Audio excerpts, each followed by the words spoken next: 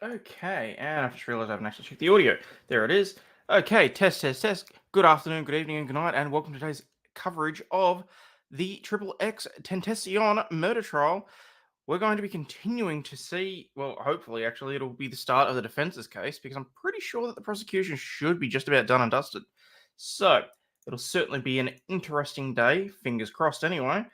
How is everybody doing over under on Boomer? I think we're okay for the moment. I mean, don't get me wrong, it is 2:30 in the morning, but I think we're okay. Hello to Malia Carr. Good morning to you too. Dog Mummy in the house. Hello, you're becoming regular. Very much appreciate that. So waiting for today. Tired of murder. Well, I can understand that. It's a little bit dry. Let's be honest. I went back and watched some of it, but wakey, wakey, fat man and bakey. Bite me, Stingy. Seriously, in the last, what, 96 hours, I think I've had about 18 hours of sleep. So, I want bacon. I could do with bacon. Andrew 46 and 2. Hello, Sarah P. Good to see you. Thank you for dropping by. Winter Steel. Hello.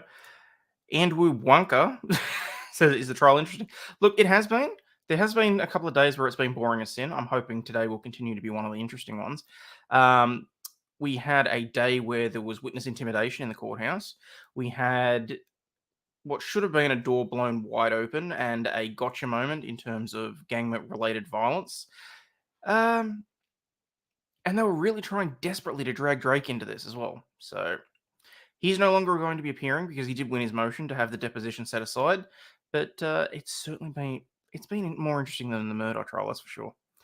Apostle Steve, hello. Glitterfart, good to see you. More than murder. Thank you. Glad to hear that. Just Cause, starting off with some poor music, I see. Well, I didn't want it to be silent. Didn't want you guys being bored. Sleazy's made it. And talking about a murder trial and not starting a new trial about irrelevant shit. Oh, God. Orange the murder doesn't make you want to smash your head into the wall like that trial. Oh. Murder was great yesterday. I did hear that. I haven't watched the entirety of it, so. Liz Carmel, hello, good morning, world. And yes, the murder trial is infuriating after watching 2 times speed afterwards. That sucks. And hope they recall the Vampire X again so you can see that posture. She had good posture. She had good posture. I like those boulders. Those were some nice boulders. Good morning, your neighbors. Hello, fuck you. Name that movie.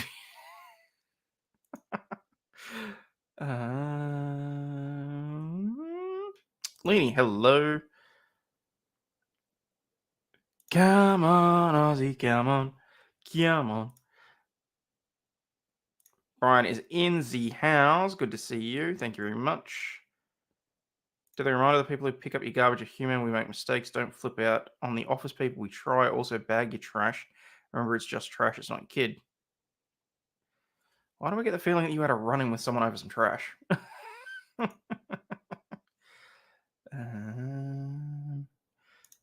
Gonna start billing for the teasing time. Oh, sorry for giving people a little bit of a lead in. Oh shit! What's happened to the camera? No, I think we're good. All right. Digger420, good to see you. Glad to see you survive the drive. Oh, that's a story and a half. I got halfway there and I had to turn around and come back. I was not happy. Holy shit, the boomer had a good start 2 days in a row. I know, and I'm on such little sleep too. Maybe I need to keep this way going. I feel like shit, don't mix 3 different types of alcohol. Oh, well, don't do that. 2 at most.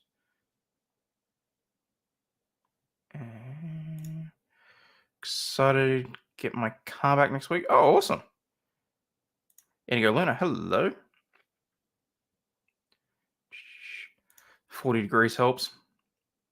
Yeah, the irony is it's going to be 40 degrees here, but Celsius. So that's... Oh, hang on, let me do the conversion.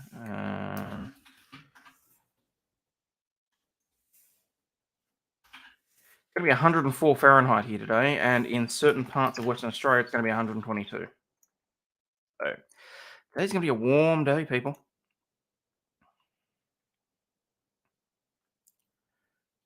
So, okay. So trial has not yet started. We're still waiting for law and crime to get their rear in gear. So what we're going to do, though, people, is I've got something that I want to share. Because we are going to start today with the plight of a fellow YouTuber. Because frankly, we need to get the word out there. Now, for everyone that saw the impromptu Mighty Meat stream last night, you're not going to be surprised that I am absolutely ropeable over what is happening to our man, Mandu. Mandu is a YouTuber who, for a little over a year, has been reporting on the Louisiana Board of Paroles. Basically, when they do their daily live streams, apologies, he's writing commentary and getting it out there and making it available so that people actually understand the process. Now, over the last week, he was hit with 52 separate copyright claims and takedown notices. His channel is effectively, he's basically waiting around to see whether or not the channel itself is going to be deleted. But he is taking the matter to court. Larry, the DUI guy, is representing him. So, there's only certain things that I can speak about and that obviously Mandu can't comment directly. But let's make no mistake, people. This is a complete, clear, and direct attack on an individual's free speech, which is not on. Particularly given that the State Board of Louisiana is just that. It's a government actor. It is literally the government trying to stifle someone's free speech and commentary on a government process that should be clear and transparent. It is complete and utter fucking bullshit.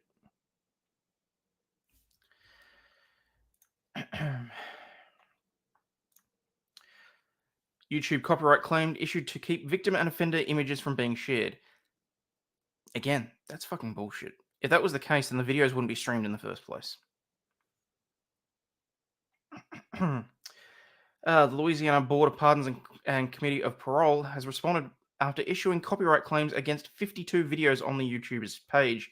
The man who goes by Mandu recorded parole hearings and reposted them on YouTube with his commentary. The copyright claims effectively removed the videos from YouTube, and the Board of Parole streams all hearings live but doesn't publish the videos after the fact. Francis Abbott, Executive Director of the Louisiana Board of Paroles and Committee on Parole, responded to a request for comment saying, "Our board began broadcasting these hearings in the wake of the bug and to ensure the public has access to the hearings." That's interesting. So why is it an issue that someone is providing clean and clear, transparent commentary on exactly what you're doing in terms of those parole hearings? Those parole hearings. My brain is still not working. For a better and more eloquent Aussie Overlord discussing this matter, I suggest that you go and watch the Mighty Mate video, because I got spicy and I got grandstandish. So this is complete and utter bullshit. What does Mandu do? Mandu does commentary on effectively court hearings to determine whether or not someone is going to be released on parole. This, to me, in my eyes, is no different than me commenting on a live court stream, or anyone else commenting on pretty much anything that is provided online or made public. As far as I'm concerned, it's no different to sitting in the room and then providing a running commentary on it. It's a public meeting, and of course, you're entitled to record public meetings. So, oh come on, Glitterfart, my brain is not going to be able to. Can we have the link for him? Yeah, absolutely. I will post the link to his thing into chat.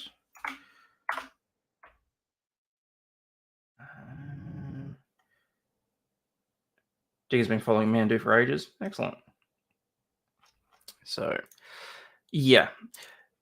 And here's the thing that rubs me the wrong way, okay? It's to ensure that the public has access to the hearings. And then the audio recordings serve as the official record of the proceedings. We distribute audio recordings of the hearings upon public request. It's our position that the continued sharing of victim and offender images is not in the interest of public safety, which is a first priority. Bull fucking shit. If that was the case, then the hearings wouldn't be broadcast at all.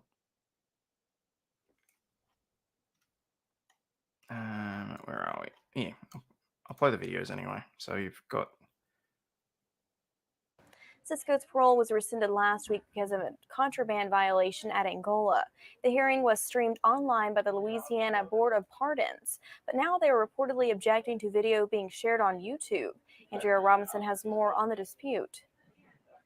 The Louisiana Board of Pardons and Committee on Parole streams all of their hearings, but doesn't publish the video after the fact. If you request them, they'll give you audio only, saying they're protecting the victims who are testifying. However, a YouTube user who goes by Mandu records the stream and adds commentary to them on his own page. It's how we... And having watched the videos, it is very clearly fair use, if nothing else.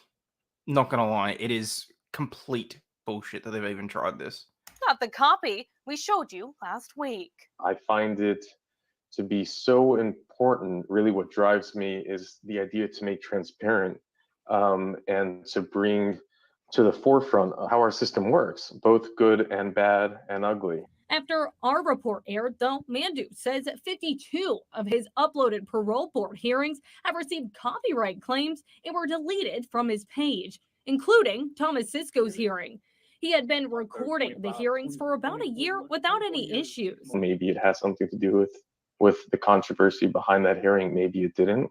I don't know. He says this could be a violation of his rights. We're not doing anything differently than the entire YouTube community is doing. So when I got the strike on Friday, it was like that pit in my stomach. Like, how is this even possible? Mandu's attorney, Larry Foreman, explains that the videos on Mandu's page fall under what's called a fair use. Therefore, he says it doesn't violate copyright. Because he is adding value, he is adding commentary, he is modifying the existing original content. As a result of that, he is allowed to keep the content. Now, the Louisiana Parole Board is saying, no, this is ours. You don't have a right to it. Mandu's account is monetized, but attorneys we spoke with say that doesn't change his right to fair use in this situation. Scott Sternberg, who represents media organizations across Louisiana, says besides fair use, Louisiana's open meeting law makes clear the public has a right to record a meeting. In the day of cell phones where everybody's got a camera and can take 4K or even 8K video, people record stuff in public meetings all the time. And yes, it is perfectly legal to do so. Mandu and his attorney say they have appealed the copyright claims on YouTube. It's when people stop fighting for their rights. It's when they get taken away from you. And Andrea Robinson, 7 News. We've reached. Yeah. So there's that. And this was the video in relation New tonight, a response from the Louisiana Parole Board. Good evening, I'm Cynthia Arsenault. The response comes after copyright claims issued for videos of their hearings posted on YouTube. KPLC's Andrea Robinson joins us now with the latest. We're following up on a story we brought you yesterday. A YouTuber received 52 copyright claims on his page for videos that he shared of Louisiana Parole Board meetings. The YouTuber, who goes by the name Mandu, records parole hearings and repost them on his YouTube with his commentary. The parole board made the copyright claims after KPLC aired recordings of Thomas Cisco's hearing before the board last week, effectively removing the videos from YouTube. The parole board tells us they only started posting video during the pandemic, but that audio serves as the official record of the proceedings. We were provided audio of the hearing from the parole board last week, and the parole board said in part, quote, "We distribute audio recordings of our hearings to the public upon request. It is our position that the continued sharing of victim and offender images is not in the interests of public safety, which is our first priority." In addition to this story, we are learning more about Thomas Cisco. That makes absolutely no fucking sense whatsoever. As I said, if that was legitimately their gripe and that was the issue, they wouldn't be streaming them at all. They would have been putting purely the audio onto YouTube, as certain Supreme Courts and certain other jurisdictions do on YouTube. Now, I know specifically that what he is doing is not illegal, because before he was brought to my attention, I myself was looking at the Louisiana Parole Board to see whether or not it was something that I'd be interested in streaming. Now, they are literally live as we speak. I'm not going to bring up their channel, because God forbid I should get this particular while we're in the middle of a trial stream. God forbid that should get taken down. One thing that I have noticed, it appears that they've removed any reference to the Creative Commons license or resharing or anything like that. Because I am like 98% sure that in the past I have seen them with the Creative Commons license attached to it. In which case, it was complete and utter fair use anyway. Not to mention the fact that under the YouTube Terms of Services, certain licenses are granted for reuse. Setting aside the whole legality of fair use, this is a massive issue because this is effectively, whilst it seems innocuous, people, this is easily the first domino. If this was to set a precedent with YouTube, all of a sudden any government, state-run social media channel could look at that and go, oh, hey, okay, we don't have to provide transparency. We don't have to allow people to use our stream coverage or anything like that. How would it be if all of a sudden all the court streams, poof, no one was allowed to comment on them. No one was allowed to provide any sort of transparency or commentary or accountability. It's complete and utter bullshit. So, anyway, just wanted to say, so yesterday, myself, Mighty, Val, and Kaiser, we went off on a little bit of a rant because as soon as we saw this, we got very hot under the collar about it and we were quite angry. So I highly suggest you go and watch that particular video. It's entitled Louisiana and YouTube. But basically, we put out, I certainly put out a set of tweets. At Team YouTube, we as content creators and the people will not stand for this. A state actor stifling free speech via your platform is both pathetic and disgraceful. The state has no right to determine what level of accountability they have. Reinstate all of Mando's videos. It is not appropriate for the Louisiana State Board. It is not appropriate that the Louisiana State Parole Board should remove the rights of people to oversee what their government does in the shadows and to provide fair commentary on what are effectively public hearings, which are broadcast across the globe. Make no mistake, people, this has far-reaching consequences. If the parole board can copyright a hearing, what is to stop a court from claiming a court stream? They can't, nor should they ever feel entitled to do so. They might have said it is time to stand as one and push back on this. We, the people, get to choose the level of accountability, not some government bureaucracy. So, yes, this is a highly, highly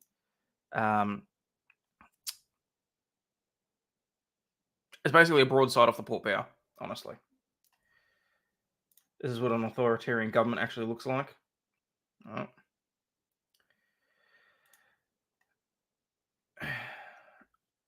Was this all after the train stuff? Fuck you, Stingy.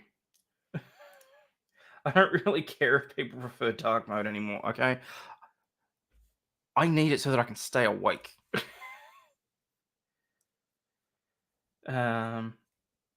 Victims and offenders are public records. You can look them up and find their social media. Exactly. Person's privacy has nothing to do with copyright. This is a nefarious use of copyright law. Safety is the concern of the person, not the fucking government. So, yeah. Just wanted to start with that. Because it should set a precedent, but whose? Exactly. And it's a terrifying thought, honestly, to think that they can try and stifle something like that. And it's absolutely pathetic. And using such a ridiculous, purported reasoning behind it. It's blatant.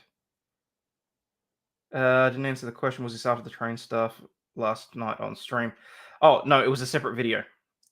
Oh, hang on. Actually, I should probably post a link to it. Give me a second.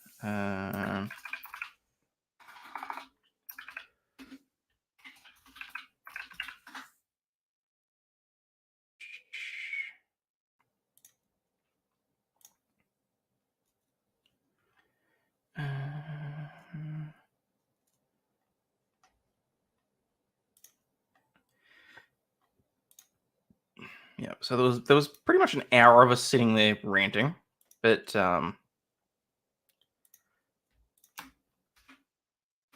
we go through it slightly more in depth. I look at some of the legal ramifications and the law in relation to it, and yeah, so there we go. I can't actually pin that. Maybe I'll just go to my own YouTube page.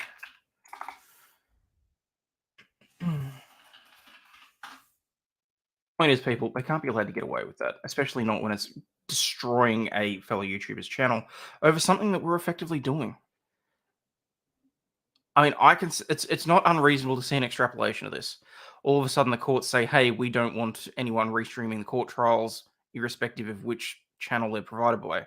So all of a sudden, only the places that have the opportunity to be physically in the courtroom, like Court TV or Law and Crime, all of a sudden they're the ones that have licenses for it, paying exorbitant fees, and they're the only ones that can provide any sort of response to it. God forbid the people should be able to have their say as to what is going on in the judicial system. Like, it's not on. So, morning chat, flipping between this and the other trial, it's finally getting a little interesting. Okay. Thanks, Aussie. Now it's up to those who watch to step up to the plate. We are customers. If we're not happy, no one should be happy with YouTube. There is that too. So, where the hell am I? My channel. Oh wait, I just want to open that, so that's already there. Just remember, one of the many reasons for the Second Amendment is to protect the First. Fair call. So I can pin that message there. No idea what is going on with Law and Crime. It's actually a half hour late at this. Well, what is it, like 22 minutes late at this point? So I might actually have to have a look at some other news at the moment. But don't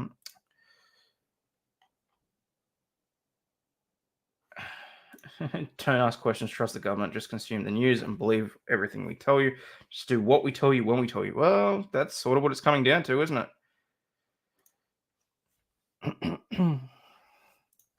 All right, so what have we got in the news? Actually, I'll go to the will because most of that's going to be more of that's going to be applicable. Russia sends barrage of missiles to the Ukraine after the West pledges more weapons. Of course, they have. Still sending out thoughts and prayers to those who have passed away in the New Zealand earthquake, not to mention the cyclone that hit earlier than expected.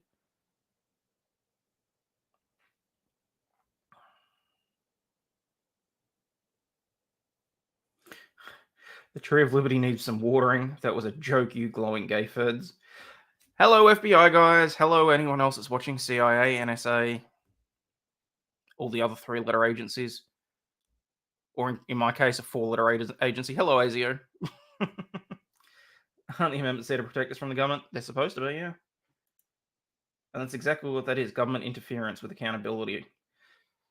As I said in the video last night, people shouldn't be afraid of their government. The government should fear the people. And that's not what's happened anymore.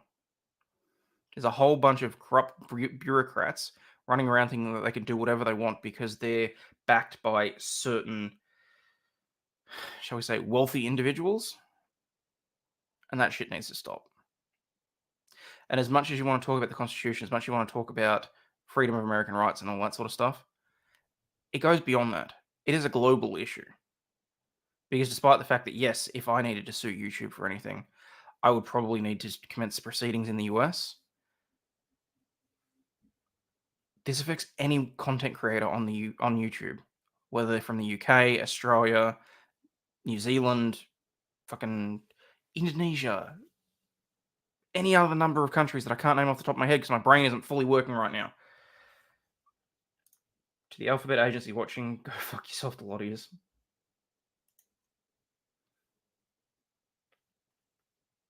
Actually, Kaiser, I'm pretty sure we both said it at one point.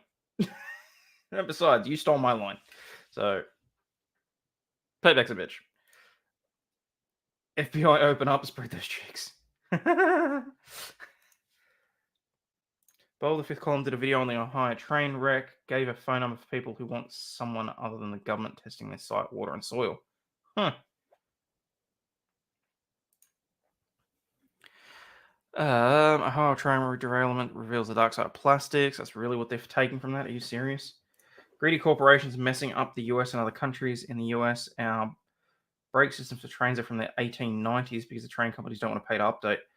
Yeah, and the infrastructure in relation to the actual tracks themselves is ridiculous, and a whole number of other things that are deadly. So, actually, I'm just going to scroll that up so that if there's anyone that's coming in while I'm looking at more news articles.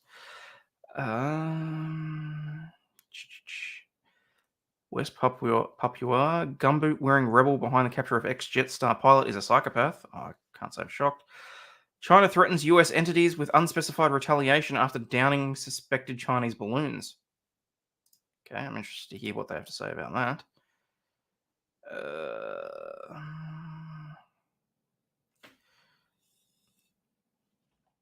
No, I don't really care about Haley and the presidential candidacy. My son died hours after sending a nude. Interesting. We go to DOI guy and ask how we can contribute. Look, you certainly can. I'm sure that Mandu's probably setting up a GoFundMe or something like that. If not, I'm sure Larry can get onto that. But look, don't bombard Larry simply because it's an ongoing case for him. So there is professional privilege, there's client confidentiality, there's duties to the court that he has, all that sort of stuff. He can't talk about it for very specific reasons, but if you want to show your support, then feel free to go and message him and say, hey, thank you for taking this on, that sort of thing.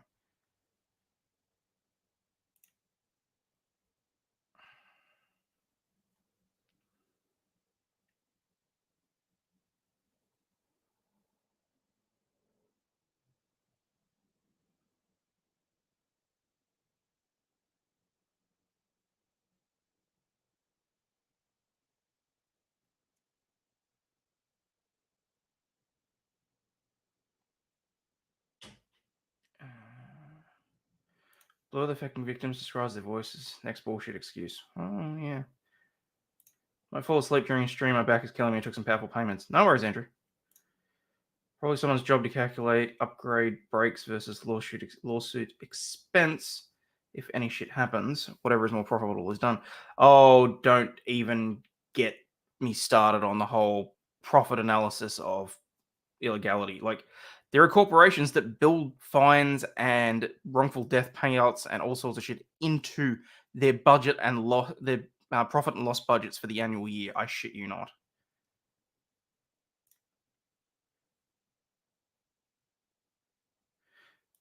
Have some respect for yourselves. Don't take or send nudes. Demand to yourself and others and does irreparable damage. Or if you're going to send them, at least make sure that there are no identifying marks, and for fuck's sake, keep your faces out of them.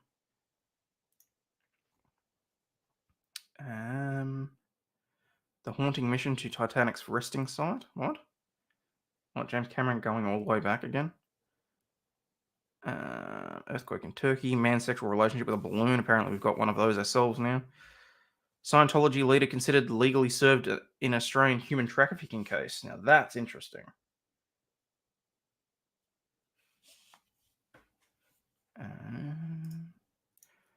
Oh, they served him after 27 tries.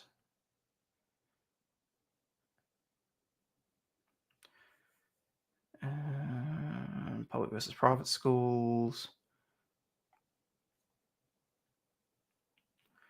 Brianna Gay, boy and girl charged in court with murder. Okay. Can have a look at that. Really hope that Law and Crime Court gets their shit together, though. Dad killed by an aggressive chicken.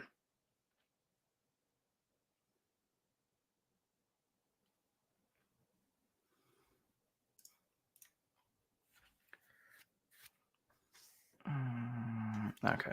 All right. Let's get stuck into some of this, shall we? All right. China threatens U.S. entities with unspecified retaliation over downing of suspected spy balloons. China has threatened to take measures against U.S. entities relating to the downing of a suspected Chinese spy balloon off the American East Coast. At a daily briefing, Foreign Minister spokesperson Wang Wenbin gave no details and did not identify the targets of the measures. China firmly opposes this, and we will take countermeasures in accordance with the law against the relevant U.S. entities that undermine China's sovereignty and security. Go fuck yourself. He said China would resolutely safeguard national sovereignty and its legitimate rights and interests. What about the rights and interests of the United States and its people and their airspace? not to be observed or spied on or have any sort of God only knows what the hell came out of that balloon when it was shot down. That white powder still freaks me out.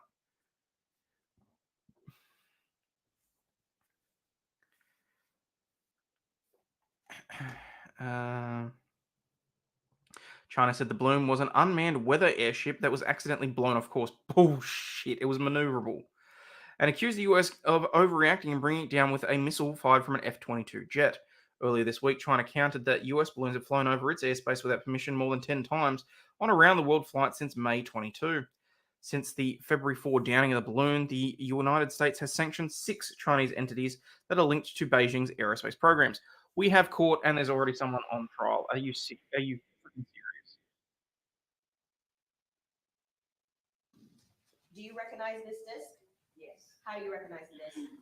That's the recording for the day of the purchase. Okay. And does it fairly and accurately represent what you recall as a transaction that you're We will come back to that. Yes. At this time, I move into evidence states SS states 19. No objection. Okay. No objection. No objection. Without objection, what was previously marked. Oh my God. Are you serious? Oh, hang on. I need to double check that the audio's up, which I don't think it is.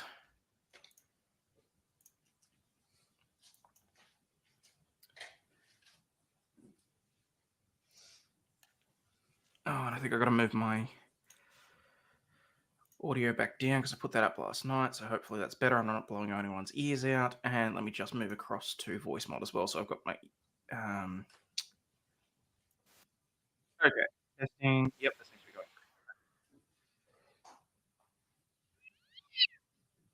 Okay. Yep, all good. Now, Ms. O'Connell, I'm going to let it play all the way through, and then I'll play the second time asking questions, okay? For the record, I'm publishing states 19. Maybe please have the lights just dim a little bit. Thank you. How long has this video stream been going for? And was it law and crime, or was it the court that fucked up the video? The annoying thing is I don't know who to blame on that.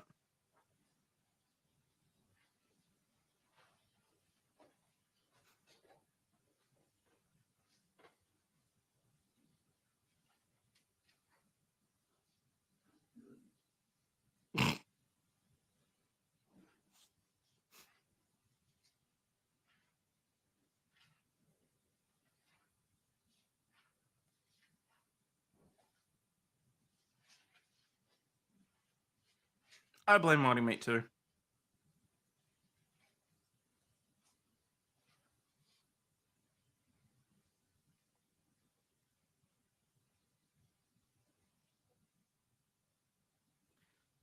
I'm confused as to why those things keep coming over 20 minutes and you reckon it was Lauren Cock. Blame them both, they both suck. Fair enough. I'm confused as to why the notices keep coming over. Who's using... They should have been able to retrieve that video without that. So either that's someone getting emails, like, in court now.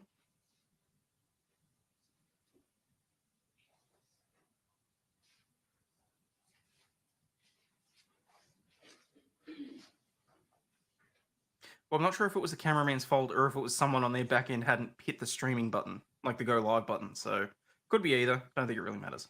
Just on. Hello.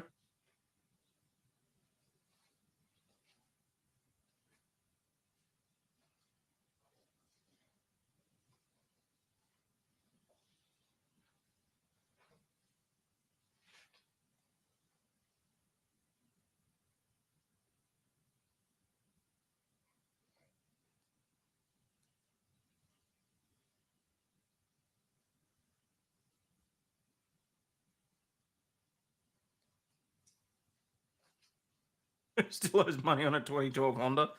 Well, maybe they bought it recently. You know, they've had to put like $12 on finance. I don't know. Kind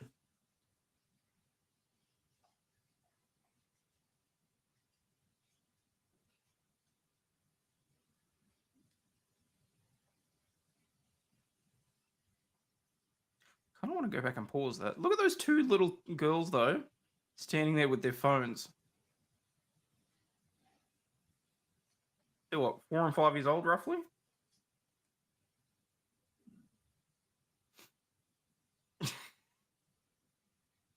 What are you playing?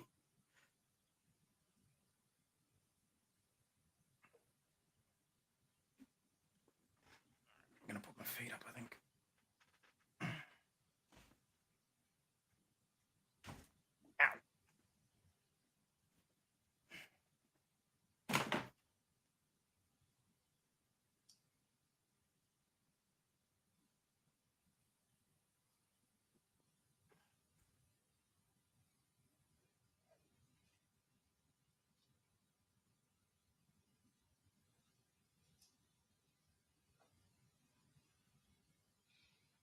Well, no, nothing happened to Larry. He's just representing Mandu.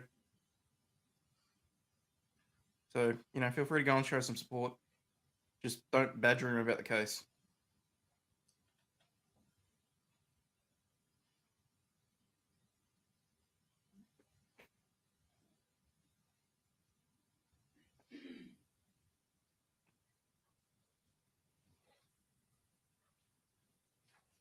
Thank you.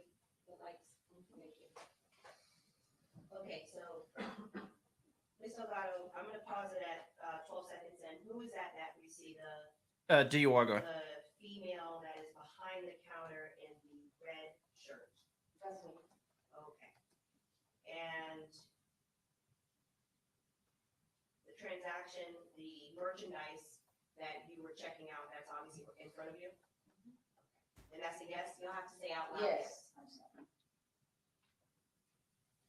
The person, hold on a second, sorry. The person that's, his head is turned, but he has on some sandals with socks and is in front of the counter. And Oh, that's the crime of itself. Shorts and a multicolored shirt. Is that the customer that you were assisting? Yes. Is that the customer that you recognized from before? Yes.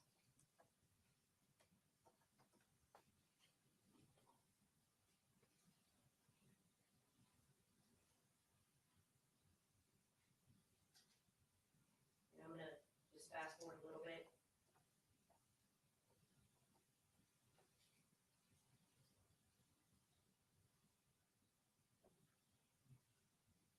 Okay.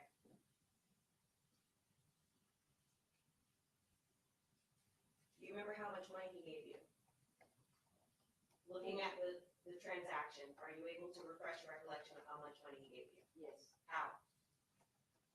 When I found him, Okay. I found him 8 bills, 8 bills of what? 100. I'm gonna have to get up and turn the aircon on soon. It's 10 past 3 in the morning and it's 75 degrees. On the player, is this the part that you're talking about where you counted 8 $100 bills? Yes.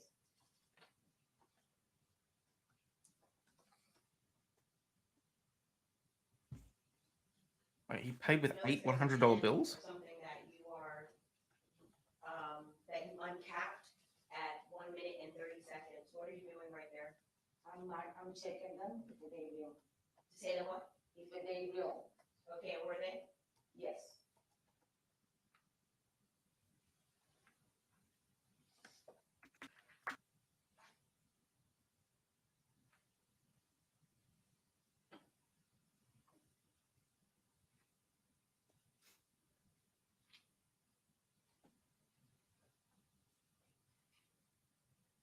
Yeah, that's kind of what I'm wondering. I mean, was the dirtbag buying Balenciaga or what?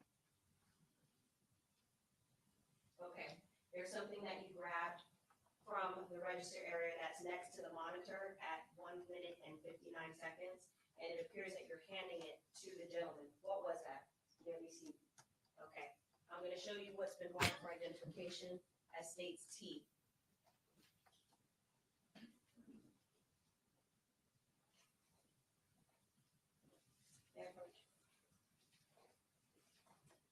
Please let them have their copy of the receipt. Do you recognize states T? Yes. How do you recognize states T? That's the receipt that I gave them. Right in Yes. the video here. That I gave them, yes. Okay.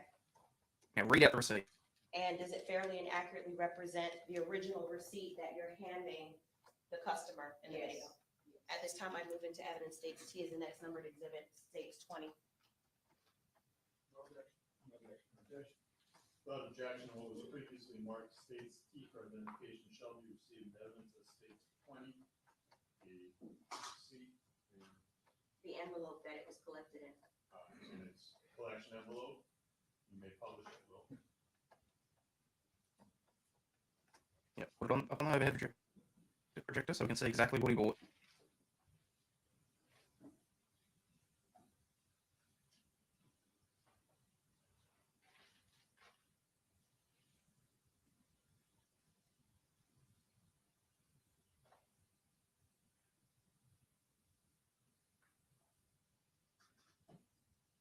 What is she staring so intently at?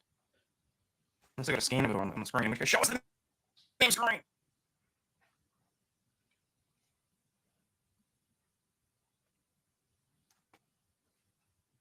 Who bought what?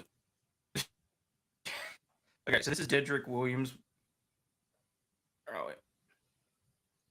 Dedrick Williams, Colonel Mustard's client, Do you recall was here buying something from this woman here. the gentleman asked you that caused you to go look at additional merchandise that's behind you?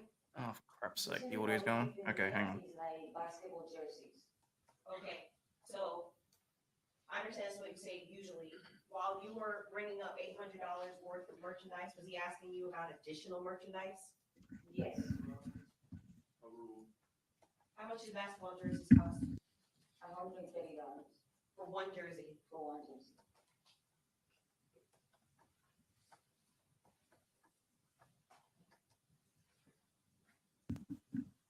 Is that what you're holding in your hand? No, Okay.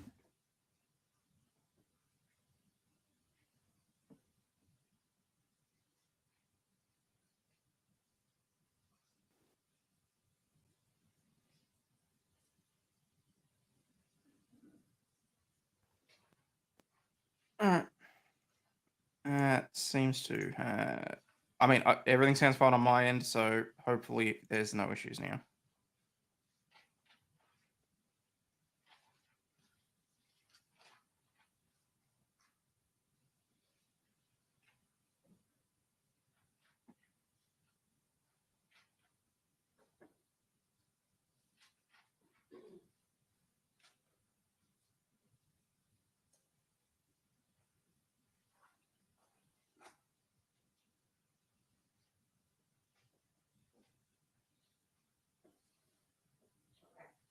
I'm gonna show you the next video. Much shorter. What is this location that we're looking at? I'm pausing it for just a second before I start playing it. that is the Fort Lauderdale store, The what? the Fort Lauderdale store in Cypress Creek. Say What? that one more time. That's the Fort Lauderdale store in Cypress Creek. The front of the store? Yeah, that's the front of the store in Fort Okay. Lauderdale. Yeah.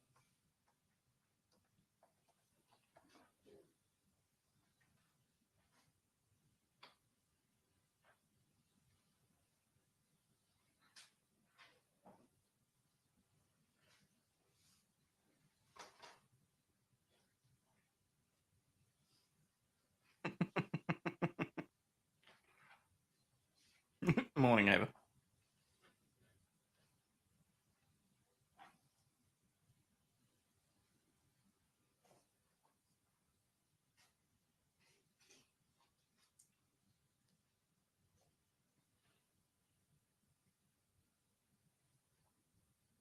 And their video?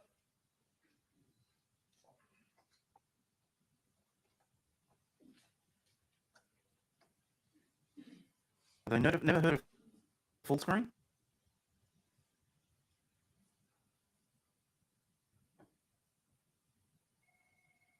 Jiminy the Witch is in the house, as is wardrobe. Hello. This chat's better than the other chat. I should hope so. I should hope so.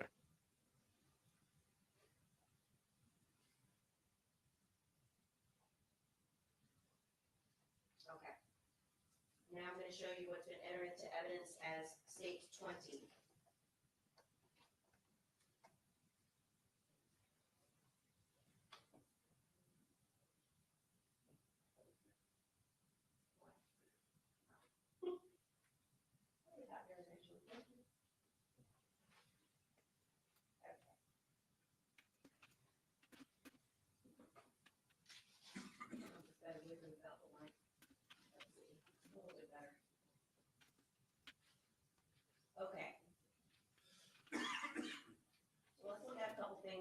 states 20.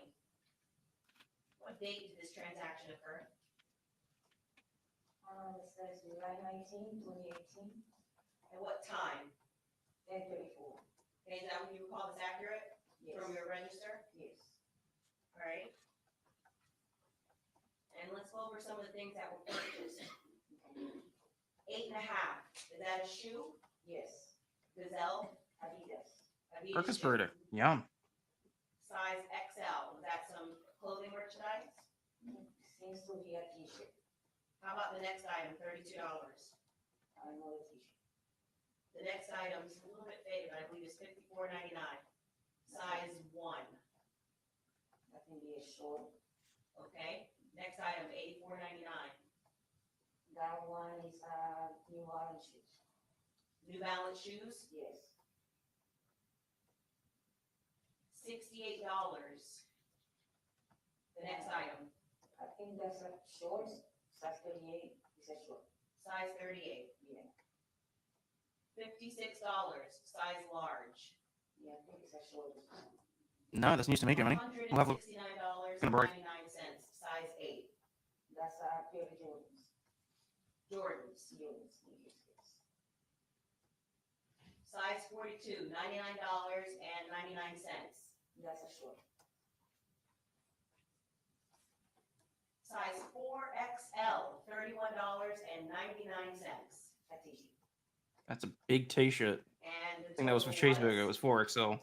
$707.93. Yes.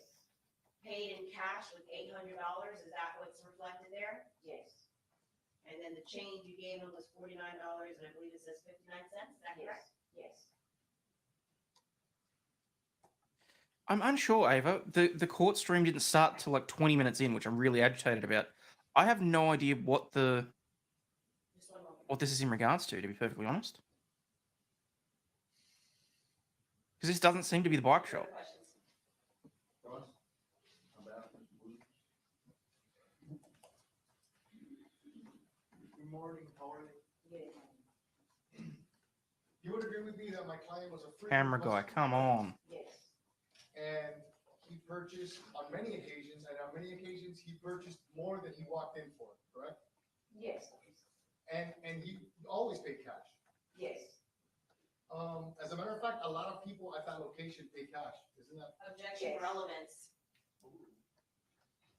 That $130 jersey that the state attorney mentioned, he didn't buy that, correct? No.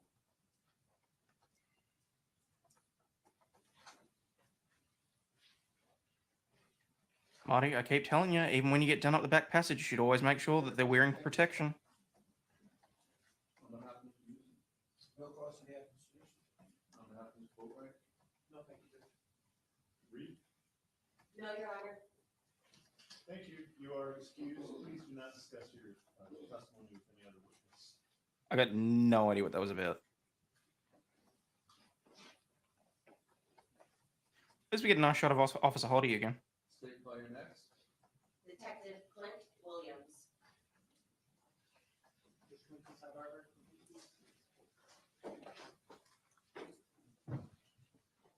Oh, damn. Hello, Mummy Esquire.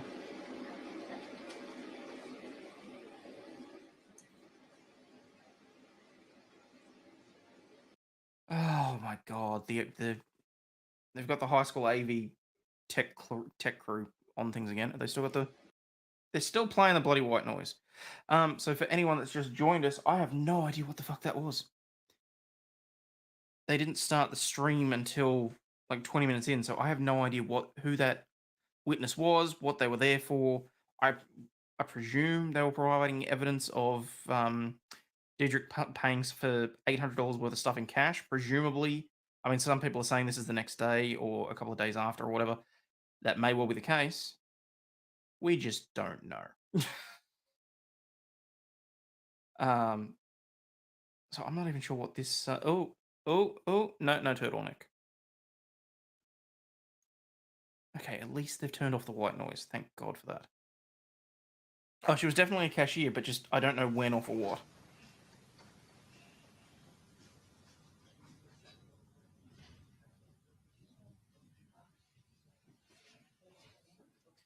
Why don't they just mute the effing mic? Because they still have to play the white noise in court. So the video guy needs to mute the stream on the camera. But for fuck's sake, it's not that difficult.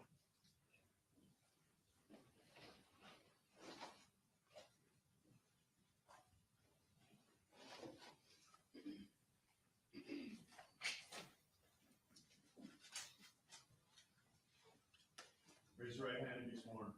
Do you solemnly swear to tell the truth, the whole truth, and Oh, thank you for the message, Gemini. Thank you. May be seated. Okay.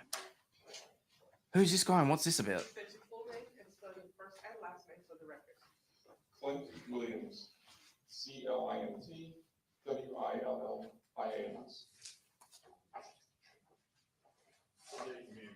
Thank you. Good morning, Detective Williams. Good morning. Okay. Please introduce yourself to the jury and tell us Oh. what you were certified. In a great mood today since I finally got my neck brace off. 3 months post-surgery. Feels great to be able to look left and right again. Just wanted to share some of the good energy and thank you for the coverage. Not a problem, Algebra, and thank you so much for the super chat. I hugely appreciate that. Prior to that, where were you assigned? I was hired and I went to Road Patrol in the city of Pompano Beach. I was briefly. It's not nice, Ava.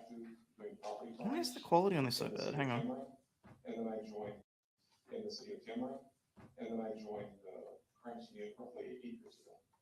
Any prior law enforcement experience? No. So your total career has been with BSO? Yes, Okay. 18 years total. Do you have to undergo any special training to be in the crime scene unit? Yes.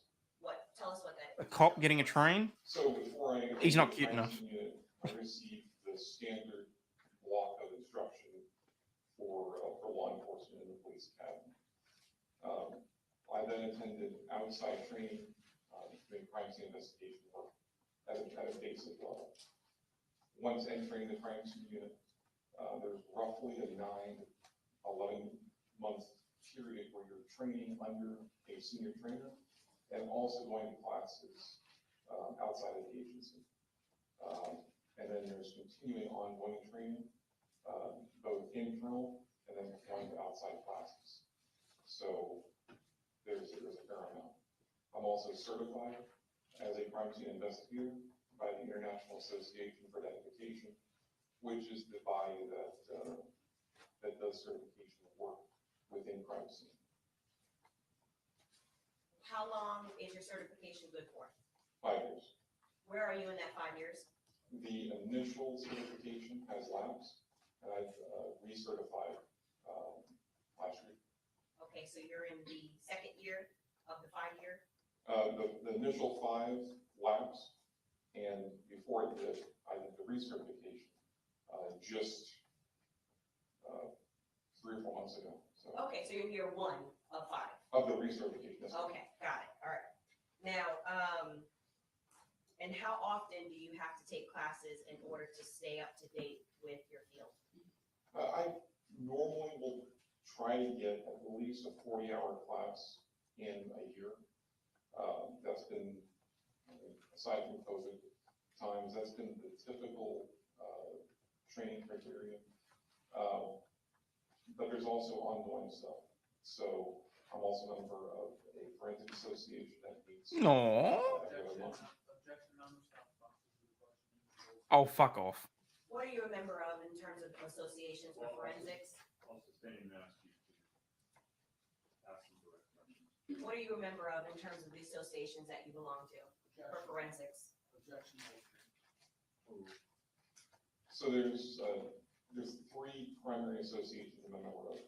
The International Association for Identification, Florida chapter. They have frequent training that's available to us. The Gold Coast Forensic Association is an organization out of Palm Beach.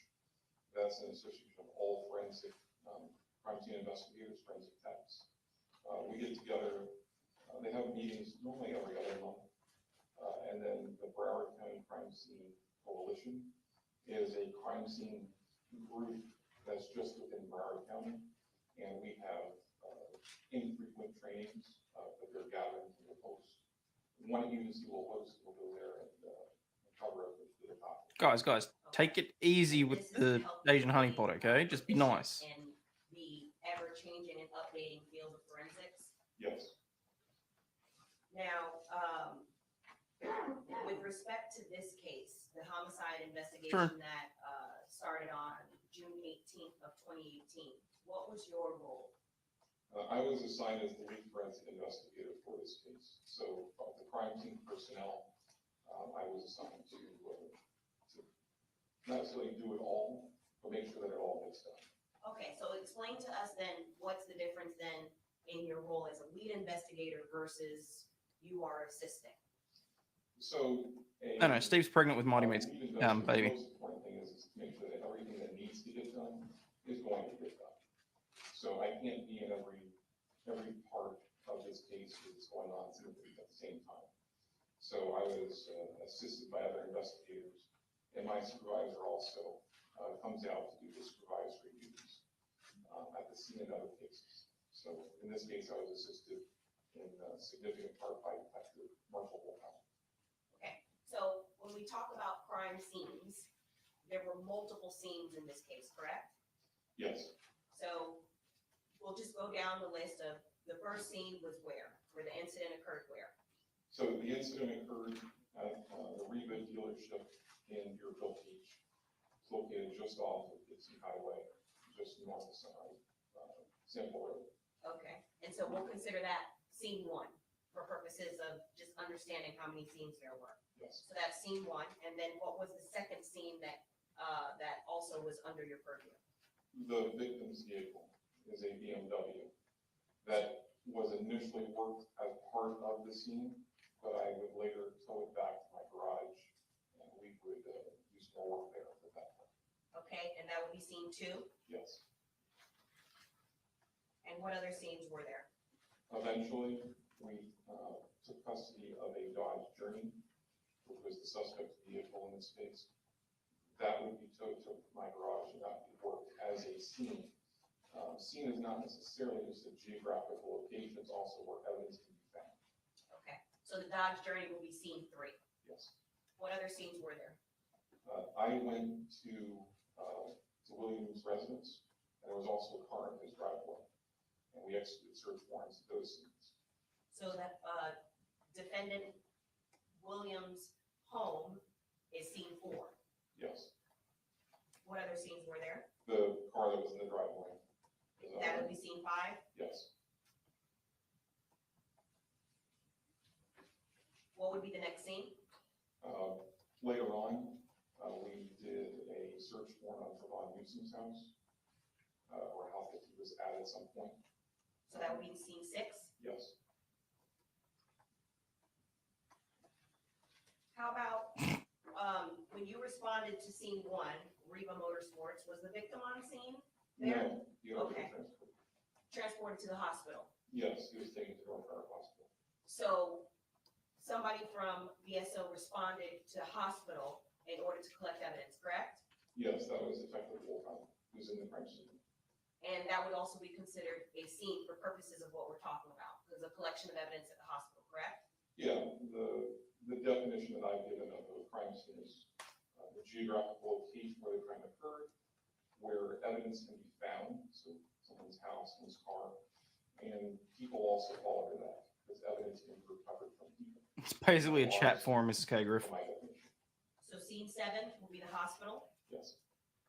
And where else was evidence collected? So, I'm sorry, go ahead. So I'm sort of indifferent to Natalie. I've never had any contact with her, so the passenger. to each their own. If you want to go and watch the coverage of it, feel free. Is Mr. Kerr of the BMW vehicle. I didn't get to him at the scene, but later on, I did meet with him to get his standards. So the standards from Mr. Kerr. How about at autopsy? There's evidence collected at autopsy, correct? Sure. That your unit will often be responsible for making sure that evidence that's collected is brought back and processed, correct? Yes, the evidence collected from the autopsy, we're just a shuttle service. We're getting it from the medical examiner to the lab. Hey, Steve. It's not like my Discord is like Nick's, okay? A lot with it. I don't open the packaging from them. But more importantly, more than a shuttle service, you are there to also make sure that it's not tampered with, that there's no, that it's not compromised. Just stay out of the not safe So for you work take chat it and you'll be from fine. The medical examiner, and then you make sure that it's taken sealed to the BSO crime lab, correct? Yes, and in this case, it was handed off to me by another detective, but yes. Okay. So for purposes of what you do as lead investigator, safe to say you didn't respond to all 8 scenes, correct? That's correct. And you delegated some of the tasks? Yes. Who did you delegate to? To other detectives in your unit? Yes, Okay. Now, let's start with scene 1. Did you respond to that scene? I did. And you processed that scene? I did. Now, in addition to processing evidence, and we'll get into exactly what that is because it's varying, did you memorialize what the scene looked like by taking photographs? I did.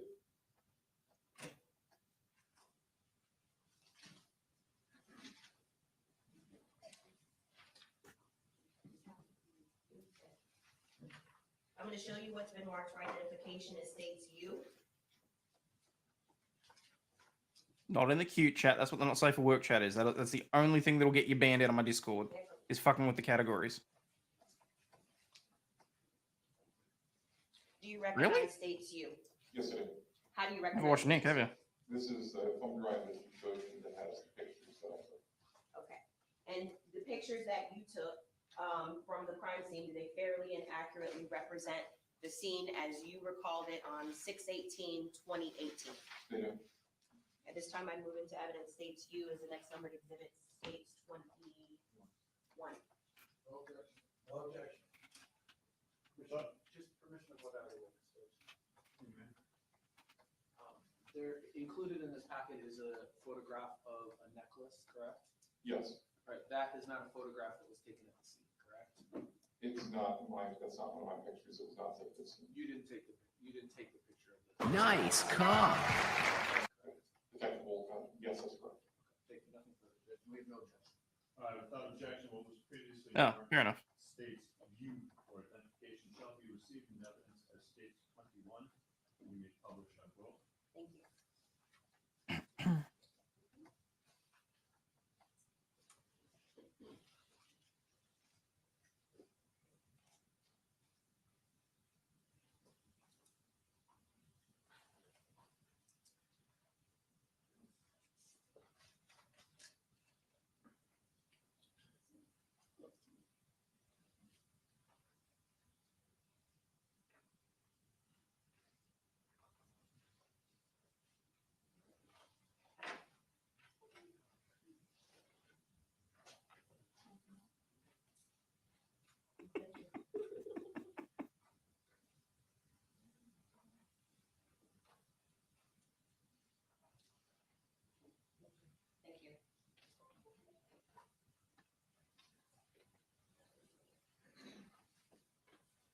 Okay.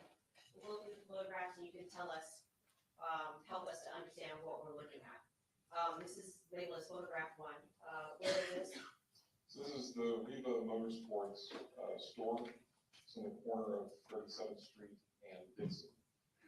If you think of Central Road is 36th Street, or 1 block north of Central. Dixie is to our left, and 37th Street is the northern boundary of the store.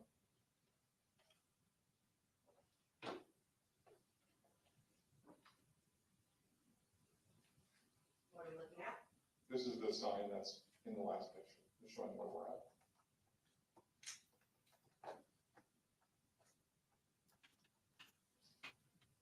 Picture 3. So along 37th Street, there's an entrance on the north side of the business to a parking lot. This is a private roadway. The gate behind the car is closed. This is the only way on the north side of the business to get there. This is as the BMW was observed when I got to the scene. Driver and passenger doors are open and unlocked. Okay. I'm going to zoom in. There's a crumpled piece of clothing that's in the corner of picture 3. You recognize that? I do. Did you collect that? Yes. Okay. And you indicated that the victim was not on scene in his car when you arrived. That's correct. know how the victim was transported from the car where he was shot to the hospital? Yes, How? it's transported by fire rescue ambulance. Okay. And when fire rescue ambulance transports a victim to attempt to do life-saving measures, are they taking off clothing carefully? No, they get your clothes off as fast and as expediently as possible. Okay. Are they worried about maybe clothing, they're cutting it off, correct? They're cutting off the clothing, correct? Yes, frequently. Now, how does that impact, for example, your job to collect evidence from a victim, for example, that our victim was shot in the car? So to collect, for example, DNA from the victim on the neck or fingerprints or things like that. How does that impact what you do? So obviously, the life-saving efforts take place before any collection of any evidence, not just forensic evidence, but any evidence. So they're doing what they have to do to get to the wound to save the person's life. Having said that, the more any piece of evidence is handled, the more that it is cut with non-sterile equipment, the greater chance there is for contamination and loss of perishable evidence. Skin cells are exchanged anytime there's contact. There's an exchange between the two objects. You're risking losing that by any amount of rough handling. It's very hurtful. Okay, and in your training and experience, you've seen this before, correct? Yes. On hand. And in terms of the life-saving measures, does that include potentially giving a victim an IV, or before a victim is given something intravenously, sterilizing an area? Again. Okay, so sterilizing an area, for example, before something is administered intravenously, how would that affect your job to collect evidence, say from a neck wound or any type of area that there may be evidence collection? There's two separate issues that can come up.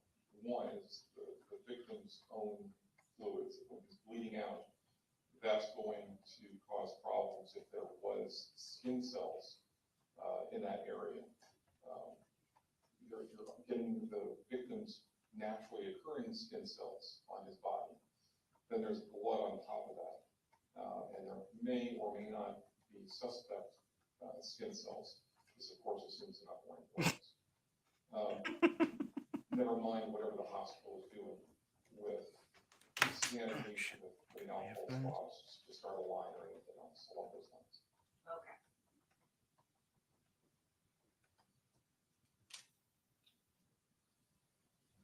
Picture 4, if you could tell us what we're looking at, please. And this is just a closer picture of the vehicle with the doors up. Road patrol marked for me some fire casings that they saw. They saw 2 of them, and they marked them with case cards. Case cards fold, and they were able to put them down. The fire casing is what's left over when some automatic weapon is fired. Do you see the case card in this photograph? I do. It's in the lower right-hand corner. That's very specific, Jude. Zooming in on it, can you please indicate for us where it is? It's in the lower right-hand corner behind. Hey, Winter, don't get me wrong. Getting to a point where you can only interact with super chats is a problem I'd love to have, but let's face it, I love interacting with my chat as it is, so. Picture 5 by mistake. Like if we ever get to a point where there's a few thousand people in here, Just off to the side. you guys are gonna have to move to locals so I can talk to you directly. So there's 2 fire casings. Oh, thank you. That I observed. And those are also indicated where the orange cones are? Yes, the orange. Can't spend my free time listening to a bit of people. Fair enough. This is what road patrol use to quickly identify stuff. Moses, that no one accidentally walks in case the others.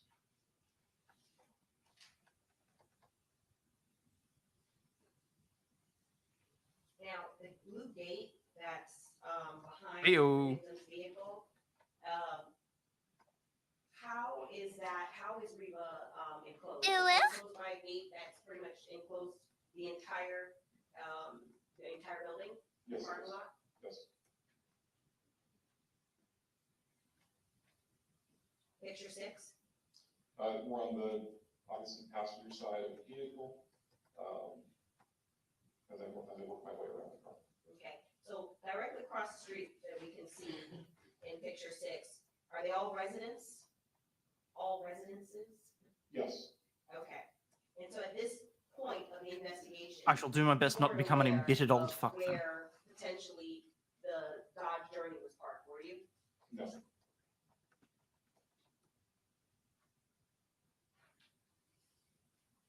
Picture 7?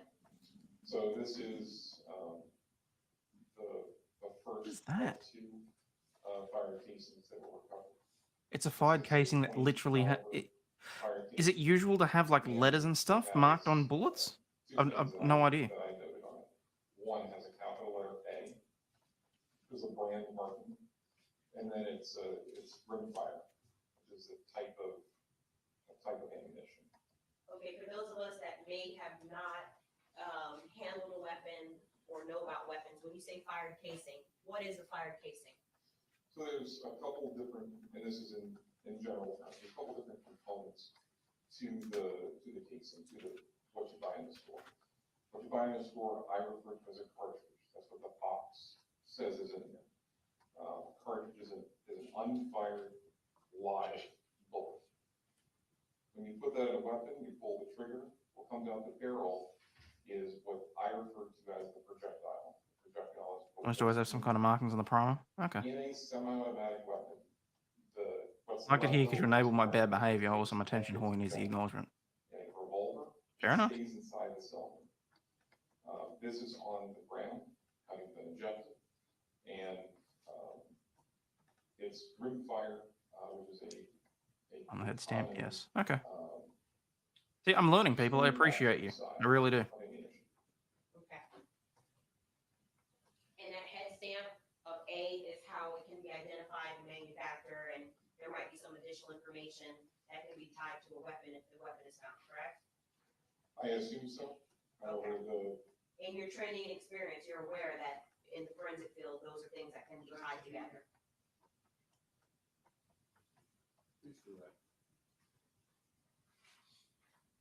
In your training experience, are you aware, or how can generally a fired casing be tied to a weapon if found?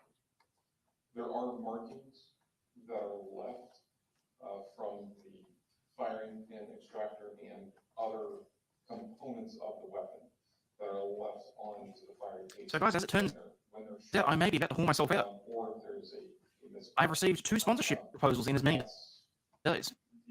I shall carefully evaluate them and get back to you. The laboratory analysis. Right, you're not a firearms analyst that actually does that, but you're aware. You're aware that that's how it can be traced back. At a most basic level, yes. Okay. Picture 8, what are we looking at? This is the other 22 caliber fire casing, and it has the same manufacturer, capital letter A on it. It's got to be something to do with this cable. Picture, I missed a picture. Picture 10. This is several days later. This is the Dodge Journey that has been towed into my garage. Now, when you say several days later, do you know where this Dodge Journey was towed from? No. And what is the purpose of towing it to your garage as opposed to maybe processing it on scene wherever it was found?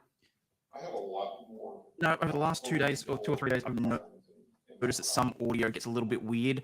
I think it's on StreamYard's end, because I noticed it happening on my end with Val last night. It had paused, then speed up, go a little bit squirrely. Changing it in the mic does seem to make some sort of change with StreamYard, but I don't know. Tools that I have at my disposal in the garage that I can't bring to a scene. Especially for a large car like this, correct? Yes. Sound great now? Excellent. Okay, picture 11, what are we looking at? This is the driver's side rear panel of the car looking down the driver's side. Picture 12. I'm looking at the hood, or I'm sorry, the roof of the car as it was viewed. Picture 14. This is the beginning of when I processed the vehicle for latent prints. The traditional way, the easiest way by far of getting prints off of anything is to use black powder. It's been around for a long time, works really, really good, especially on cars.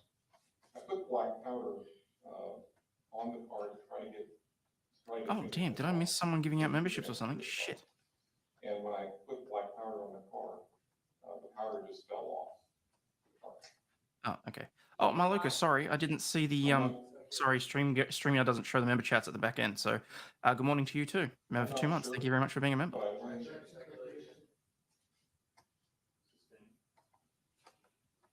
What is the next step that you did since the traditional You're dropping method 5 memberships. that Thank you very much. didn't seem to work? Going off to B's Megapint, PJ Jarbo, Pudding Way, Malia Carr, and Stephen Christopherson. To the car.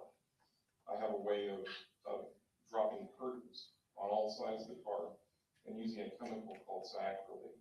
This is essentially the active ingredient in super glue. And it will fume in this entire chamber. And all of the fingerprints, which a fingerprint is mostly water and oil, the acrylate will bind to those fingerprints and they'll become visible. This works great on hard to print surfaces. It fumes the inside of the car, it fumes the outside of the car. I had several burners set up outside the car. And then inside the car, I have another tool that I use that is a little bit safer for inside the car. It heats this acrylate up to right around 200 degrees, lets it fume, and it fills the entire chamber. There's a herd cycle, and we blow all of that out. When it's done, the fingerprints, all of the fingerprints, have they come out as a white, have a white appearance to them. Okay. Now, in your training experience, you processed the outside of cars before, correct? Yes. And would a wax on the outside of a car cause the traditional way that you were trying to get fingerprints, cause it to not work? It can. Okay. Or if a car had been recently washed, would that also affect your ability to traditionally get fingerprints from the outside of the car? It can.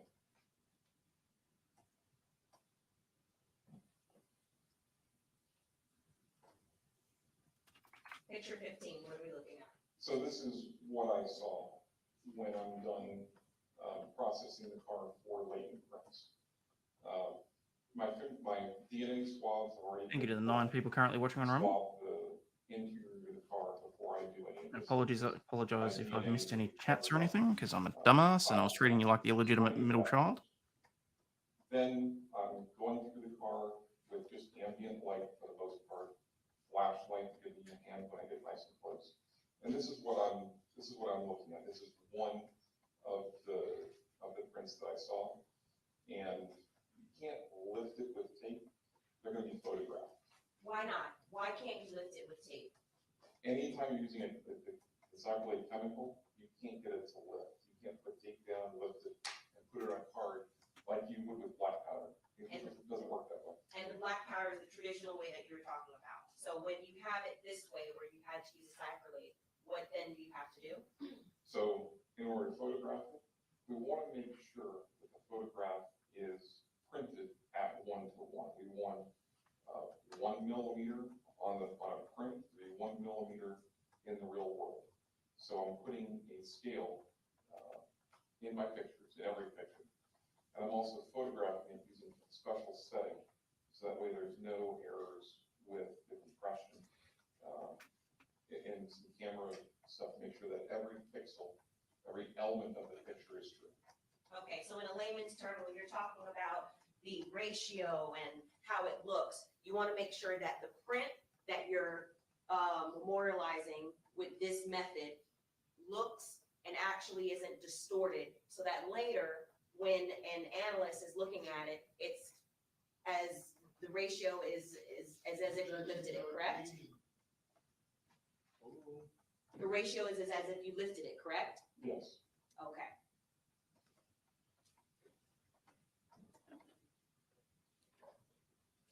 Picture 16, what are we looking at, please? So I'll take that image, and I will, we have some software that brings this image into. All right, so hopefully we can keep you entertained if you're still listening, but otherwise, have a good day, Ava. Extra, like an audit trail. Every mouse click is recorded. Hey, Ichiro. G'day, g'day. I'm doing a couple of things to the image. I'm first and foremost inverting it. So the whites are now black, the blacks are now white. The latent examiners, they need to see a print, just like it would be on black powder. That's the way they've been trained. That's the way they do the comparisons. That's what they're comparing it to, an aged print. So the print needs to be a dark colored on a light colored background, just like as if it was a black powder lift. I'm also adjusting the contrast to bring out as much detail as the camera collects. Okay, now, for those of us that may have never seen this before or watched forensic files, when you're talking about what it's compared to, this is considered an unknown, what is called in your field a latent print, correct? It is.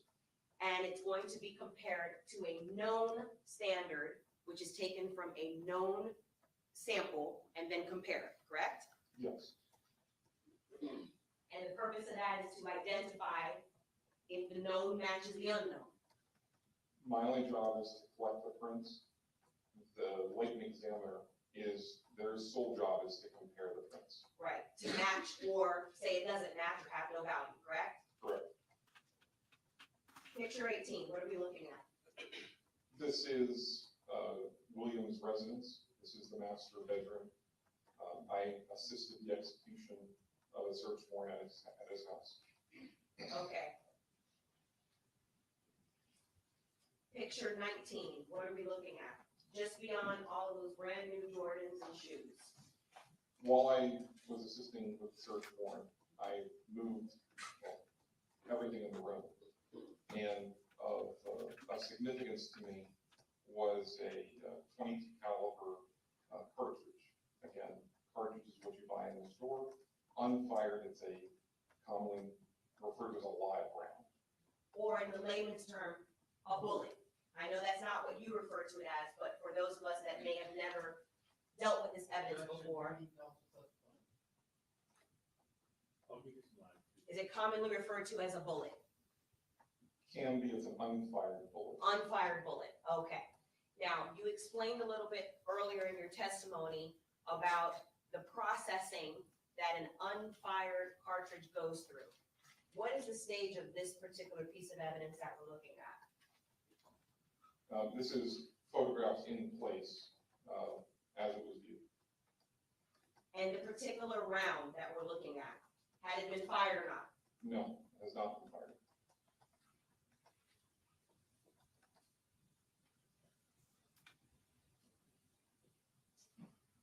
Picture 20, what are we looking at? This is a closer photograph of that cartridge or live bullet as it was viewed in place. Do you collect that item? I did. Picture 9. This is a Holy shit. gold and presumably diamond necklace. Okay, did you collect that item? I did not. And that item was collected though on one of the scenes by one of your investigators, correct? Yes.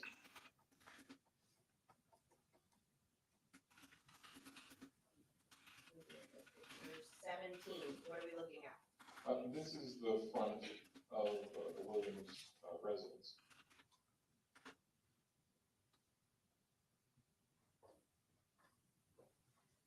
I think that's the last photograph.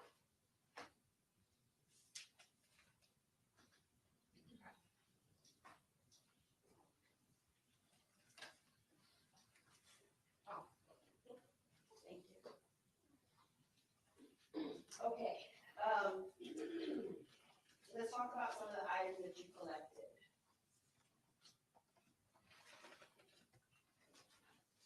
going to show you what's been marked for identification, and this is not in any particular order, but we'll identify what scene it came from and where it was collected from. States V, Victor.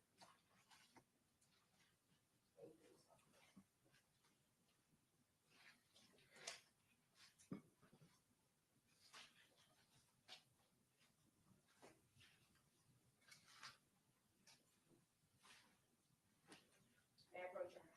May.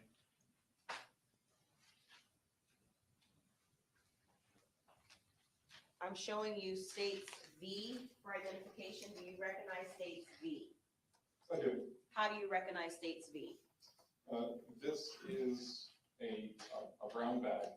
Inside this bag, there are multiple envelopes. Inside those envelopes are cardboard cartons. Inside the cartons are swabs. These swabs, with the exception of one, were all collected from the victim's vehicle, the BMW. Okay, and that is, for purposes of how we've been keeping track, that is the scene 2, the BMW, correct? Yes. Now, let's talk about the envelope. Does it fairly and accurately represent, and I know there's a lot of markings on there that we're gonna talk about, does it fairly accurately represent how you recall when you collected it and when you brought it back for processing? Yes, it does. This is my packaging, this is my evidence.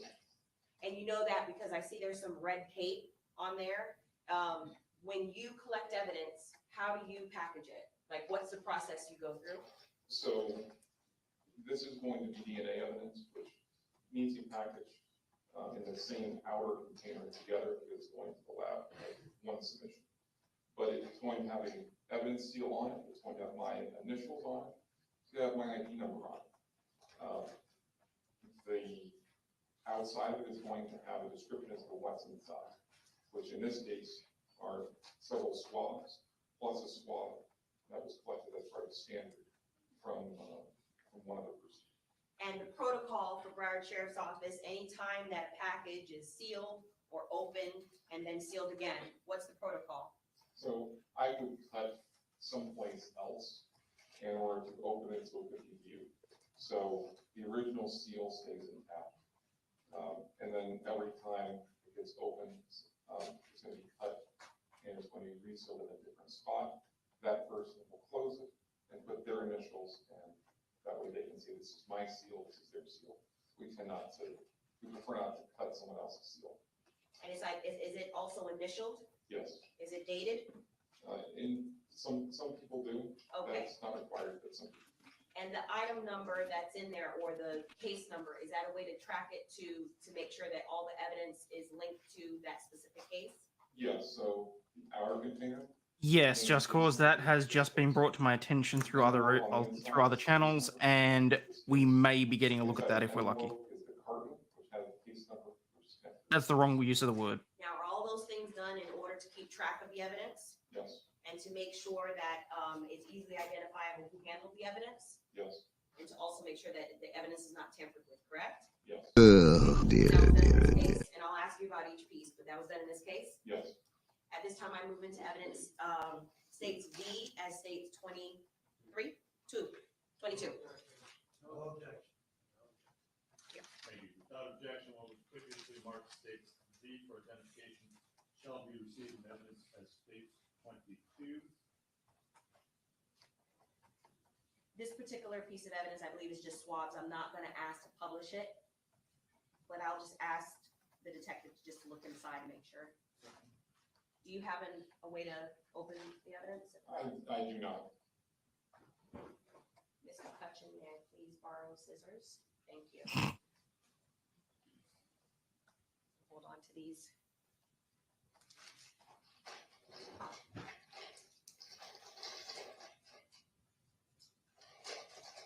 You don't have to open each envelope that's inside as you've indicated. Just the first envelope is fine. We can take a look inside.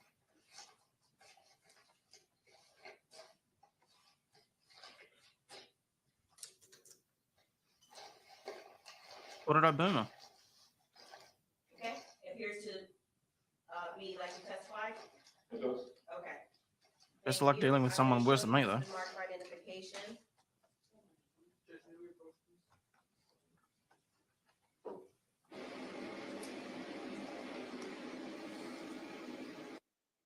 That's a fair call. Let me have a look, see if I can pull up.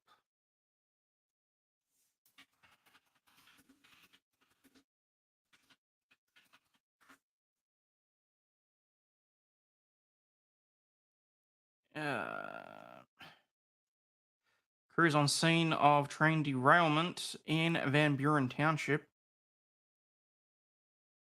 Van Buren Township Fire Department confirms that a train derailed near Huron River Drive this morning. Chopper video shows at least 6 cars off the track. Officials say only 1 car was carrying hazardous materials, which is reportedly showing no signs of leakage or damage. Good. Fire Department. If this one mysteriously gets set alight, we know there's issues.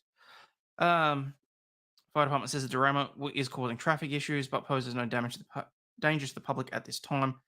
Congresswoman Debbie Dingle released a statement regarding the derailment this morning, saying, "My team and I have been in touch with Supervisor Kevin McNamara of the Van Buren Fire Department and other local officials regarding the train derailment.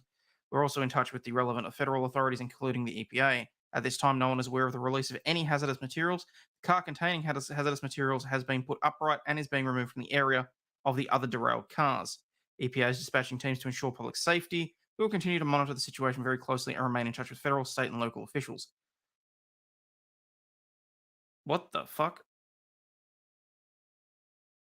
Okay, that's just random. But anyway.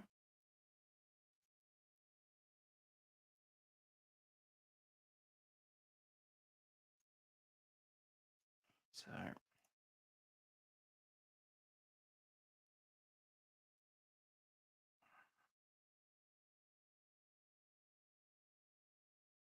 What the fuck is with all these derailings? Well, Stingy keeps going on how there's at least 1,700 a year. I think the main reason, Stingy, why these are being brought to people's attention now is because of exactly what happened in Ohio. And people are only really just going, well, shit, maybe this is actually important that we should be paying attention to. And that 1,700 derailings a year is a little bit too much. But, shit's on purpose. They can't get their agenda through, so they kill off the people.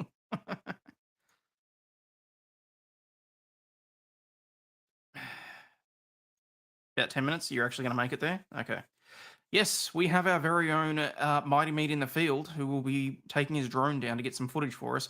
Hopefully we'll be stopping by if we can make the connection. So this will be very interesting and we may actually have live footage.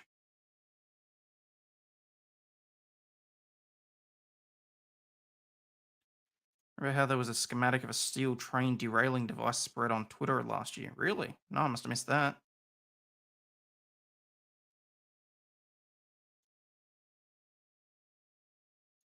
$1,700 derailings per year. That's about 1,700 more than I hear about per year. Yeah, for the most part, they're probably kept under wraps. I mean, like, we had one recently, and the only reason I knew about it was because it impacted on my commute.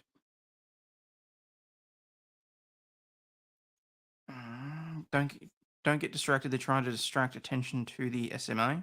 Okay.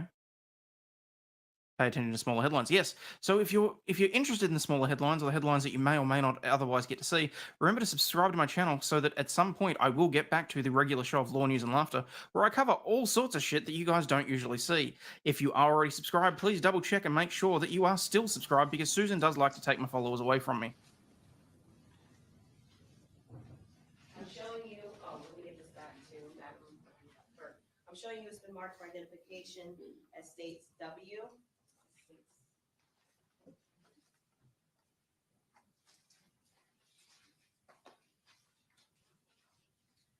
Two monkey hookers and a racist dwarf. And Judge, since we have a lot of evidence, can I just have a standing authorization to approach this witness several times? Yes. Okay, thank you. I'm showing you it's been marked for identification as states W. Do you recognize states W? I do. How do you recognize states W? So this is, there was only one cell phone that was found inside of the victim's vehicle, the BMW. That's this phone. You collected it? And I'd say it's probably just you staying under the radar, Shira. we talked about with states 22 the protocol that that you went through in Hey, terms Linda of lurking? packaging it and how it's sealed. Does this next exhibit also? As a is 1, it 2, 3, subject to 4. that Can all same who are protocol? watching hit the thumbs up? It's That, free. That'd be very much fairly and appreciated if you accurately could. represents how you recall collecting it and what it looked like. Yes. At this time, I move into evidence. States W is states 23. Without objection, what was God, it's like Larry Moe and Curly going, no objection. Identification shall be received in evidence as states 23. Okay. And I believe that's something that can be Hey, let's go, Mo. opened. So You may publish that. just in case, did you need this? No. Okay. Just in case if there are items Really? that need to be handled with gloves. That's interesting. There's some gloves right here. Is this the right size? No.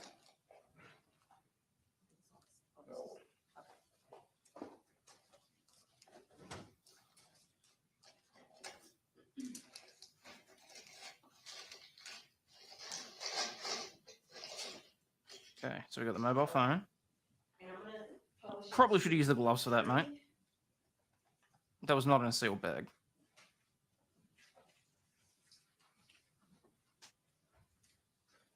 Everyone hit the like button like bullets hitting Mighty's drone.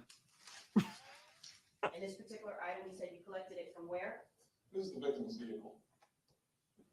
Okay, so we've got a mobile phone out of XXX's. Now, in addition to collecting, for example, this is a specific piece of hardware, tangible item. The item itself also is subject to additional processing for internal evidence, correct? You don't do that necessarily. No, this phone at the scene was turned over to another detective. Okay. So it could be taken to some people that specialize with cell phone extraction. Digital forensics, Yes. as we normally refer to it. Okay. And so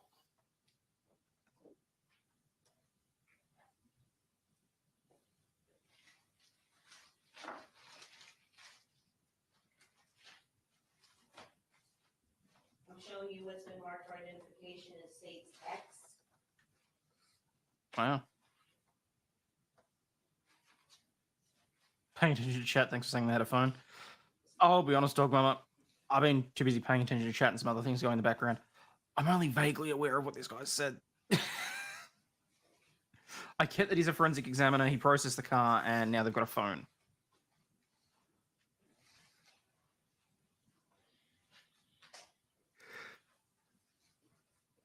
Oh, if I'm going to keep the audio like that, I'm going to have to go off camera. Recognize states X. Yes, I do. How do you recognize states X? So these are all of the swabs that I collected from the Dodge Stream. And was it subject to the same protocol that you testified previously with states 22 in terms of packaging and how it was kept? Yes.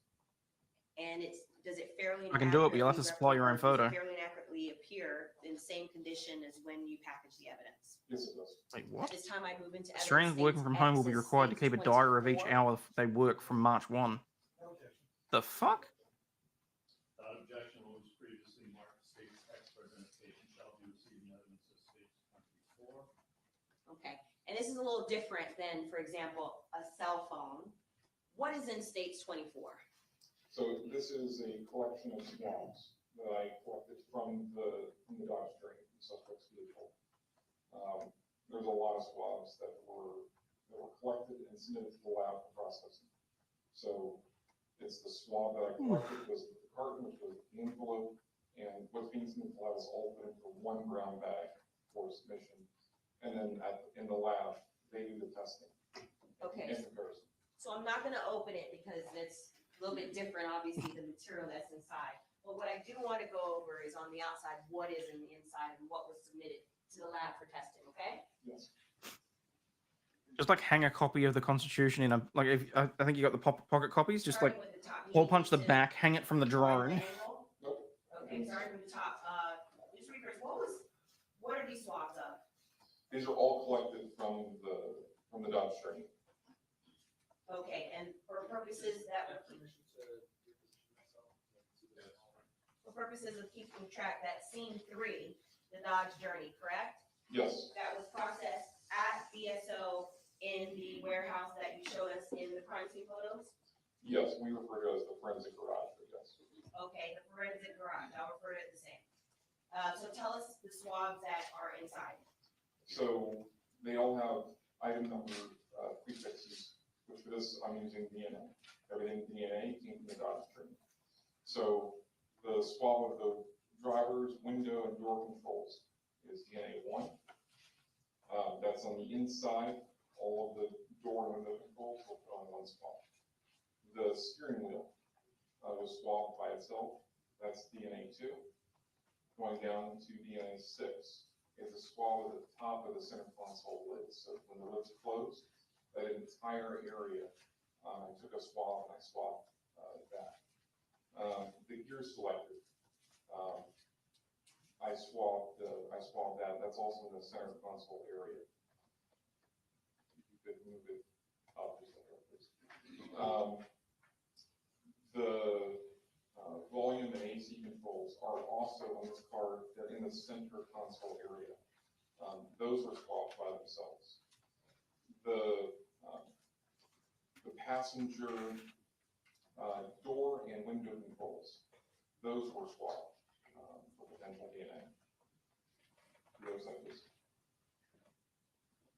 Right there? So these are the C controls for the rear passenger seat.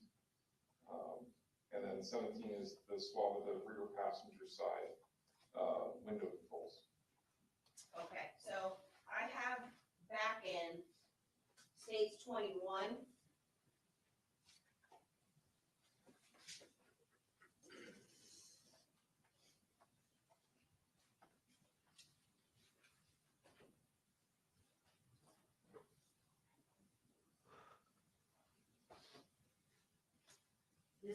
Are you going to be able to show us some of the areas on stage 21?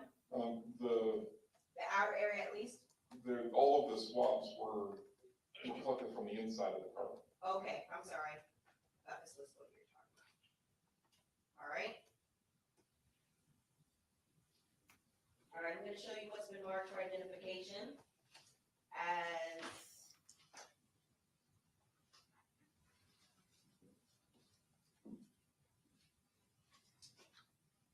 states wide.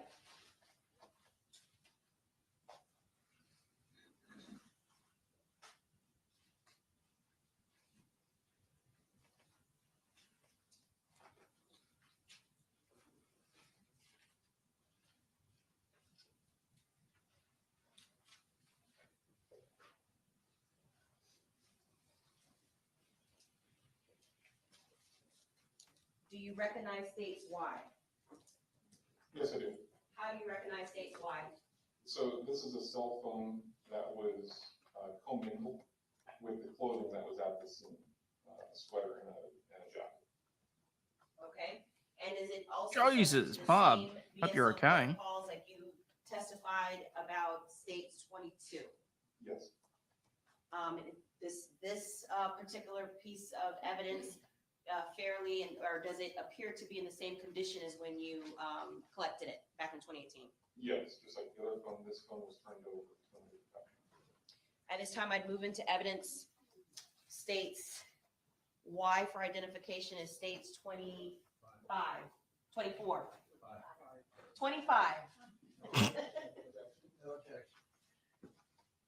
Permission to publish once. Without objection, what was previously marked states Y for identification shall be received in evidence as states 25 and may publish it. Thank you.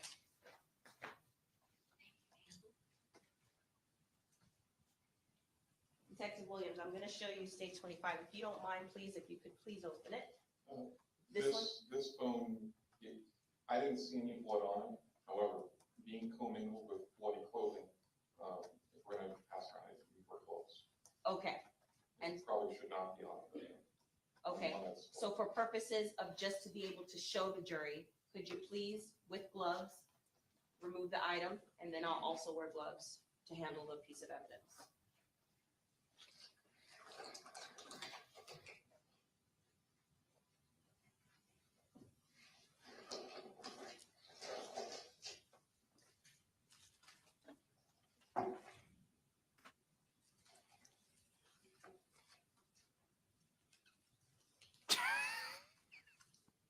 Don't you get caught. Also, I'm not covering the cost if you lose that drone.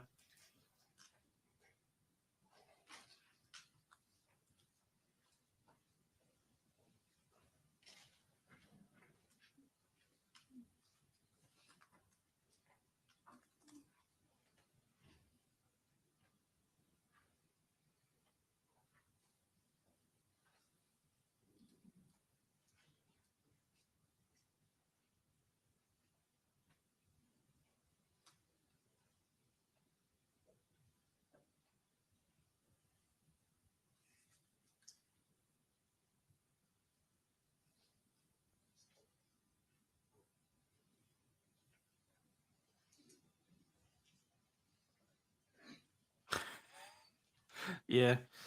Just feel free to send through the super chats, people. We may need to be bailing Mighty Meat out of jail soon.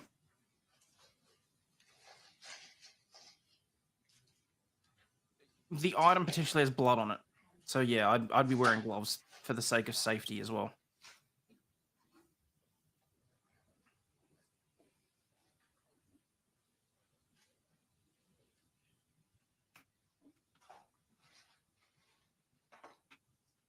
I'm going to show you what's been marked for identification. Actually, it's already been entered into evidence. I'm going to show you what's been marked for identification as states Z.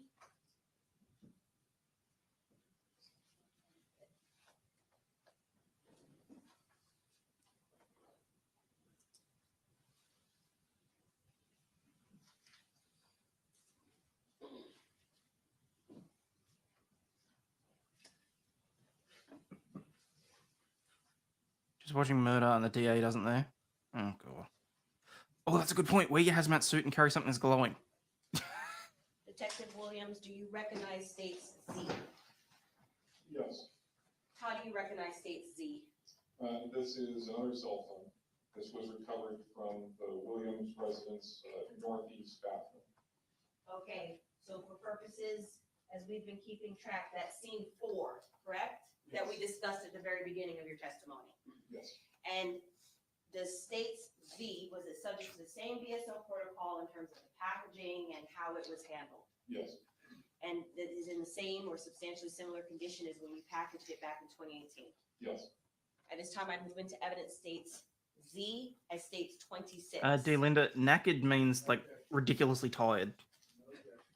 The objection, what was previously marked states Z for identification shall be received in evidence as stated. Put a Ukrainian flag patch on, they'll give you an honorary vision.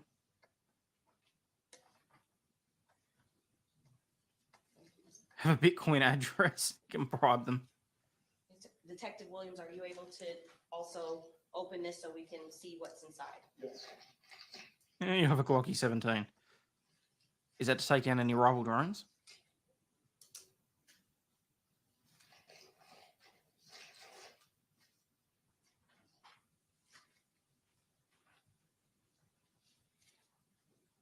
Okay, as I publish it, could you please tell us where this was collected from? You said scene 4? This is the Williams residence. I'm 2 hours in. I think I can safely send out some invites now. So similar to the victim's cell Actually, phone what that's is already voices? been entered into evidence, once you collect it, is it also subject to additional testing and processing for what's on the phone, like forensic, digital forensics? Oh, great. There's also a 5-acre warehouse fire in Florida that is potentially hazardous. If they took it to digital forensics to be extracted. Close your windows, people, if you're in Florida. What they do with the phone if they extract it now. Okay, but similar to the other phone, it can be possibly. It's possible, yes.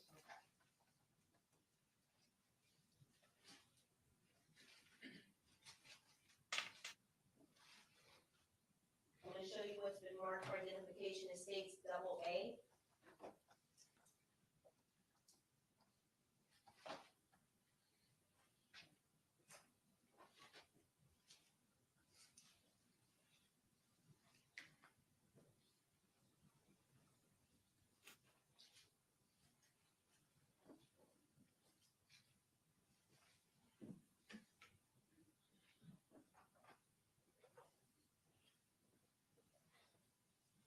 Do you recognize states double A? I do. How do you recognize states double A?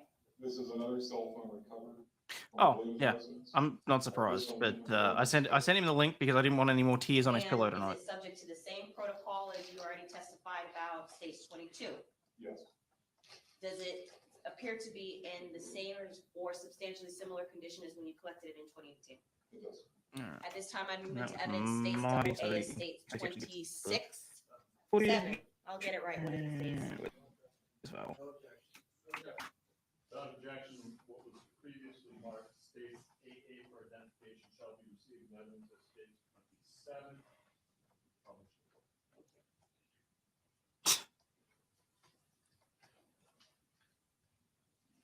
Well, in that case, get in here on your phone and stream out the window. States 27. We can always catch up on this. We can always catch up on this over lunch if need be.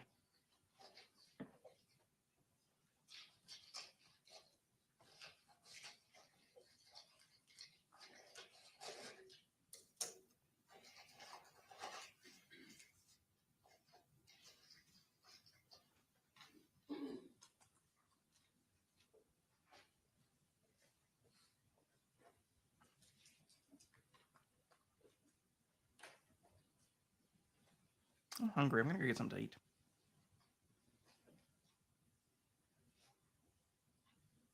Okay, and similar to the other cell phones that were collected, I know you don't personally do the digital forensics, but it is then handed over to see if digital forensics can be done on the item. Yes, I turn this over to one of the homicide detectives. Okay.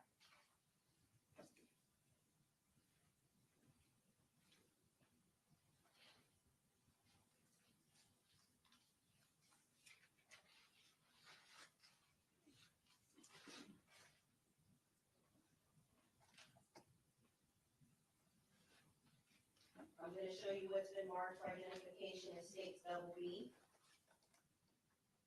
B like boy.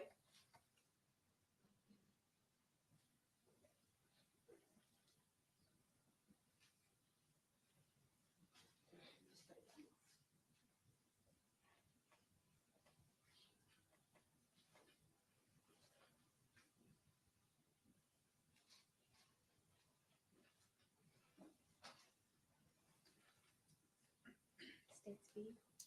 B, double B. Do you recognize states double B? I do. How do you recognize states double B? So this is a projectile that was recovered from the Williams residence northeast bathroom in the vanity mirror. This was just on one of the shelves. This is a projectile, so it's what's come out of the barrel. And is it in the same or substantially similar condition as when you collected it back in 2018? Yes, if it has been taken out of the container, placed in plastic for full presentation. And at this time, I'd move into evidence states double B as state 28. You guys. Yes. Okay.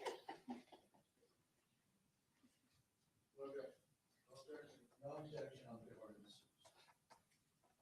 Without objection, what was previously marked states B for identification shall be received in evidence as states 28. You may publish. Thank you, Your Honor.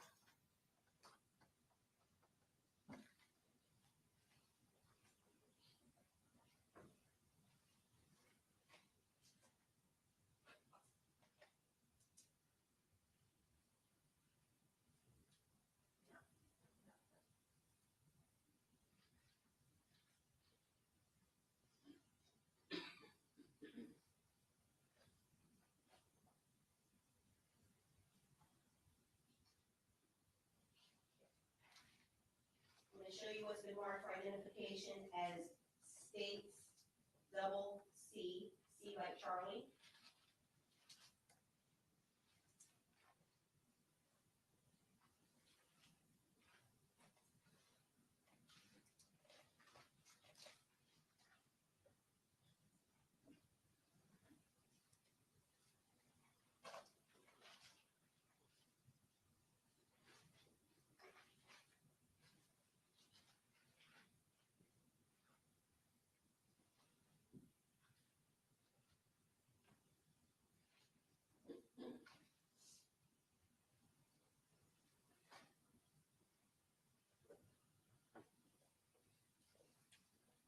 Do you recognize states double C? I do. How do you recognize it? So this is the cartridge. This is the live bullet that I found at Williams' residence in the master bedroom. And the packaging, was it subject to the same protocol that you testified about, like you did for states 22? Yes, the piece of evidence I placed inside of this mail envelope, which was then put in this larger mail envelope with other items, which was then sent to the lab. Is it in the same or substantially similar condition as when you collected it in 2018? It is. At this time, I move into evidence states double C as states 29. Without objection, what was previously marked states C for identification shall be received in evidence as states 29 and made public. Thank you. What's up, everybody? How are we doing today?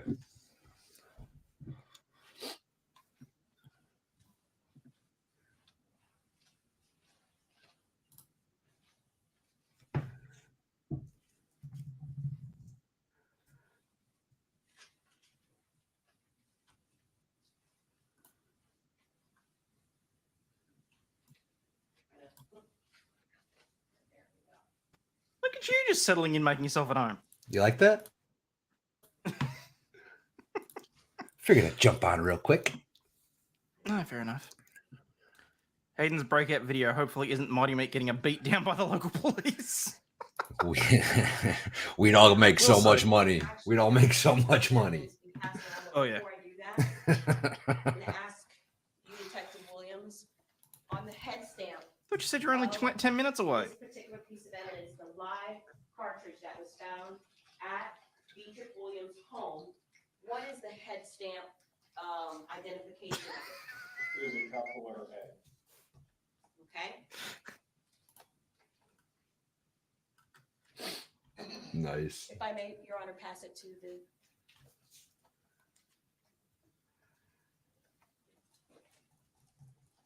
And as I'm doing that, I'm putting in stage 21.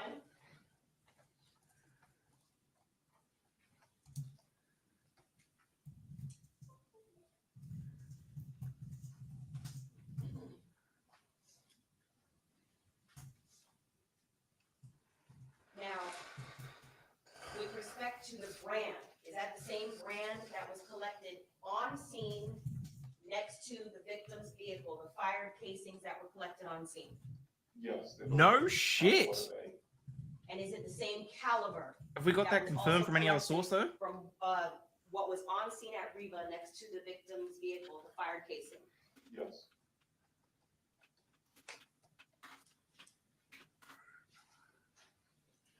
Yep. CNBC, Verge, Vox, they're all specifying it.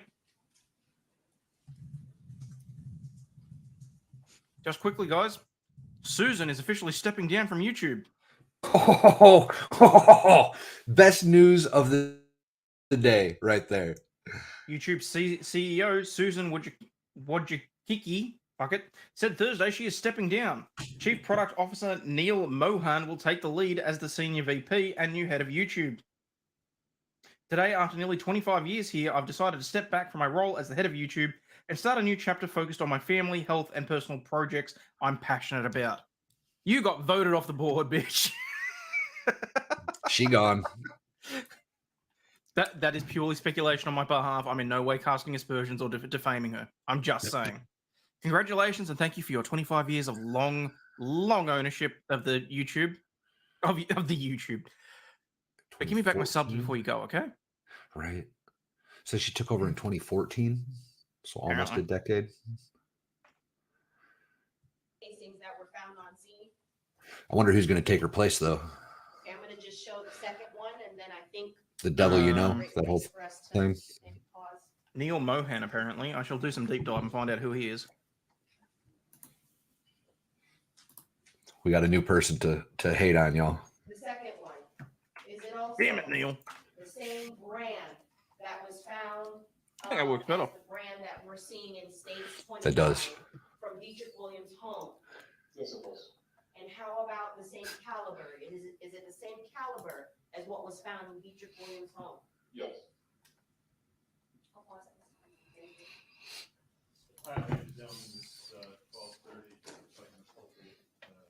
Oh, just in time for lunch. I always get here at the right time. You think I don't do that deliberately? Oh, I'm aware. I'm aware.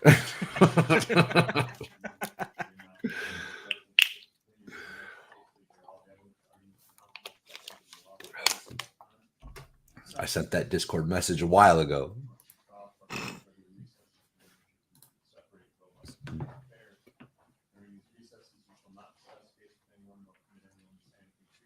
Man, that court audio is so horrible.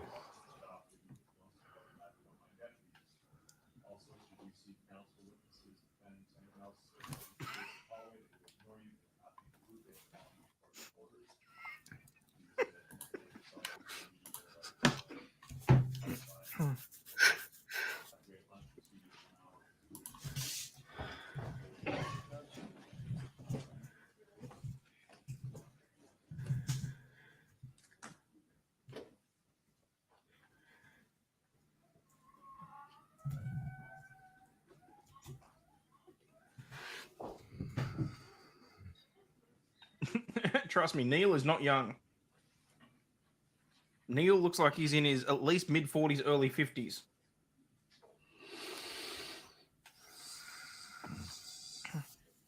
Hi, Impish. How are you, baby?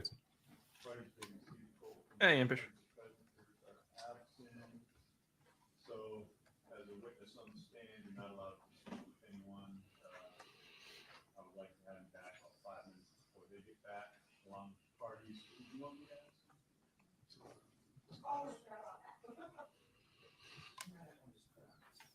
Do you have a sample swab? Sure. Okay. So I think whether the state does it or whether the defense does it, we didn't open up those bags. They wanted to show us what one looks like. Well, yeah, I have a demonstrative here. So if you can bring one, I think everyone would appreciate that. No problem. Thank you. All right. See you guys at 1:40. Okay.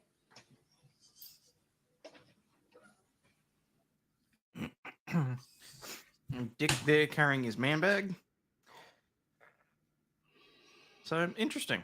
He looks like a dude that would carry a purse.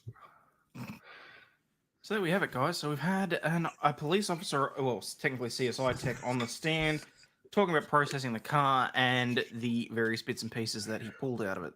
Yes, it is still a prosecutor's turn, unfortunately, Star. At some point, they do have to hand it over to the defense, because let's face it, there are 3 defendants, and I don't want this trial going any longer than it needs to. Excuse me. Yes, and for anyone that is wondering, I'm currently eating pre-made pancakes because I'm just that bright. Okay, so back to our big story of the night.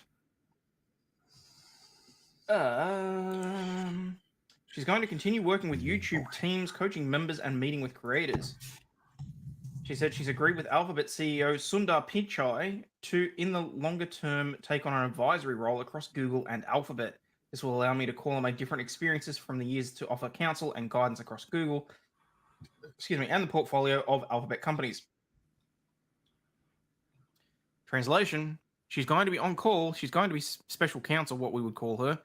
And she'll be the one that gets the blame if shit hits the fan when she gets called in. So the time is right for me, and I feel able to do this when we have an incredible leadership team in place at YouTube. What the fuck is this piece of shit? When I joined YouTube 9 years ago, one of my first priorities was bringing in an incredible leadership team. She said she spent nearly 15 years of her career working with Mohan, first when he came over to Google with the DoubleClick acquisition into 2007, and as his role grew to become Senior VP of Display and Video Ads. Oh, great! He has a background in marketing.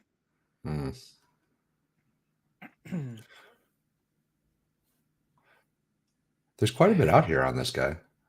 Yeah, well, he's, like I said, he's got a background in marketing. He's been, what's this? Google pays $100 million to Indian American. Why the fuck do they need to specify that? I was gonna say the same thing. There's a whole bunch of articles that's like the first sentence. They paid him $100 million to keep him away from Twitter. Damn, how old is this? 2013. Google's paid a staggering bonus of $100 million to executive Neil Mohan. I don't feel the need to keep calling him Indian American. It's ridiculous. Just to keep him from accepting a job at Twitter. Mohan is the man in charge of display ads for Google. He launched and developed the company's approach and execution for that side of Google's business. This is the asshole that I have to pay money to for sponsored ads. He's the guy that came up with it.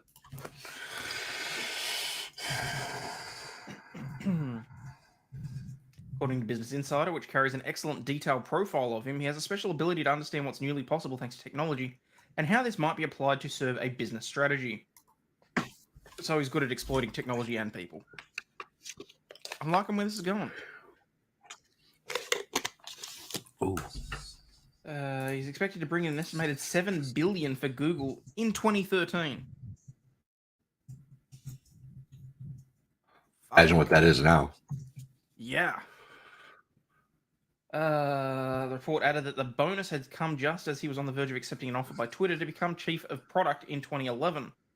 A report in TechCrunch estimates that he was paid $100 million then, and Business Insider says that given the current value of Google stock, those shares are probably worth around $150 million today. So he was given $100 million in stock options. They'll fully vest in 3 years. Well, he's well and truly got those. What was that? See what Nikki Haley said yesterday. I grew up brown in a world of black and white. She did not. Did she actually?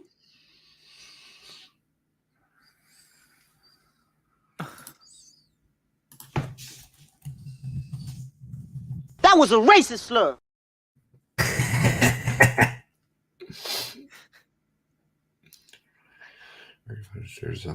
If DeSantis runs, she'll pull votes from him. Okay. Oh, hang on. I need to change the branding. Stupid Lauren Cuck.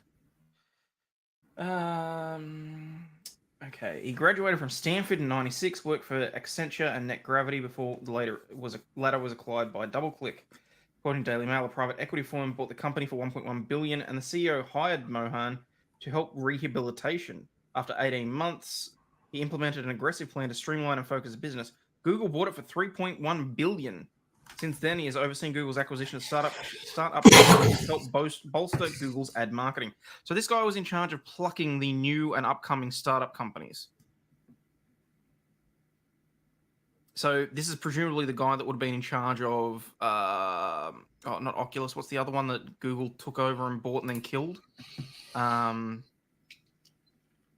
were making it was a competitor to Google Glass because they didn't want any competition for Google Glass, and then they shelved Google Glass.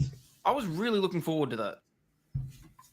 I legitimately wanted to run up to somebody and say, "Hey Google, search scat, save filter off." I'm just watch pictures of shit go through their eyes.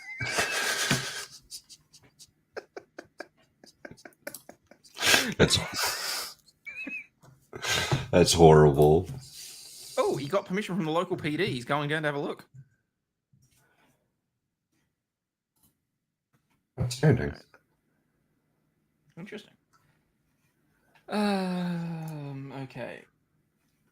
All right. He reportedly also has free reign to develop the display ad business as he sees fit. Business Insider also collected a number of descriptions about Mohan from his co-workers, who said things like, "He's not a screamer or a table banger. He doesn't bullshit. If their numbers were going bad, I heard from him." His clients were equally impressed, saying that he is the quiet assassin. He's not a big showboater. This will be interesting, then.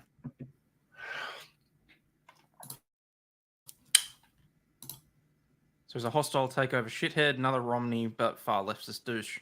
That's a bit right, OP. Why is that doing that?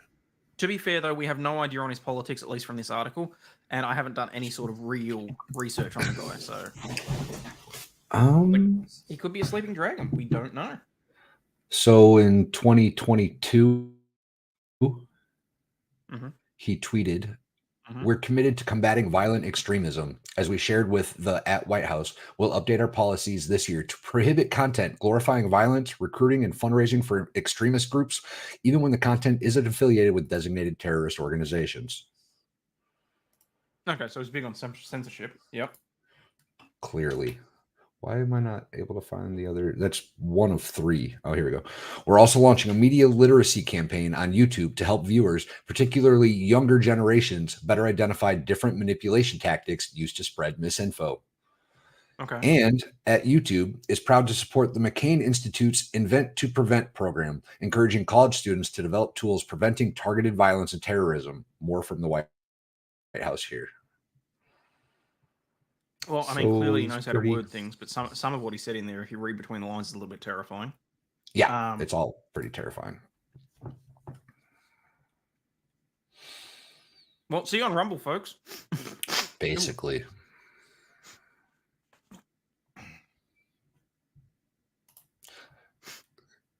Forum of Devils. I'm trying to find if he's WEF or not. What's his Business Insider? Let's have a quick look.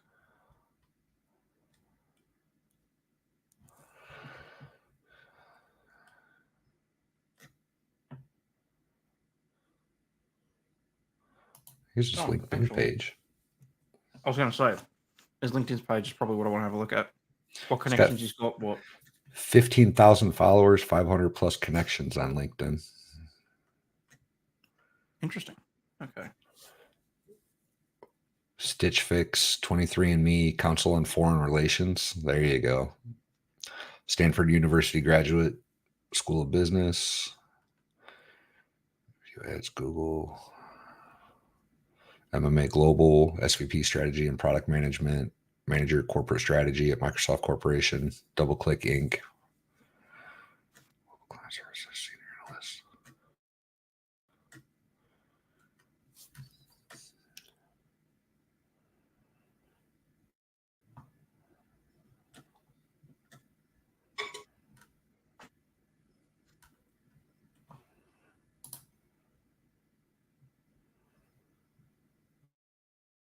In case you missed it, we recently launched a few new metrics in YouTube Analytics to help creators better understand the performance of their live streams.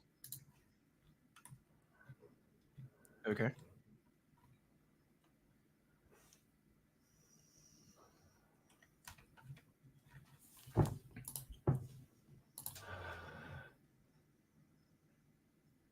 Misinfo to everything Google promotes. I mean, to be fair, often Google is a good point.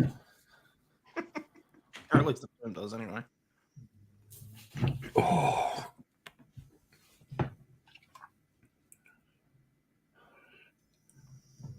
According to ComScore, during last year's Super Bowl, YouTube reached 77% of adults with a Super Bowl ad compared to 72% on TV. Damn. That's crazy. Got to be worse than Susan long term, I'm guessing. Look, potentially. Potentially. Let's be real. It's likely just an extension of what she was doing. True. New boss, same as the old boss. Exactly. All right.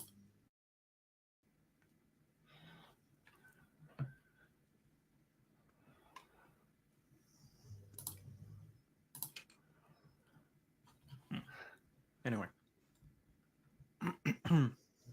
All right, let's get back to this China article. What did I get to? Safeguard sovereignty and national interest. Yep. China said the balloon was unmanned weather ship, which was accidentally blown. Of course, bullshit. Earlier in the week, it counted that US balloons have flown over the airspace without permission for more than 10 times around the world flights. Since February 4, downing of the balloon, the United States has sanctioned 6 Chinese entities that are linked to the Beijing's aerospace programs. The United States House of Representatives voted unanimously to condemn China for a brazen violation of US sovereignty and its efforts to deceive the international community through false claims about intelligence collection campaigns. Secretary of State Anthony Blinken also cancelled a visit to Beijing that many hoped would stabilize ties that have created amid dispute over trade, human rights, Taiwan, and West Taiwan's claim to the southwest Taiwan Sea. Fuck, that one was a bit too much of a wordy. While China has denied that the balloon was a military asset, it is yet to say what the government department or company was responsible. Yeah, because they know full well that if they lie through their teeth and they're able to pull any data off any of that stuff that was attached to the balloon, they're screwed. Everything's controlled by the CCP. It doesn't matter what company they say. They all report straight back to Xi. True. After initially expressing regret over the balloon's entry into US airspace, China has returned spying accusations against Washington alongside threats of retaliation. Well, get fucked. West Taiwan says US balloons flew over Xinjiang and Tibet. Sorry, in Tibet, I should say. Beijing also said US high-altitude balloons have flown over the Xinjiang and Tibet regions, and it said it would take measures against US entities that undermine Chinese sovereignty. Well, look, that's their prerogative. If there are US entities operating in China, government can do what they like. It's their land, it's the law of land, whatever they like. The US should fucking retaliate with the full force of their law, though.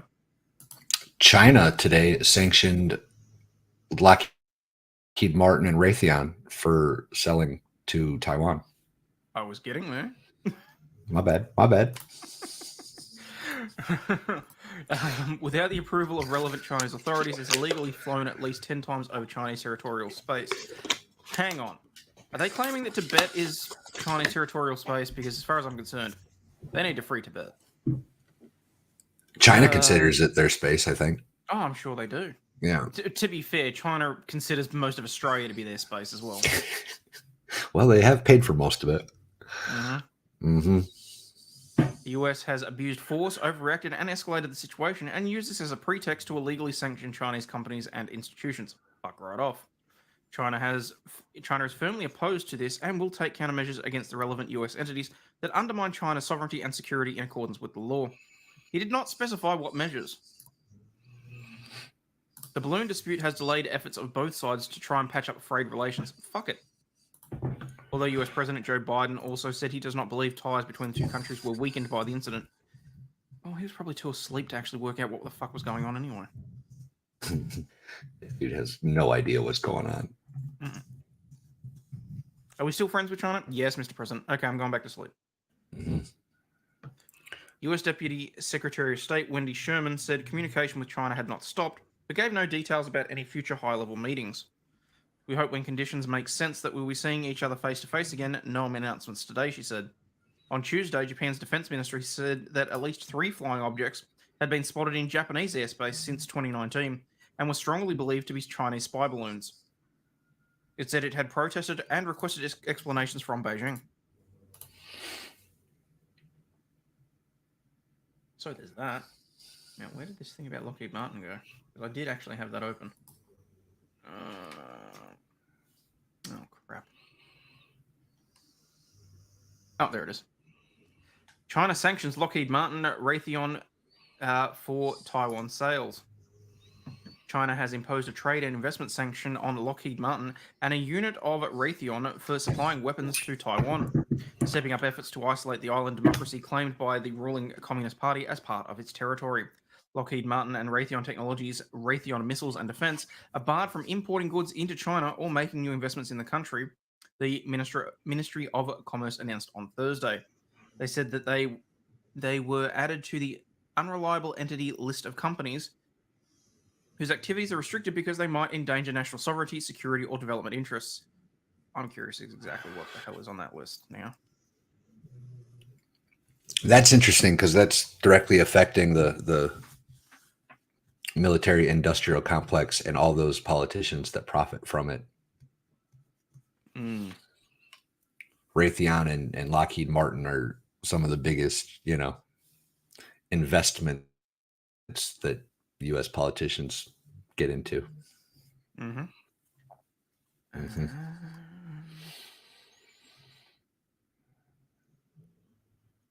Sorry, guys, I know this is probably a little bit boring. China's unreliable entity list creates new countervailing risks for companies navigating U.S. sanctions, and long-arm enforcement. Newly issued unreliable entity list regulations establish a framework for a list-based economic sanction to be administered by China.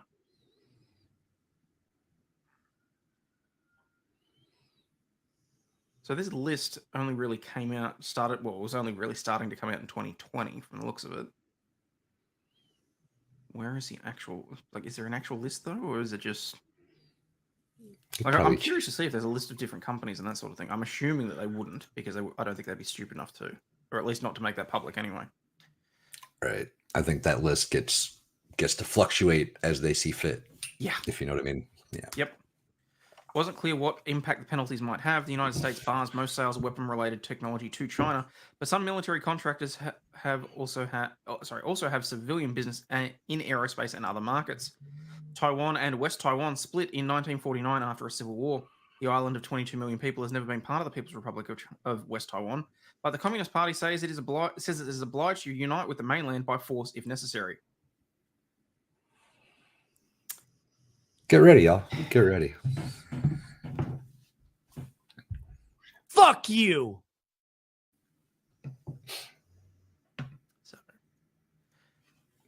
President Xi Jinping's government has stepped up efforts to intimidate Taiwan by flying fighter jets and bombers near the island and firing missiles into the sea. The United States has no official relations with Taiwan, but maintains extensive commercial and informal contracts. Washington is obligated by federal law to make sure the island's government has a means to defend itself. The United States is Taiwan's main supplier of military equipment. Raytheon Missiles and Defense was awarded a $412 million US contract in September to upgrade Taiwanese military radar as part of a $1.1 billion package of US arms sales to the island. Boeing Defense received $355 million worth of contracts to supply Harpoon missiles.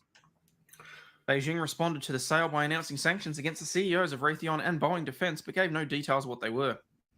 You've been naughty. We tell you off. Lockheed Martin has supplied Taiwan's military with radar, helicopters, and air traffic control equipment. It plays a role in the island's development of its own fighter jet and Navy frigates. In China, Lockheed Martin has sold air traffic control equipment for civilian airports and helicopters for commercial use. Beijing announced plans for the unreliable entity list in 2019 in response to US restrictions imposed on Huawei Technologies, a West Taiwanese maker of telecom equipment, which has effectively been pulled out of a bunch of government buildings and businesses here in Australia as well for fears of spying. So, there's a whole bunch of countries across the planet. The president owning companies or the company owning the president? Well, the trouble is, Coma, and as I've said previously, corporate responsibility is bullshit, okay? A company is ultimately owned by the shareholders, and that's who has the ultimate say over pretty much everything. Unless it's, a private company like Elon tried to do with Twitter, which would have been fucking hilarious.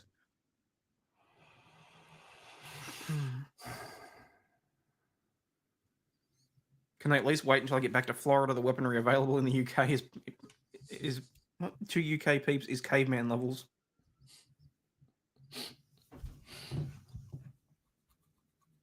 I like the way you make the news sound. Thank you. This is generally the sort of style of my usual show is. I will actually research a topic and whatnot and discuss it on occasion, but generally I go through the day's news, see what is important, who's being sued, who's taking legal action, what laws are changing, what news is just batshit crazy. So, hopefully, if you like it and enjoy the content. Exactly. If you like this, you will love Hayden's show, Aussie Overlaw'd. I don't mind. People call me Hayden. Hey. That was so racist, Hayden. Shame. That was a racist slur. Next they'll call you a racist. I like that one.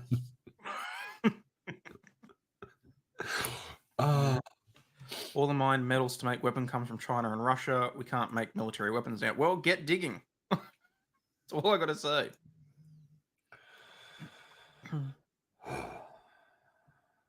That's why you're here. Lovely. When does the stripping start?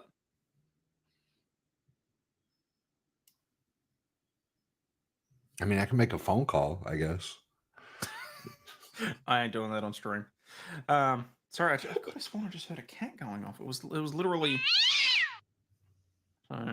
But anyway. So here we go. We'll let you guys have a look at see what the Australian coverage of the murder case has been. Inconsistencies, missed opportunities highlighted in the trial for the US accused family killer Alex Murdoch.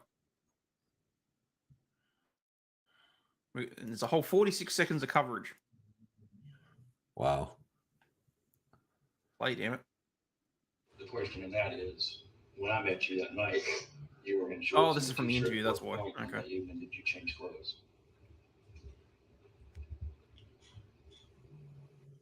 I'm not sure. It would have been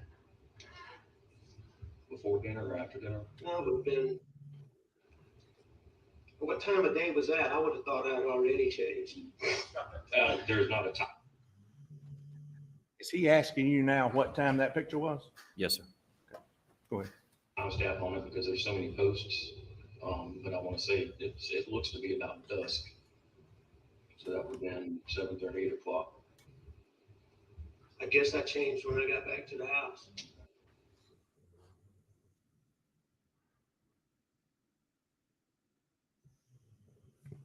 Well, that was informative.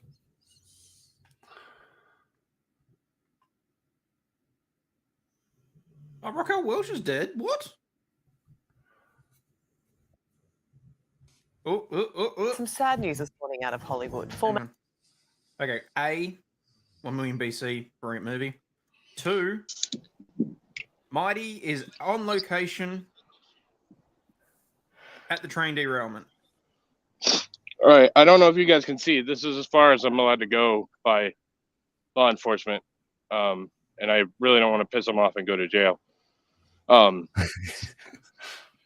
So they have all the trains back up, and it doesn't look like, I don't know, it looks funny. I was around the other side of it, and there's no broken track or anything. It just flew off the rails. So interesting.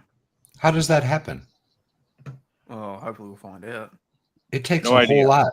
It takes a whole lot for a train to derail. Right. Well, XCOM is I just hoping walked you're 5 in your hazmat miles. suit. No, I didn't wear it. I said I didn't wear the hazmat because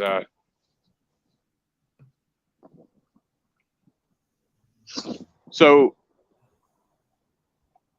I actually went, so that's a plus, but not a lot going on. I wish I would have seen it an hour earlier. So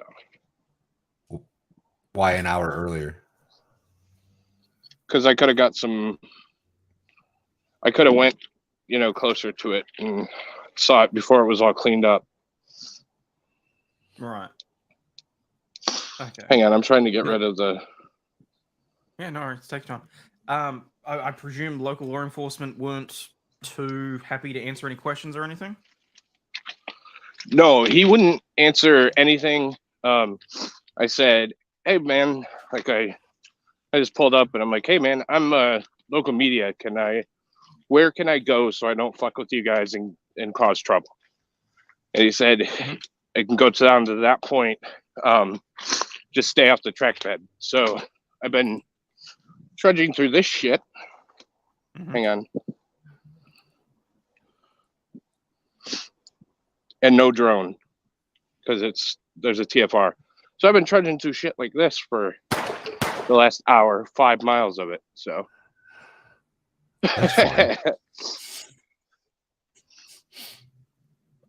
so yeah, it's been fun, but totally worth it. But nothing good to come of it.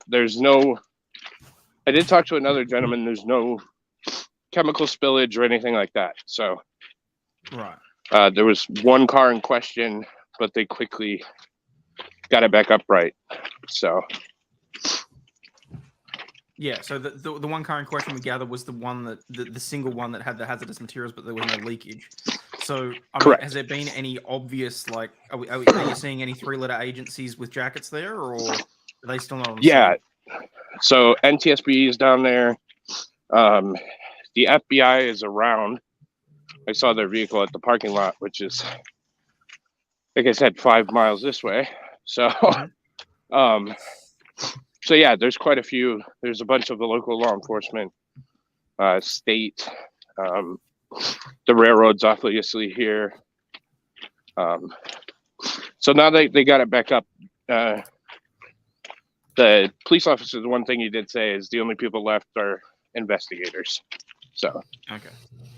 Okay. Well, certainly make sure you keep us informed if there's any developments. And yeah, ladies and gentlemen, that was Mighty Meat reporting for Aussie Overlord News. Mighty Meat Media, but yeah, one of them. All right, I'm sure my audio sucks, so I'm gonna jump off. Okay. But, all right, gentlemen. Thank you for reporting for. Take care. Thank you for covering that. We really appreciate it over here at Aussie Overlord News. Be safe, brother. Be safe. Oh, got him. Got him. Okay, so what the? So this is upsetting. A little bit. Former actress Raquel Welch has passed away at the age of 82. What an icon, huh? For more on this and other entertainment news of the day, Richard Wilkins is here. Dickie, I mean, as a young lad, I mean, that movie was spent many practically a a Sunday documentary. afternoon watching Fantastic Voyage, which was always on telly. Which was always on telly and probably Fantastic still is somewhere Voyage. right now. Yeah. Look, when you hear the words international sex symbol, who do you think of? You think of Raquel Welch. She was all kinds of sexy woman in such a classy way, and of course burst onto the scene in the mid-60s with Fantastic Voyage and 1 Million Years BC. Don't make She me put didn't your have time very in, many Bish. lines in 1 Million Years BC, but it was her choice of wardrobe that really catapulted her. That deerskin bikini that was such an iconic image. She was just a lovely lady, very classy. She won a Golden Globe Award for Best Actress for her role in The Three Musketeers playing Constance. She was named one of the 100 sexiest stars in film history in Empire magazine a few years back, and number 3 in Playboy's 100 sexiest stars of the 20th century. But it wasn't all about sex. She just radiated, Hollywood A-lister. X-Factor. X-Factor So much. right there, and a very sad loss. 82. 82, A yeah. wonderful full life. She was talented. She Yes, was she was. talented. So we got rescue operation underway in Outback for missing Queensland miners. Oh, that's right. Someone sent me something about that in Twitter that I was meaning to get to. Hang on. Crap. Where's my messages? Well, this emergency situation is taking place around What the hell? 125 metres under the ground. Okay. Processing clip, but happy to give you the audio. Right.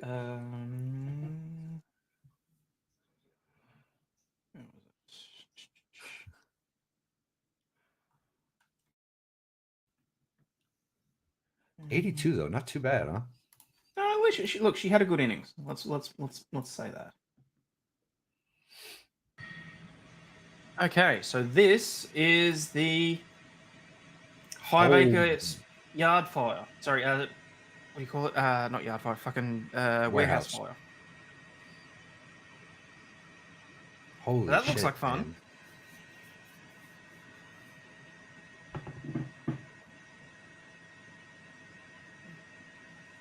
Those hoses ain't doing nothing. Nope. They're gonna have to wait for that to burn itself out. Pretty much.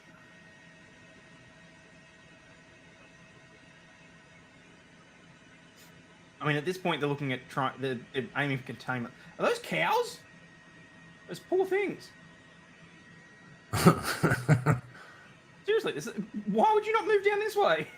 They're all just huddled over there.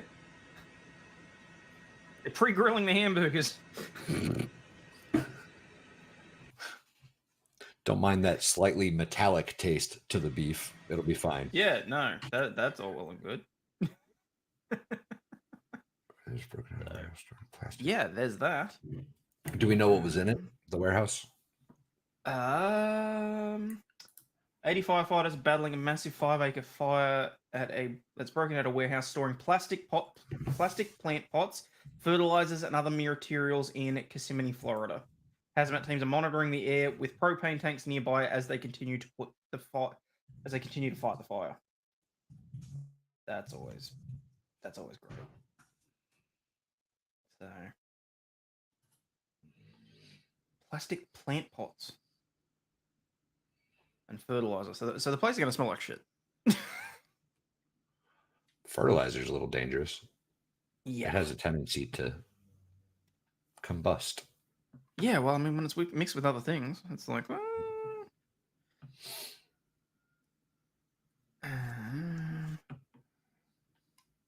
do we got? More plastic burning, for fuck's sake. Yeah. Chemical fire. Yeah.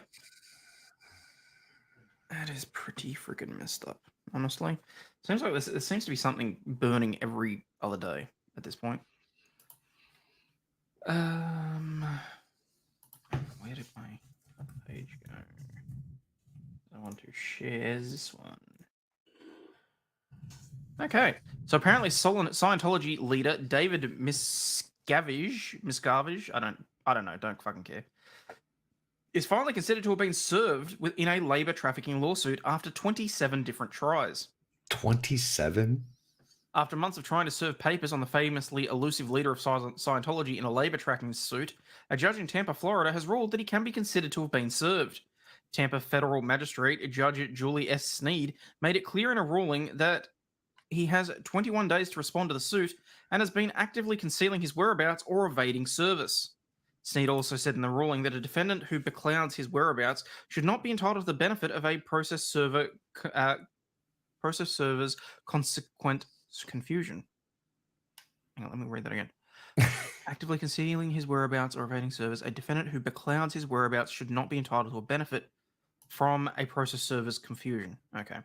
And here's the hitch. Scientology officials have reportedly often managed to stay out of court over the years by insisting that contracts signed by members of Sea Org, the worker bee arm of the church, mean that they must take any grievances to an internal religious arbitration board.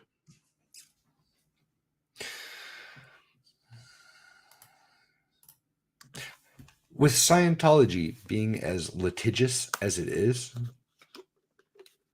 how did he avoid? Ironic, yeah, how did he avoid 26 attempts at getting served? Yeah, well, I mean, from the sounds of it, he didn't actually get served the 27th time either. It's that the court has done substituted service. Oh, so they just considered it served. Well, I suppose if it's in the media enough that you're going to be sued, I think you can consider yourself served. And if they've dropped the paperwork at 26 different locations, yeah, no, screwing. He knows. The internal religious arbitration board's interesting. So they have their own justice system within the church. Yeah, that's not okay. I don't like that in the slightest. No, so Scientology, without getting you sued, I guess. That'd be nice. Avoid that. Yeah, they've got their own little system in place for most things, as far as I understand it. God damn it! If we were on Mighty's channel, I would rant and rave for a minute, but I'm not going to do that, Dave. Yeah, please don't. I'm not going to. I'm going to have to get up and deal with that in a second. The current case involves 3 plaintiffs who once belonged to the Sea Org and who alleged that they were forced into the church as kids and had to work into adulthood for almost no pay. Velasca Paris, along with married couple Gawain and Laura Baxter, filed the complaint last year after quitting Sea Org more than a decade ago. Scientology officials claimed in court documents. Have we actually got the court documents?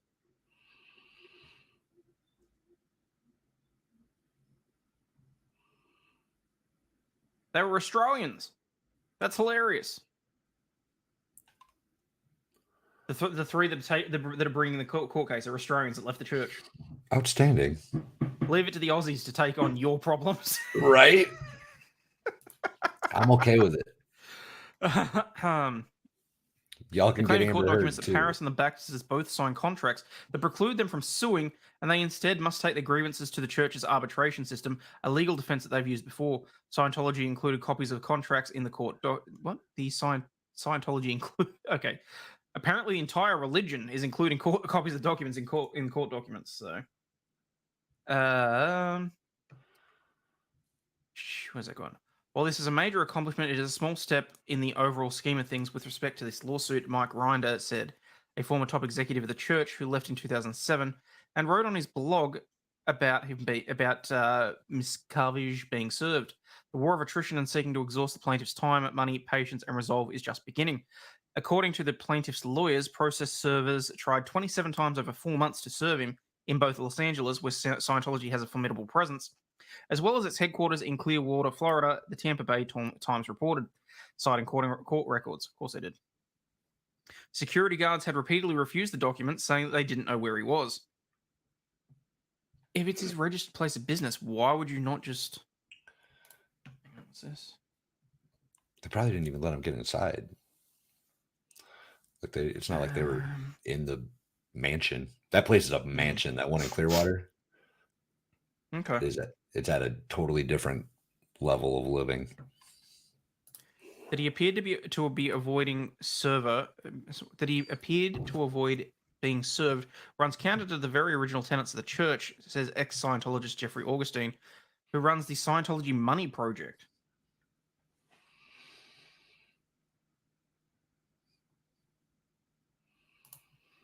Okay, we have an update video from Marty, which I'll play in a second.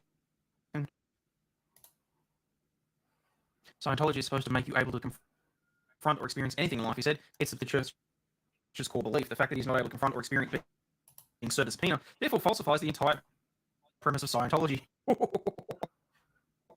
Though he and the church have long been vague about where he lives, sources have long told the Post that he lives in Hacienda Gardens gated community in Clearwater, and his exact position, the judge specifically laid out his job titles in her ruling. He's alleged to be the leader of the Church of Scientology, chairman of the board of the defendant RTC, and the head of Something's going Sea Org. on. Something's going on with your audio. Oh, how's it going again? Is it? Yeah. Hang on. Audio. Alright, we'll just do the blank one like that. Hopefully that's better. That sounds better. Did they find him with his wife? She hasn't been seen in years now. Oh, that's right. There's a lot of speculation surrounding that situation. Yeah, well, it's pretty fucked up.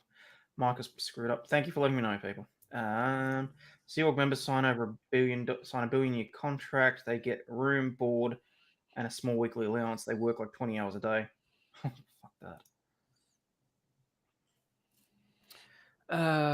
Unincorporated Association of Individuals whose members and staff manage the organizational defendants and all Scientology-related entities. Sneed wrote in her decision, he is effectively the most senior officer of all of them, regardless of whether he's listed as an officer or a director in the corporate filings. So that's how he was trying to get around that as well.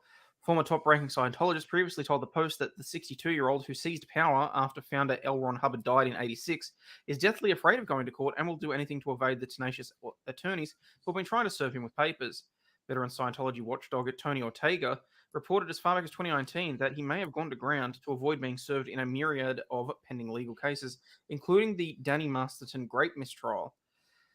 A Scientology spokesperson told the Post on Wednesday that the judge's findings are erroneous. We understand that the order will be appealed. Well, can't say I'm shocked. The case is nothing but blatant harassment and was brought and is being litigated for the purpose of harassment, hoping that the harassment will extort a payday. The allegations in the complaint are absurd, ridiculous, scurrilous, and blatantly false. The lawsuit is a sham and a scam.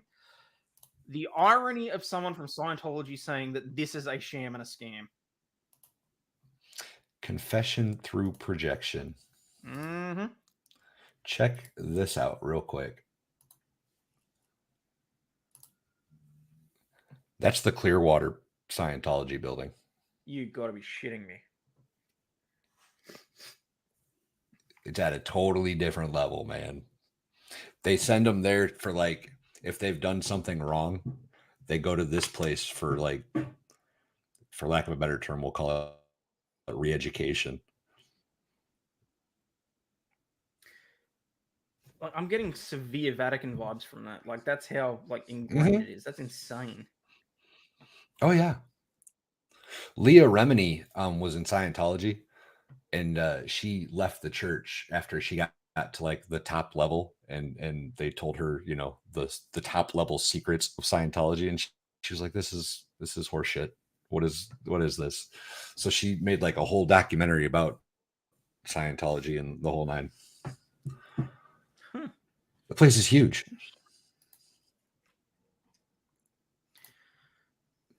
Okay, well, for something with a change, Brianna Gay, a boy and girl in court charged with murder as of 4 hours ago.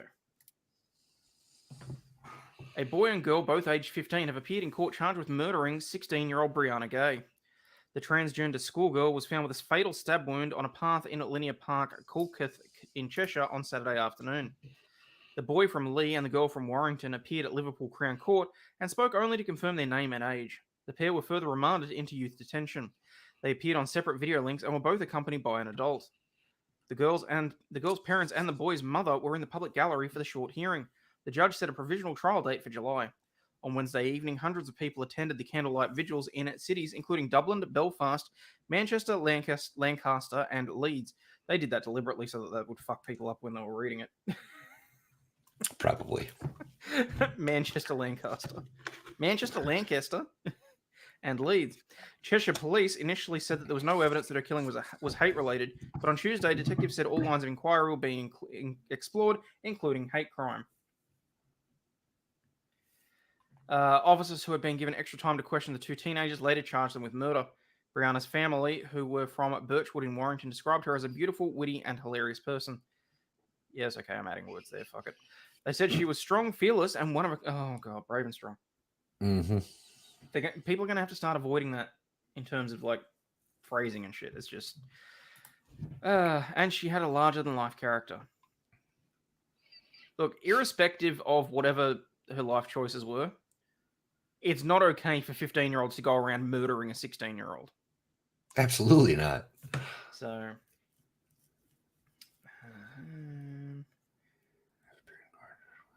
what's that? Sent you a Twitter picture, put it up. Want to see if anyone recognizes the building. Oh, crap. What now, Stingy? Hey, this sounds scary.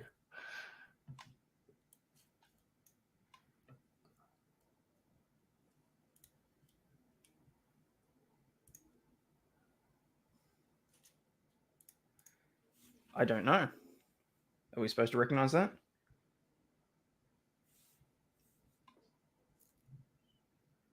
I don't. No. Stingy, we're going to need a little bit more... Hate to say it, but it's not okay for anyone to go around murdering anyone. Oh, there you go. Agreed, Darth. Agreed. Unpopular opinion, murder is wrong. Darth. Why hate crime? Presumably because she's trans. And I'm assuming maybe the two kids that are charged with her murder said something stupid during an interview, maybe? I don't know. There's no such thing as a fucking hate crime. It's just crime. Murder is murder. And I don't know anybody that murders out of love. So This there's is true. that. Okay. Dad killed by an aggressive chicken. A man has died after he was attacked by an aggressive chicken, an inquest has heard. Jasper Krause of Kelahornia in Ireland was found in a pool of blood with a wound inflicted to the back of his legs. His daughter, Virginia Gwinnane, said in a deposition heard at the inquest that she later found a trail of blood leading to the chicken house. The Brahma chicken she believes carried out the attack had previously attacked her daughter. Brahmas are really big chickens, but still. Yeah. Ewan Brown of Clonark Garda, the police station, Garda Police, yeah, told the inquest on April 28 last year he was called to the scene of a sudden death. On arrival, he was met by paramedics who told him that they had carried out CPR but without success. Police officer Brown said that the man was lying on the kitchen floor in a pool of blood and had a wound inflicted on the back of his legs. The body of the deceased was taken to the University Hospital in Galway for a post-mortem examination. In her deposition, Miss Gwinnane said on the day in question, she dropped shopping off to her father at about midday. Her father had suffered from ill health, was in remission from cancer, and previously had renal failure. He was also on a lot of medication at the time. Miss Gwinnane said that she had contacted the tenant at her father's house who told her what had happened. The inquest heard that she arrived at the house, saw blood all over the floor, and paramedics performing CPR on her father. Holy shit, that's a big chicken. They're huge. They're huge. Holy shit, that's even bigger than I thought. I thought that was sitting on like a plinth or something. No, they're huge. That's fucking legs. Yeah, that's why they're Brahmas. They're ginormous. Yeah, Barbara, there's a good chance there were blood thinners involved. Oh, and we are joined by the one, the only, the man himself, Legal Vices. Is that the chicken that shot Alec Murdaugh's son?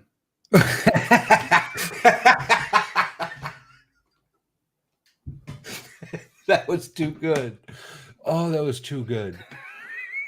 That was My soul is gone. I have no more soul after today. Oh, that trial that good, huh? Audio was off. Oh my God. I mean, it was good, bad, bad, good, however you want to look at it. Yeah. Wow. Yeah. Exactly. Here's that. You've lost the will to live. So I take it that the interestingness that was the Murtaugh case in the last few days has worn off. Oh no, this was extraordinarily interesting. But it was like one of the things was like so bad it was good, or so good it was bad, depending how you want to look at it. It was a guy that the state called to. He was some crime scene reconstruction guy who was a master of everything, but literally had no fucking answers. And as I said on Joe's stream, if I can outmath you, you've got problems, like severe problems. And I get that. Yep. Yeah, they said the angle of the shot on the kill shot was 135 degrees, and so what's the reverse angle of that? Yeah, which is just add whatever you need to get to 180 degrees, and the guy's just like,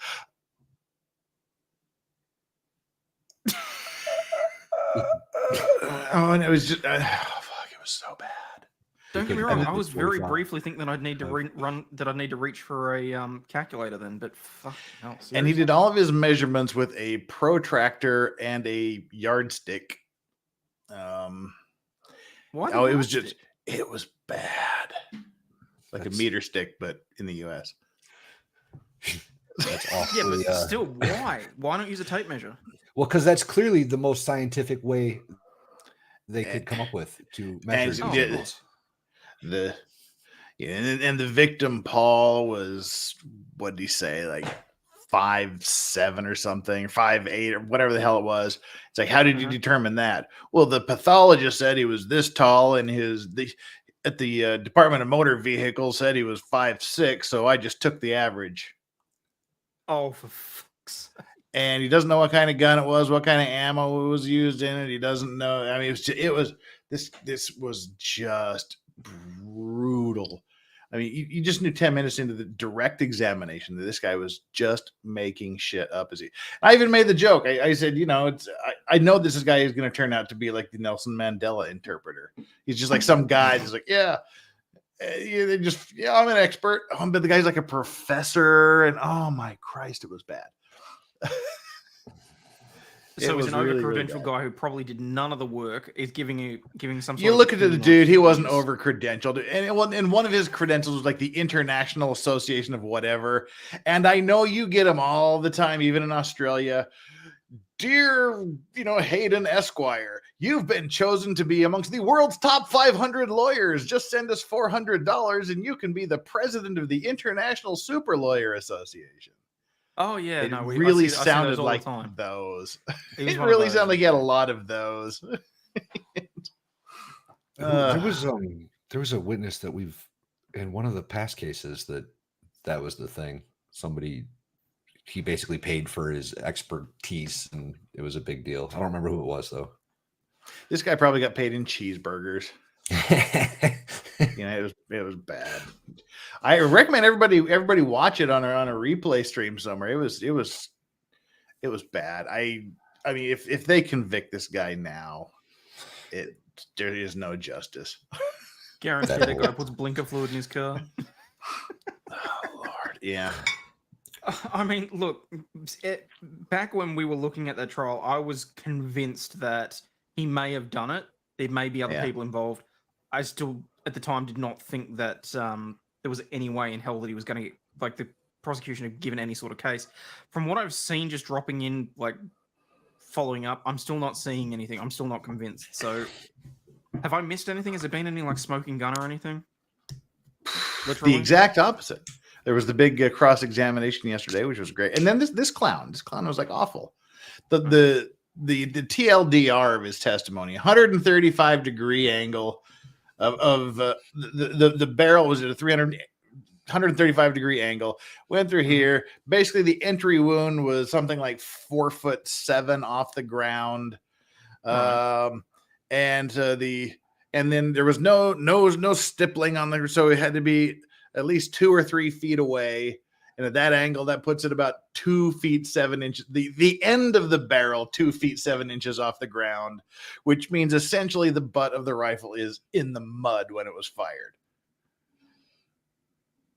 It doesn't seem to add up in my. No, and I mean you've got Dick Poon down there going. So he was kind of shooting at this angle, right? You guys going, well, maybe you had me reverse the angle. So he's like, okay. So you're saying he was shooting down at this angle? And it was bad. It seems to me that this dude is getting railroaded awfully hard. Oh yeah. Yeah, and not in the same way as that police officer either. That's why we kind of all decided the chicken had to have done it because he's the only one that's like that short. Okay, that makes more sense now. Oh, by the way, there you go. There's the chicken. That's a big chicken. That chicken is way too fucking tall. It's too tall to have used that gun. way too tall. Actually, it was Nicholas, the labor law guy. He figured it out with. Let me see here. Where are we? He figured it out. Give me one quick second. Just got to do a hard drive search for chicken. There we go. How bad is it we've gotten to a point where we have things on, like, in our download folders where it's like, okay, let me just check for murderous chicken.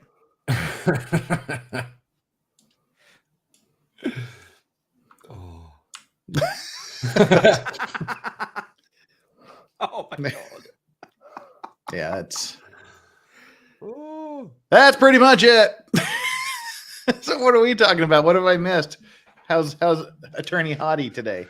That's all I care Attorney about. Hottie's doing good. She's in a nice, like, darker gray pantsuit. Sorry, not pantsuit. Thong? Skirt and blouse. Well, not seeing any VPL, so we're assuming. Oh, she's in my head anyway. Yeah.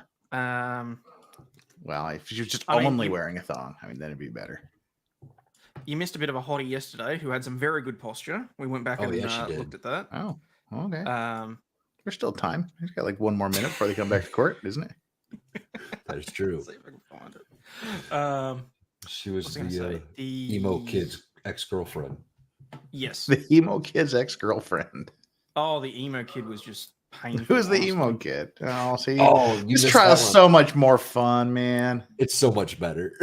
So basically, the emo kid is the one that walked up to XXX outside the store and asked him for a photo, and X blew him off and said, "It's disputed as to whether or not he told me to fuck off or if he just walked away and didn't offer a photo." But the kid still got his selfie because after he was shot, laying in the car, he walks up and takes a selfie. Got like a Bonnie and Clyde photo of him, huh? That's exactly what it was. He posted it too. He posted it on like Snapchat or something. I guess. And basically, his girlfriend. Exactly. He doesn't have that girl clipped. I don't. I legitimately don't. I'm actually looking for it now. But where are Law and Crime? It was from yesterday because I'm not going to bother bringing up my video of it. No, that's 5 days ago. It was yesterday. But anyway, so they got his girlfriend up there, and she basically contradicted every bit of testimony that he gave, which I thought was hilarious. No! What was her version of the story? That he ran. Apparently, she said yes, he took the photo, but whilst he said that he was there and he could sort of hear what was being said and who, like, so he could identify them, she went, "No, he was behind me and he piss bolted." I just thought it was funny. Like those CCTV cameras where the gunman comes in and the guy just runs off and leaves his girlfriend sitting at the table. Oh, have you seen? You've seen the footage of the actual like shooting though? You've seen the uncle legging it, right? Nope. Oh, that dude was gone. Okay, hang on. He was gone. Sorry, nephew. The mother asked the uncle to be there for his security and safety. As soon as they jump out of the car, he is gone. He's out of the car and he is running faster than Usain Bolt. Does that indicate he may have known what was going to happen? Well, there's questions about that. So, hang on. I have questions. That was yesterday. This. Oh no, that's today. That's today. This is such a better trial. It's entertaining. There's hot stuff going. That's the friend. Well, while you're looking for that, if any of you in this entire stream have not subscribed to me, what the hell's your problem? Rectify that immediately.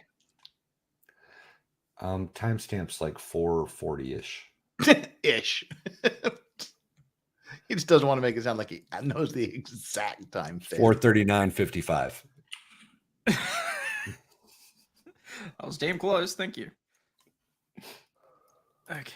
If it was like a videotape, just look for like the scratchy scrolling part of it, worn out from pausing, where it's been played a couple too many times. Oh wow, she's like, oh, she got the white thing going on, the white pantsuit. Yeah, this was. Oh yeah, she looked good yesterday. Yeah. I think this might. I think she might already be off the stand by this stage. That's just vodka. Okay, because that's her giving the testimony there. Yeah, I don't know what she was wearing yesterday because she's kind of cute. This is emo guy's girlfriend. I did well for himself for an emo. Yeah, which we can't really understand, to be perfectly honest. I'm pretty sure it's got something to do with an addiction to methamphetamines, but that's just my personal opinion. Yeah, I didn't get to see any of this because nobody sent me a link. I legitimately thought you were going to be asleep, okay? Uh-huh. I did send you a link. Well, after I said too late, I'm in bed. Oh, well, hello. There you go. She's got pretty good posture, that one. Oh, yeah, she's got amazing posture. Love the posture on this.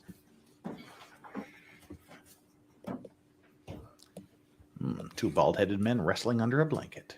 The confidence, the bounce. Yeah, some brilliant. It's just some absolutely brilliant posture there. We absolutely love that. Yes, sir. Now what I All want right. Thank you for that. Appreciate that. You're welcome. Almost makes up for not sending me a link yesterday. Oh. But I didn't get to see her walk to the stand, so We didn't get to see it either. Actually, Oh, they were doing a sidebar, and then she sort of just appeared. I'm not Obama. Got my screenshots. So I'm drinking whether or not I get paid because of the trial. No, actually, I haven't had a drop since I started puking my guts out last weekend from my stomach flu. Oh yeah. It's just like sad. I just look at my shelf back there and go, not yet.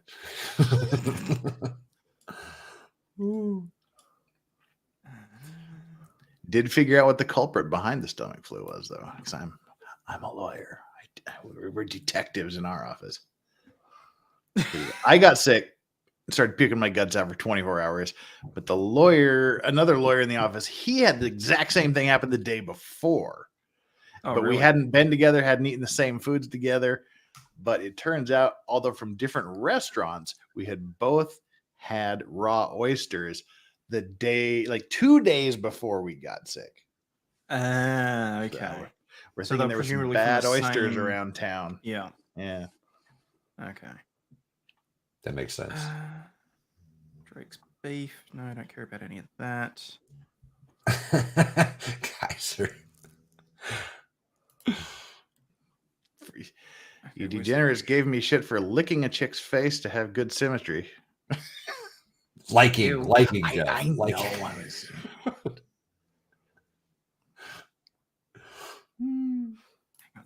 The damn screenshot showed him running from the car. Where is the footage?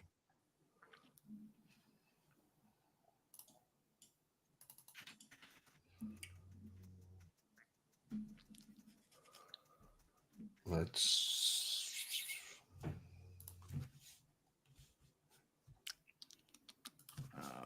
Don't use that. I got a snotty comment today. It was pretty funny. Snotty comment? I'm just amused by the people that just will go to your chat section. Your comment section. Yeah. And just say mean shit for like no reason at all.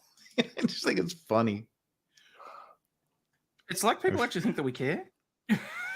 Well, this was on my Steve Gosney stream I did yesterday, and Yeah. gave me a bunch of shit for something that I said that he called me disingenuous, even though no, it wasn't at all. And then he ends, P.S. You need to learn how to pronounce Murdoch. Okay.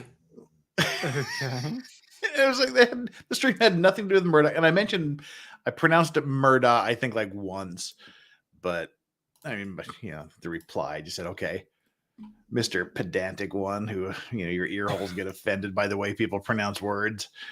Which pronunciation am I supposed to use? The one that everybody uses, Murdaugh?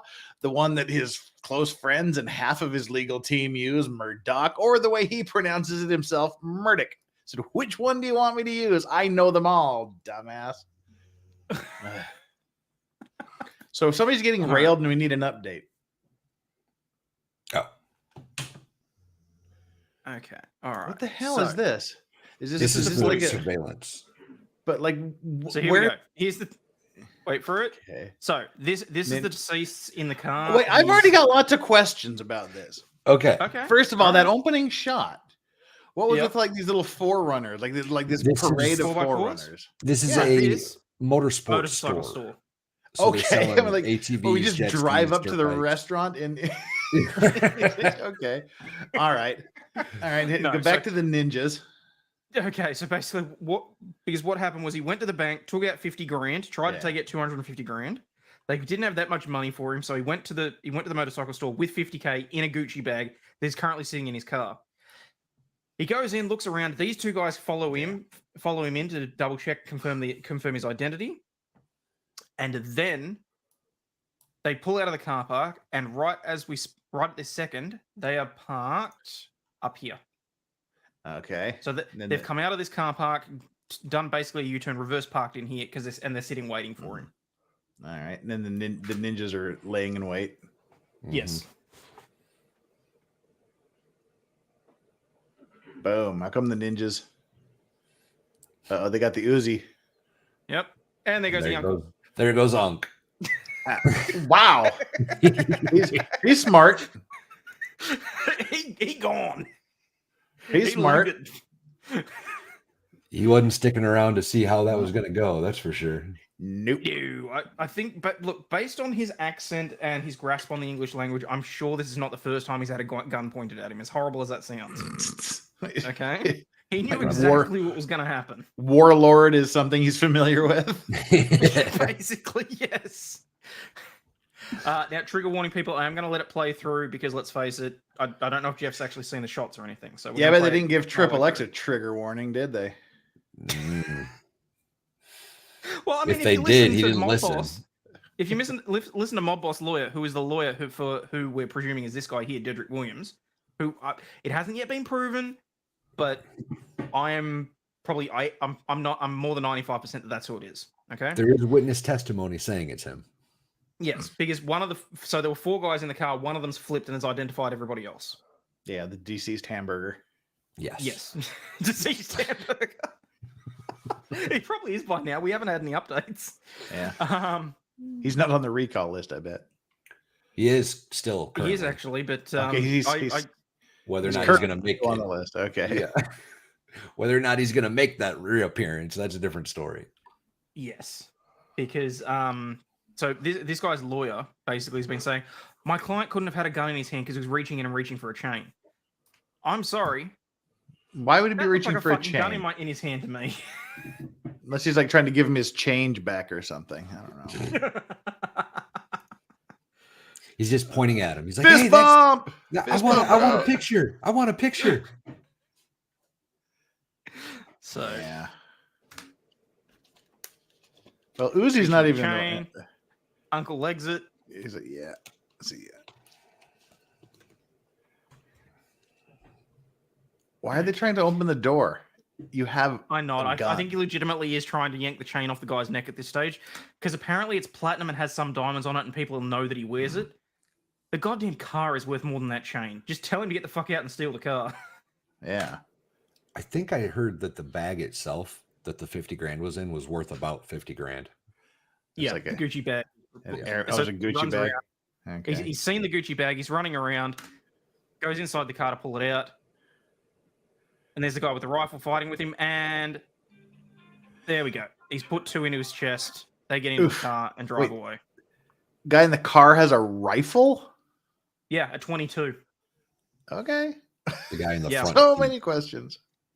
Yeah. And not the least They of which then is you have Sorry. those wing doors. How the hell do you park next to anybody? And how do you open your door? Well, see, they don't open up like they're not gull wings. They're the ones that go straight up. Okay, that kind of looked gullish there. All right. Yeah. I think it just looks stupid to be fair anyway. But from here, they basically proceed down the street. They go through a service station to avoid going through a red light so they can get away from the crime scene as quickly as possible. Hmm. And then they're in a car accident in the middle of the street. That is all caught on camera. That was later. That was later. Yeah, They like, ditched the car and then came back to get it, and then they got into an accident in it. I wasn't aware of this particular part of the equation. So there they go.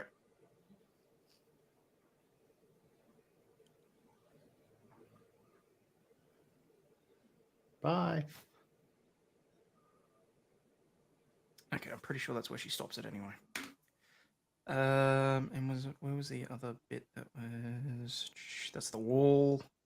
We've got to see a lot of wall in this trial. I'm not going to lie. Yeah. So, actually, I think the car accident's the next day. Let's just say hello to Cheeseburger just for the hell of it. What's up, Cheese? You know what you need to do? Put all those like the video, the chasing video and stuff, and the accident, and maybe in a little bit of Cheeseburger, just to like yakety sax. Because yakety sax makes everything better. Oh, that's one way to get myself yeeted, that's for sure. So yeah, and it's been really interesting. I mean, look, today they've had, they had someone on the stand initially, but Law and Crime decided to miss the first 20 minutes of the stream, so we have no idea who she was or what she was identifying. I'm fairly confident she was someone with the police. Maybe I don't really know. I'm gonna have to go back and rewatch and try and work it out. But at the moment, we have a CSI tech on the bench, not the bench, on the witness stand. So, what was that? Louis Vuitton Avenue sling bag in Damier retails new for about $1,500. Do you honestly think that a rapper like XXX is going to be walking around with anything on his arm that is only worth $1,500 though? A lot of them actually have a lot of fake wristwatches and things they wear. You can kind of understand that too. Sleazy. Yeah. 1 tubby tubby, 2 tubby tubby. From Major Payne. Oh god. 1 tubby tubby. You okay?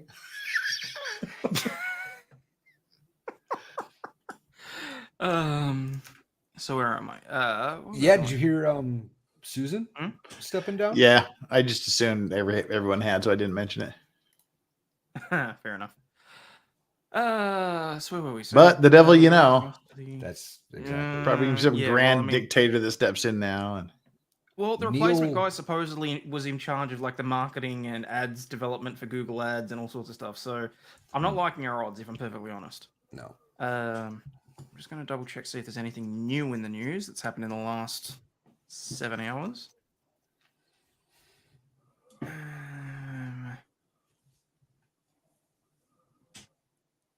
Indonesian military ready for operation to free New Zealand pilot currently held hostage by natives. That's not a headline I expected to read. Black Hawk helicopter crashes on an Alabama highway during a flight training mission. In Utah, we had a plane land on the freeway today. Really? Seems to be a lot of that going around. There's some crazy shit going on with transportation at the moment. Mm-hmm. I mean, there's so what do we had in the news today? We've had another train derailment where Mighty Meat was on scene. So thank you very much for his coverage. Oh, which reminds me, you did send me another video that I should play. We've got the 5-acre fire at the warehouse in Florida that's apparently burning up a bunch of plastics and shit. That looks a whole scary. heap of shit going on. Russians moving into attack as spring offensive draws near, apparently, in the Ukraine. Charisma is not enough to make Haley's GOP presidential candidate. Okay.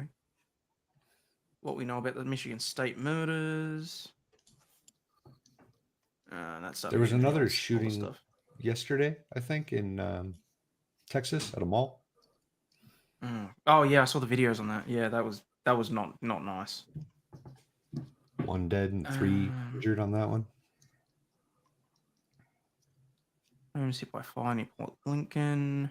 El Paso. Employer fined $600,000 over a crushed worker. Somehow I feel like that's not enough. It was in El Paso? Okay.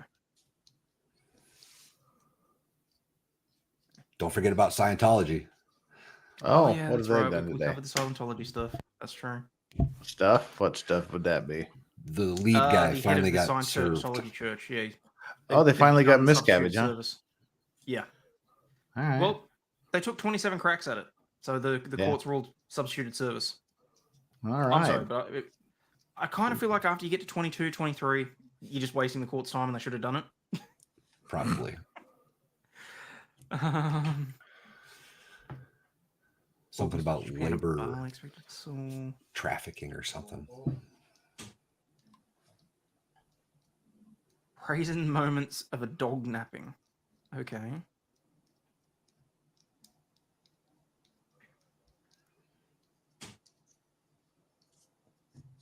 Damn, the wind's picking up. I'm going to have to go close my door. I'll be right back in a second. Commenting this move behind a brazen dog napping in Perth Southeast. Uh-oh. The dogs belong to a Navy veteran who served in Afghanistan. Emily Baker has more. She's talented.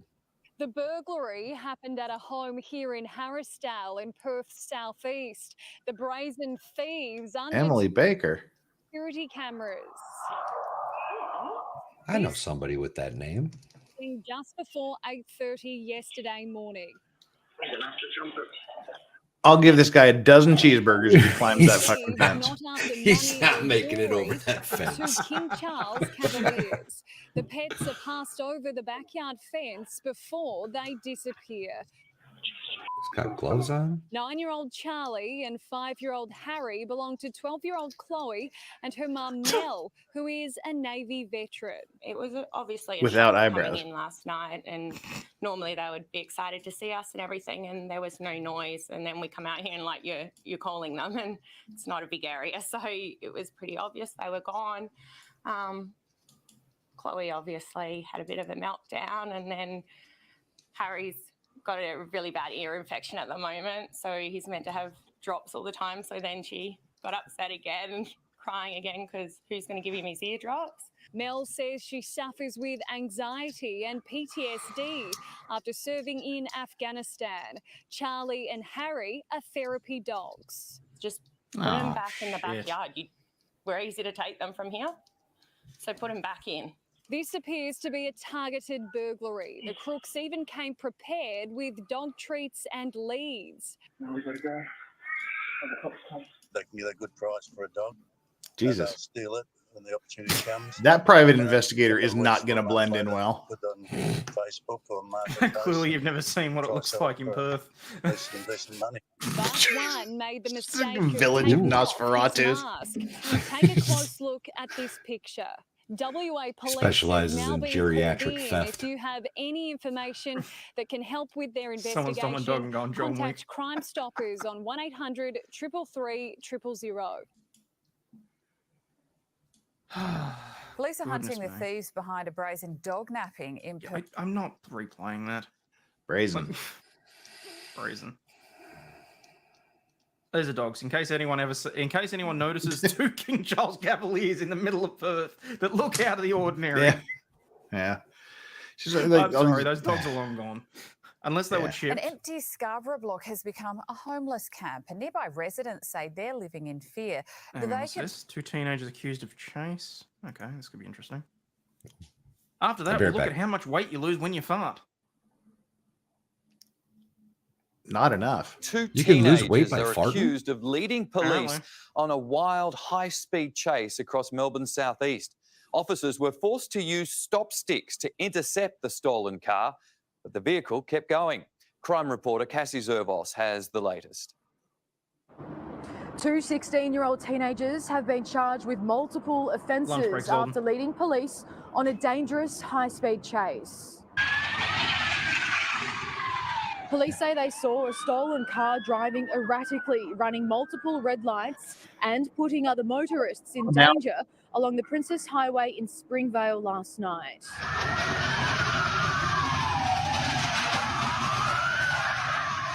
The guy's only on 3 wheels pretty much, and all of a sudden we saw these cop cars following them. It was pretty scary. Oh, they could definitely hurt somebody. That was for sure. Police on the road and in the air started chasing, clocking speeds of up to 180 kilometres an hour. The pair were eventually arrested on Cheltenham Road in Keysborough before they were taken into custody. The 16-year-old boy was remanded in custody. His 16-year-old female passenger was granted bail. Well, there you go. Yeah. Wow. That one from sharing. So, kids do crazy shit, unfortunately. Sent screen. Okay, Dr. Carl. Oh, hang on.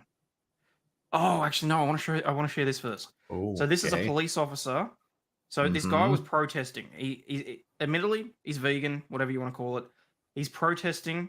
Watch what happens with this cop. Okay, you've both been issued move on notices. If you don't leave, you will be arrested. Can you It's the second time. It's the second time I've told you to leave. If you don't leave now, you will be arrested. Start walking. Okay. All right. Yeah, we will. We will leave. Let's go. Come on, can't even explain. You're under arrest, Jack. No, Jack.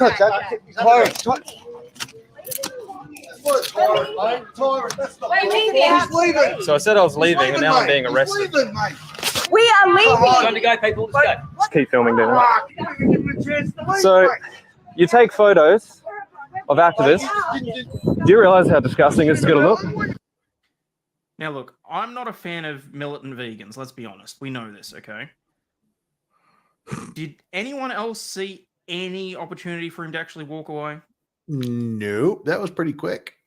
Yeah, literally as soon as another word came out of his mouth, that cop was reaching for those handcuffs. Wow.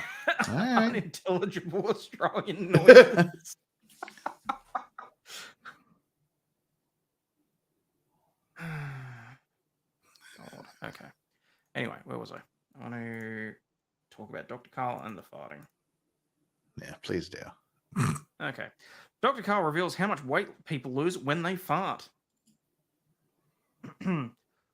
Always to be relied upon to answer the important questions, Dr. Carl has taken to TikTok to reveal whether you can actually lose weight when you fart. The beloved Aussie scientist began saying there's no such thing as a silly question before going into the calculations for solving the query. He explained that farts were made up of 60% nitrogen, 20% hydrogen, 10% carbon dioxide, and 10% methane. Yes, yes, people, this is apparently a respected Australian scientist. Don't even ask me how or why. Everyone knows Dr. Carl, but at the same time, he's not going to be my go-to source. We all know if him. you do all the numbers. Sorry? So is he like your version of Bill Nye, the science guy that we have here? Yeah, actually. Okay. That's the easiest way to equate it. Okay. If you do all the numbers, it works out it's about 80% of the weight of a normal air. So you would kind of expect it to float, which is probably why whoever smelled it dealt it. But it gets compressed in your bowel and your gut, so we can forget about it being lighter than air. He added that most people fart 1.5 liters of gas a day. When you do the ideal gas law, it works out to be about 1.5 grams, he said. He added that coincidentally, it was roughly the same amount of skin cells that you lose every single day. Social media users were stunned at the revelation. That was interesting, actually. You didn't need to do that on the toilet. I'm certain that That's I like one of the fart last 700 places I fart. Yeah. Usually in wildly inappropriate confined spaces. I'm certain that I fart 761 kilos per day, one person joked in the comment section, and another one said, so exfoliate more and eat some beans. My summer body will be on point. Right. I'm one taco value meal away from my goal weight. I'm several past. So I should probably try to fart 10 times more for normal for a little extra weight loss. One social media simply said, the more you know. What, no squatty potty step? No, apparently not. If you go vegan and eat all the beans, the farts will get worse. This is true. Yeah, let's go with chili. Chili works better, I think. Need more roughage in your diet. Come to Korea. It's all squatty potties. No steps, just hole in the floor for the old style things, you know. I mean, if you ever wondered whether or not you lose weight when you fart, then question answered. Fair enough. I don't know what to think. I actually just watched something about Korean toilets last night. And apparently Korea... I told you not to spend so much time on the hub. My bad, bro. My bad. Apparently Korea doesn't flush their toilet paper usually. I mean, that's old. Okay. I mean, like older buildings, older places that weren't, you know, the sewer lines don't really work well. But now, I mean, all modern buildings are required to have decent plumbing. So yeah, that's kind of old stuff. But it was pretty nasty back in the day. I believe it. Middle of summer in a public restroom. It's a little bit ripe. Iraq doesn't have any plumbing either. Yeah. It gets a little bit ripe. No, fair enough. So we still have time to kill, so I figured I'd jump over to Trolley and see what their videos this week were. Today we have the offering of the world's oldest retired sugar baby. I'm very good. famous retired sugar baby. At 16, I got my first pair of breast implants that were financed by my sugar daddy. I think you're supposed to take the old ones out before you put the new ones in. I've spent on surgeries. It would be about $500,000. People tend to relate sugar babies with prostitution, and it's completely false. Being a sugar... I fucking wonder why. Have you looked in a mirror? What? Also, I'm not sure I've ever heard of this woman, so she can't really be the world's most famous sugar baby. Like, there's, yeah, if you've watched the Three Amigos, there's famous and infamous. And then there's people that have been in famous. $20 says she's been to Dubai. Oh, guaranteed. That's just those lips. Sugar baby is building relationships. Damn it. We apparently may be coming back. Has it been an hour 15 already? Oh, yeah, Maybe. apparently so. Yeah, maybe. And we're back. Which means I'm probably going to get copyright claimed and yeeted for my trial stream for like 25 seconds worth of that video. That was really worth it.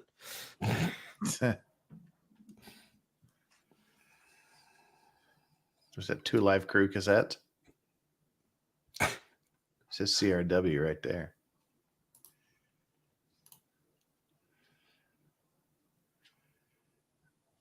What is up with the people's haircuts in this trial?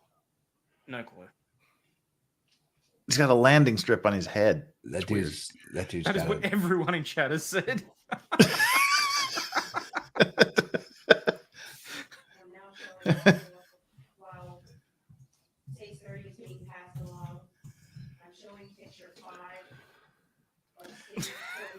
Stuck in the 90s.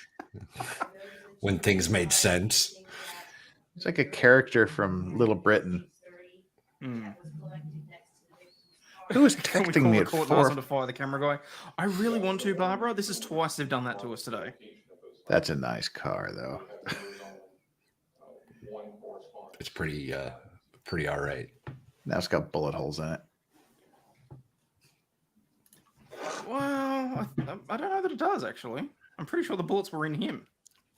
Actually, probably. They were just 22. Just little 22s. I think I read in the autopsy report that they were removed from his body, so there's probably no actual damage to the car. Other than all the blood stain, but Yeah. bleach will get that right out. Just ask Alec Murdoch.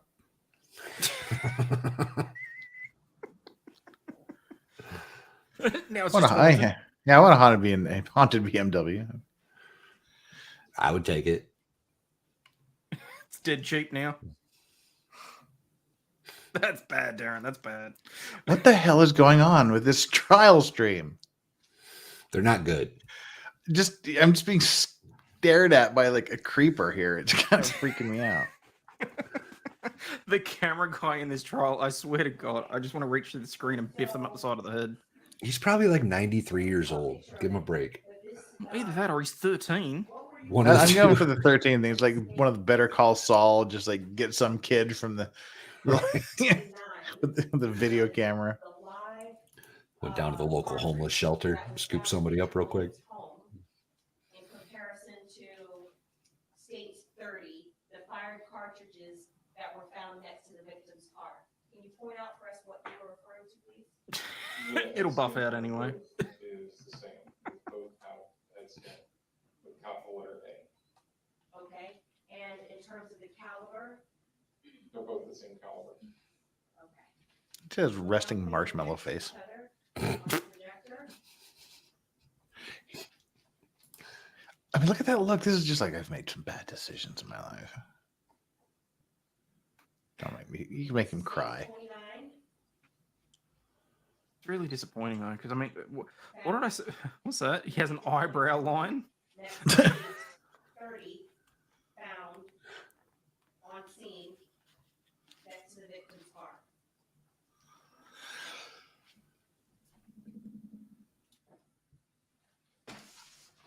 Bless you. What was I going to say? What did I say the other day when you and Marty were talking about the Michigan shooter? That they had the guy in custody. Which donut eater missed the shot?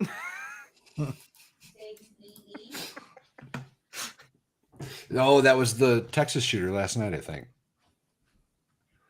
The Michigan State. Yeah, the Michigan State guy shot himself. Yeah, no, that was back when it first came out, and they were saying they were saying they had him in custody, and I went, "Hang on, in custody? What? How did that happen? No way in hell." He just so looks like he doesn't want to be there. He's kind of creepy. No, he does. Seriously, he's just like, I'm gonna get you. I'm gonna get you. Looking pretty in them jeans. I feel like he has some evidence at home, if you know what I'm saying. He just can't be bothered today.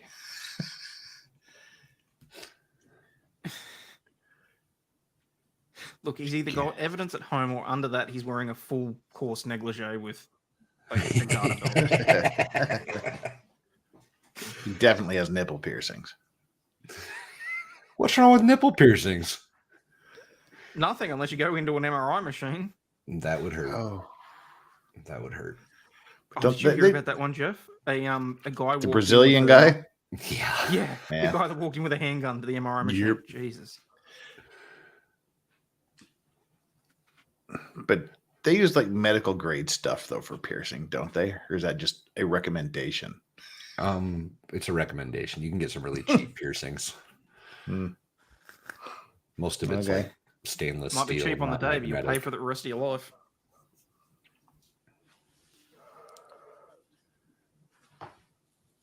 Yeah, okay, Dickless. Just. Oh yeah, the very deliberate.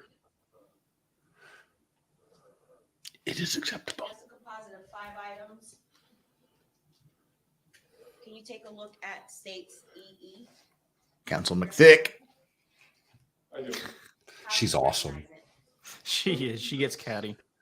Specifically, I had to add this one to the soundboard just for her. Collected by one of the parties involved in this, Mr. Curry, who is a passenger here. The next 3 envelopes. Thought the piercings were done with a 22. I have collected. Good. XXX's were. Good. And the third one was one of our technicians done. Didn't say anything was wrong with nipple piercings. I just say he's got him, obviously. Took the buttons on his skin suit. Gross. That hairline hurts. I'm gonna move these. I'm gonna move the caption slightly. That look. Just like put him up at the line- top in the middle, right under Aussie Overlaw'd. Yes. Oh yeah, that works. And also, was it subject to the same protocols in terms of the packaging Right. and how Oh crap. it was handled? Um, As you testified, that hairline though. for example, Oh, see, now I can't make fun of his hairline. All right. That is a very deliberate straight line. I'm sorry, he has done that with a clipper or something. That's not natural. I don't think so. No, it has to be. I think it's natural. Yeah, there's no way that's intentional. It's just really unfortunate. unless that look on his face says, "Go ahead, say something about my fucking hair, dude." He does it just so he can beat people up. That's what I'm saying, Isabel. It's rectangular in shape at the sides. He has to do something to it. Like maybe the hair in the areas was just like really small and really thin, and he was really shitty about it, so he shaved the rest of it. Maybe he just combs it funny. It's too rectangular. It's two cheeks and a crack, exactly. And so obviously, seeing it And a dirty crack at that. have any meaning at this juncture because it's simply that you collected it and that was submitted for analysis and comparison, correct? There's a total of 14 latent prints No AP, no barber's doing that. for comparison. And there's another witness that would be in a better position to talk about. We will later hear from that witness, but just wanted to make sure that was your role to collect them, and then another witness who's an expert will. Gentlemen, if you ever get to that point, just go bald. Just buzz it all. Tweety saying men are brutal to one another. Yes. We're honest. We're honest. Yeah, none of this passive aggressive shit. We are subtle like a sledgehammer. Exactly. You've got a starring role in the movie Last of the Half Mohicans.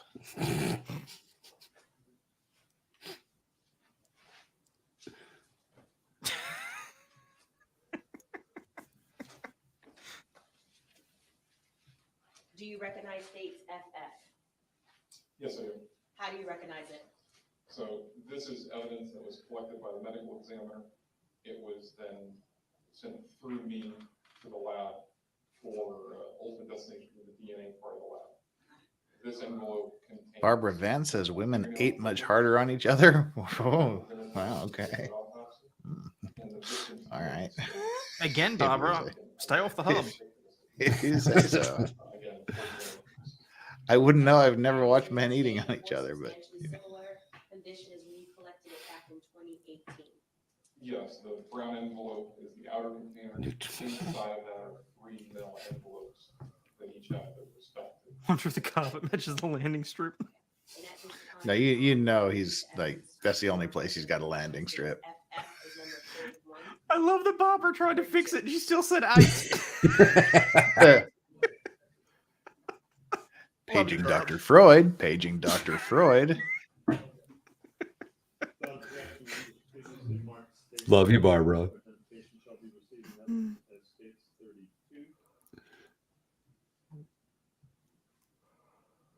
And similar to the other states exhibit where there was that we're not going to open for the obvious reasons, biohazard. These materials are from, or these items are from autopsy. We're not going to open them, but what I would like for you to do is we're just going to look at the outer part of the envelope. I've never seen the outside of a woman's envelope before.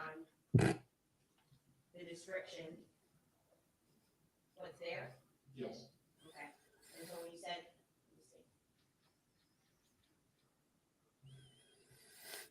The left fingernail clipping, the right fingernail clipping, and a DNA sample from the victim, Jase Encore, correct? Yes. Are they going to have DNA evidence? He's going to give him some DNA evidence here in a minute. Well, it's at least one of those swabs that was on the desk that was entered into evidence said DNA. So, well, hey, to the one person subscribed to me, thanks. What was that? Huh. Korean ghosts.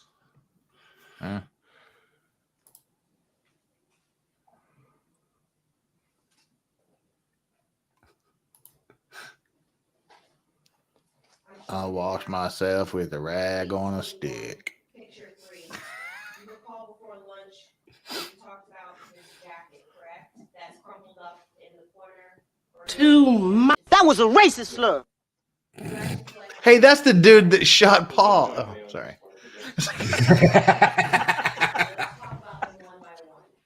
Where were you on the night of June 7th? You little. 2 monkey hookers and a racist dwarf. You'll have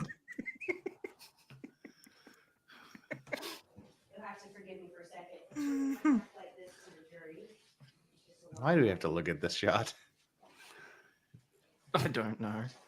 Thank you. And I've already shown this to defense counsel, so. The fuck is that supposed to Do be? you recognize State's GG? I do. Is that the jacket? How do you recognize it? This is the jacket that was recovered from the scene.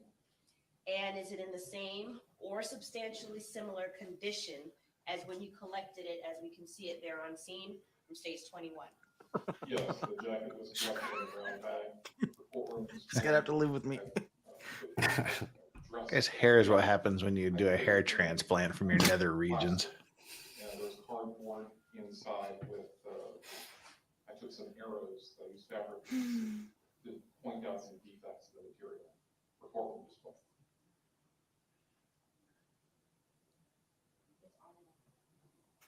Thank you to the one person watching on Rumble.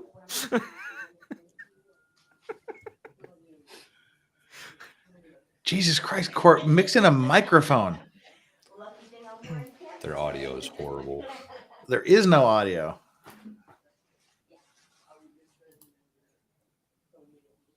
So at this time, Your Honor, I move into evidence what's been marked for identification as State's GG. No, I don't think you. 33. Not just pierced nipples. Yeah.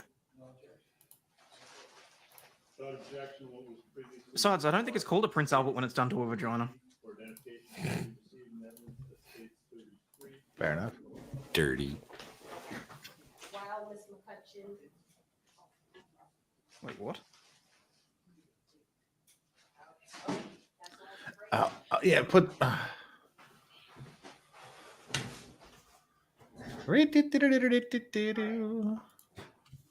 to show you what's been marked for identification as State's HH.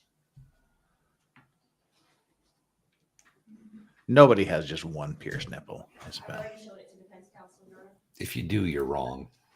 Unless you have like an inverted nipple and there's really nothing to pierce. Do But you recognize State's HH? I do. How do you recognize it? This is the sweater that was recovered from the scene. This is part of that ball of clothes that was recovered in the scene. Okay, and that's the same, as you said, it was kind of bunched up Okay, together. You can okay, see hang it on. Right there in the picture 3. Yes. And is it in the same or substantially similar? Guys, we're going to be here and do this on replay anyway. Mighty's just gone live and I'm the only person watching. Apparently there's a Biden conference. oh yay.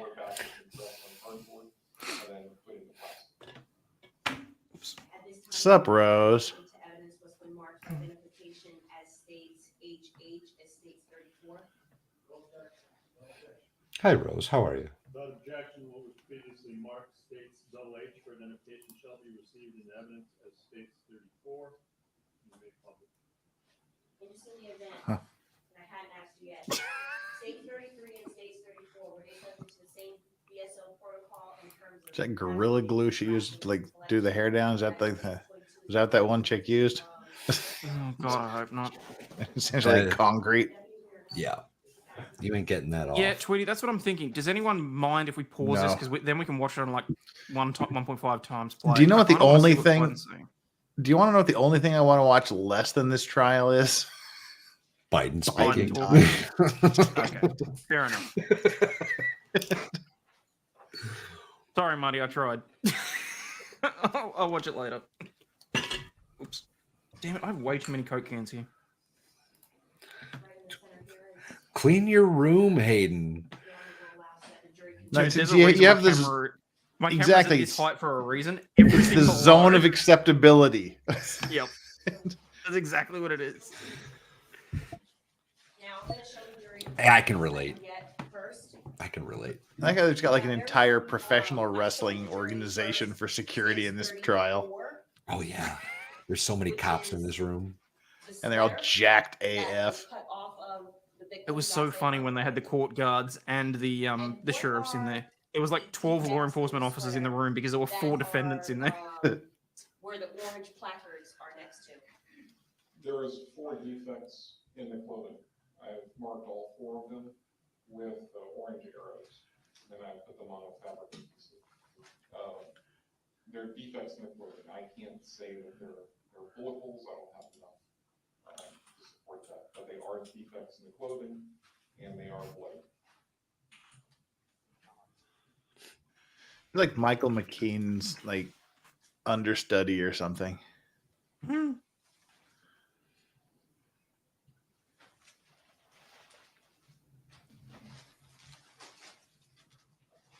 so I understand that this was cut off the victim, but in terms of how just the normal wear of how someone would wear it, it appears that the defects are coming from the left side of the victim's neck, presumably where the victim was shot in this case.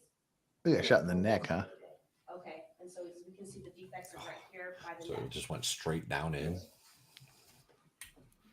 Yikes. I'm showing the jury exhibit 33. The Winnie the Pooh jacket. And on 33, there's orange placard or orange placard. Oh my God, it is a Winnie the Pooh jacket. Oh yeah, I was being serious. I Oh was yeah, being yeah. serious. No, it's legitimately, yeah. He was wearing it in the motorcycle store, and we all lost it. You can see the ones pretty clearly on the outside towards the back on the left side near the top. In order to show the ones on the inside, I've kind of opened the jacket up a little, and I've used fabric adhesive to put my markers on there. But there are a total of 4 defects.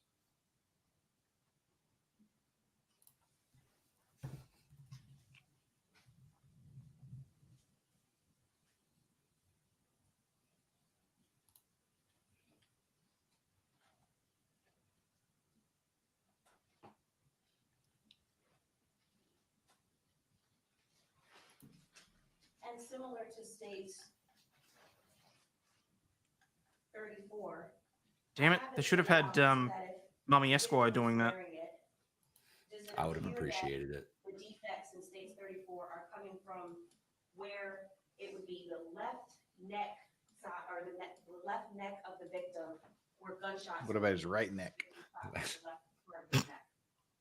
Both the sweater and the jacket support that. Okay. And in terms of the direction of where the gunshots are, from what you know from on scene because you processed the car, what directions did the gunfire come from? What side of the car? Relying on the fact, as I understand it, the driver's side. Okay. And so that would be consistent with the victim being shot from the driver's side, correct? Yes. Shot from the driver's side, and you're to blame.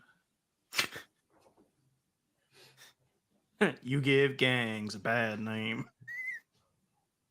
What procedure do you go through to swab a particular item? So I got a particular item you can swab. Is the most common way of getting DNA evidence from a person or from an object. It's a very simple process.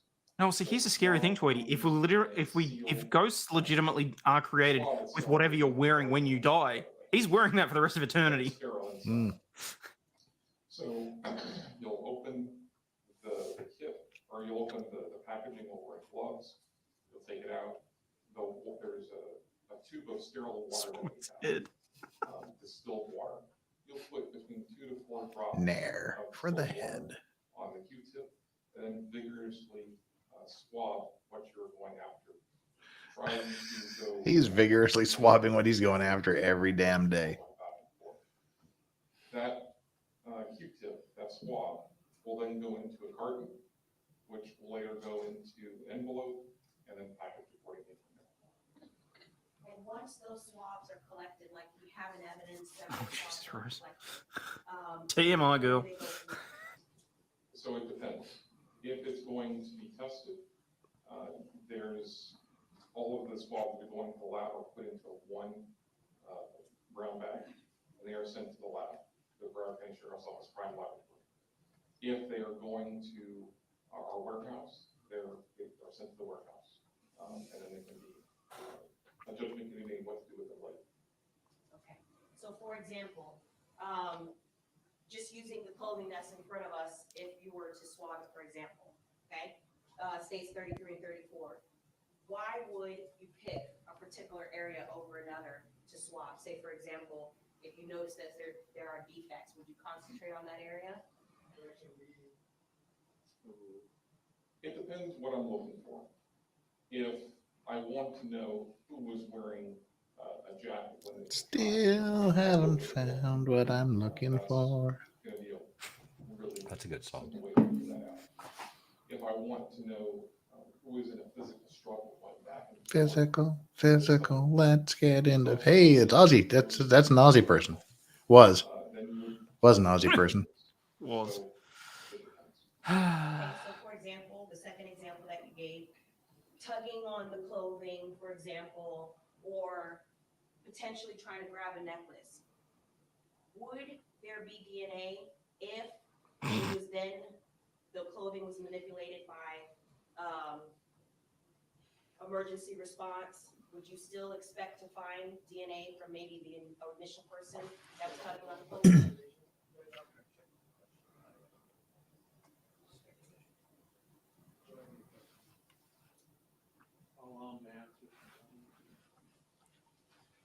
It also depends. The more any evidence is, He's got a weird blink rate. It's like one eye, then the other. He like blinks and sets. He's sending us a code. That's what it is. Check my old Morse code. He's spelling out barber torture. Antoinette, she's out because I'm talking over the testimony. I'll tell you what, Antoinette, I'm gonna leave soon because it's 4:30 in the morning here. The best thing to do is not to swab the jacket, to swab the necklace, see who was pulling on the necklace, go to the actual item you're interested in. Okay, so with respect to the items that are in front of us, would it matter a necklace versus See the guy bursting out into chorus of Waltzing Matilda? jacket? I don't think this guy would know anything about Waltzing Matilda personally. Does that make a difference? Sure. Okay, and you use a necklace as an example. Is it guaranteed that there will be the cells from skin on a necklace? No, definitely not. It's something that's more. Oh, great. Someone's brought up Nicholas, so you know that Mob Boss Lawyer is going to be all over this. Skin cells off with something smooth like clothing has a lower chance. And even though it may have a better chance, there's no guarantee that if you did swab a necklace, for example, that there would be the skin cells that you're looking for, correct?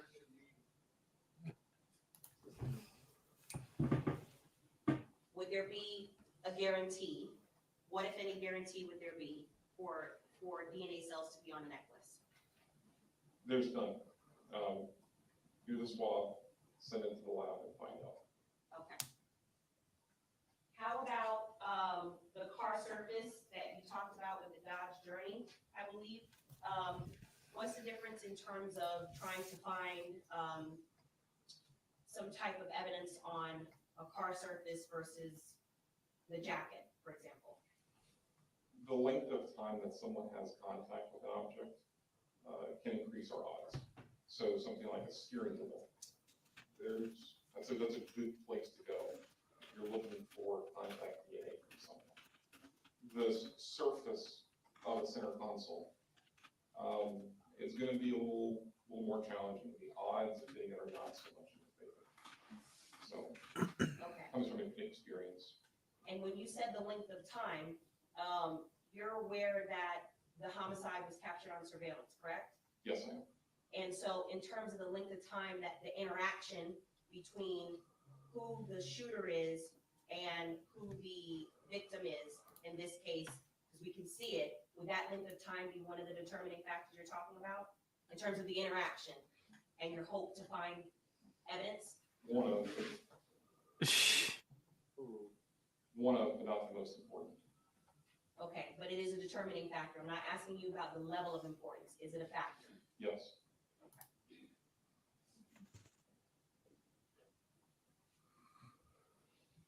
No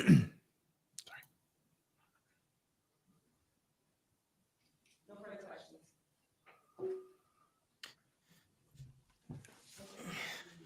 Video you want to use? Should I leave it in? The photos? Cross on behalf of Mr. Boatwright. Just give me a moment, please, Mr. Phil. Okay, so this one's going to probably be long, people, because this is the guy that is presumed to be the shooter. Alrighty, well, I am using this opportunity to go to sleep. Fair enough. Enjoy. Have a good night's sleep. Tomorrow's Friday when I don't have to do that, so. Night, buddy. See you tomorrow, Antoinette. Later.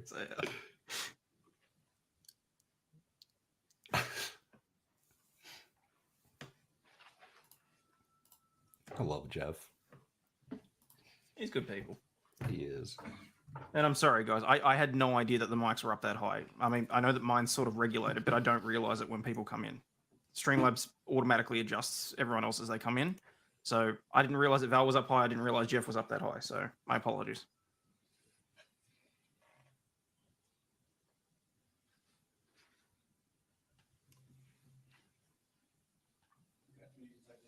Good afternoon.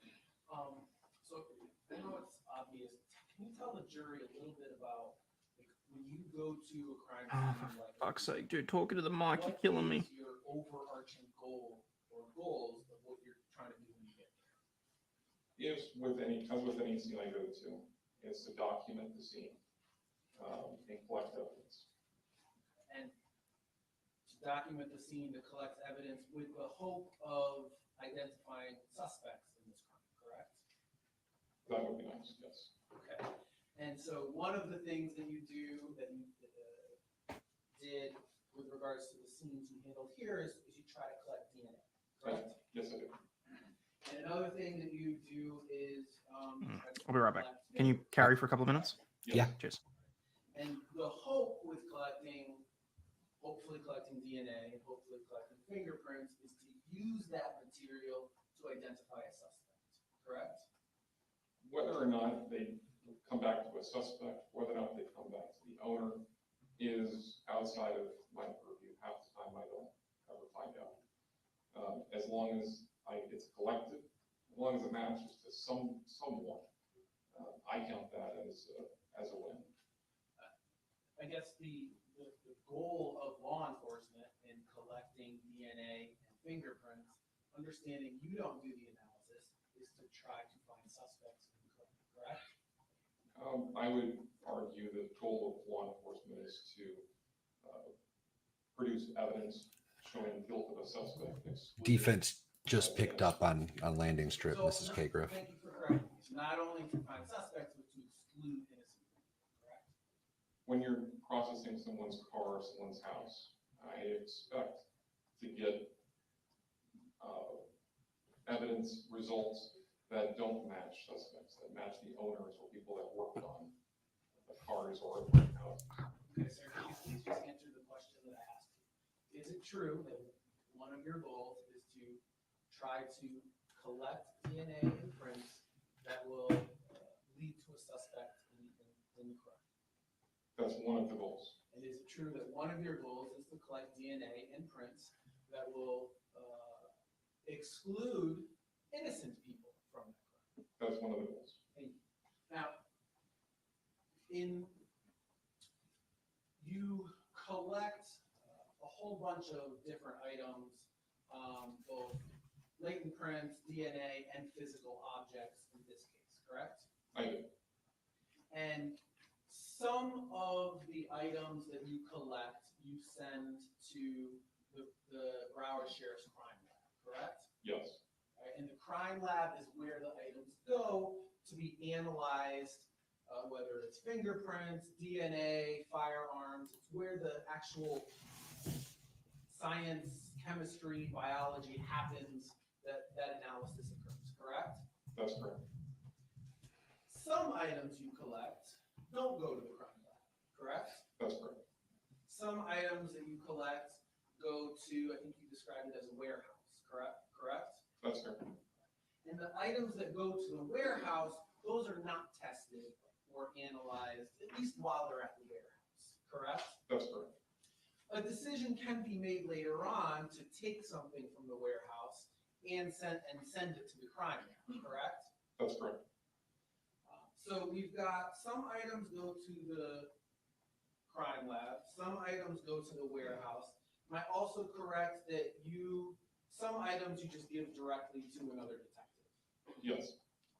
So what I'd like to do for most of my kind of questioning here is I want to make sure that the jury fully understands where the items that you collected went.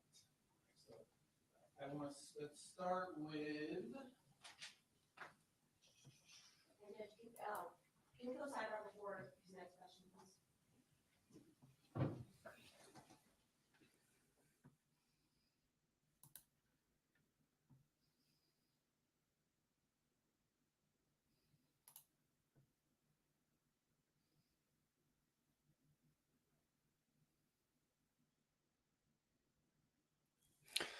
He seems to be a little less dick-headed with this guy.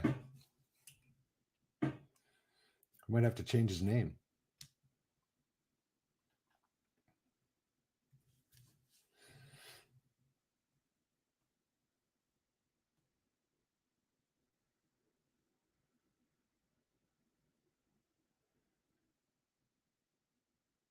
He's starting to look a little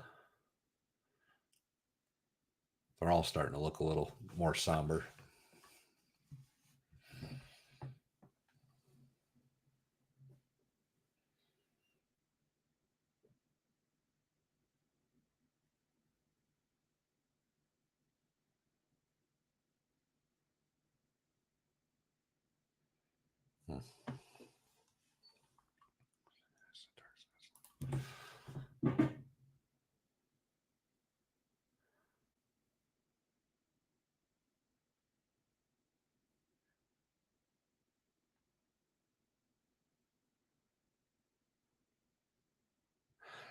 I was expecting a little more evidence out of that guy too.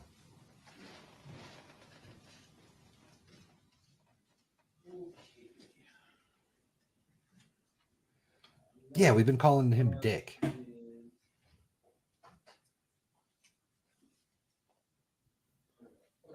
He's not being such an asshole right now. Collect 2 casings from the scene from just outside the car, correct? Yes, I do. And we see those casings. There's one is next to the cone here at the bottom of the screen, correct? It is. And there's a casing that is next to the cone at the right hand of the screen, correct? It is. And when you get those casings, am I correct that That could be, Sarah. you That could be. take a swab and you actually swab both of those casings, correct? Yes, I do. Right, and it's the same swab for both casings in order to try to maximize the potential for DNA, correct? That's correct. So With that landing strip. Am I correct that any time that you log an item of evidence, that you give it a number, a letter and number code to it, correct? That's fair, yes. So in this case,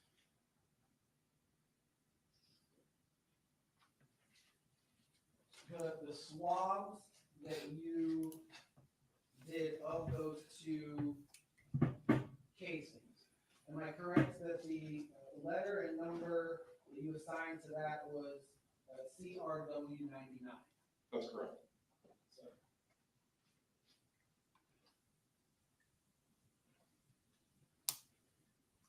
Reverse landing strip. That's pretty good. So CRW99 was, again, composite swabs from casings, correct? Yes.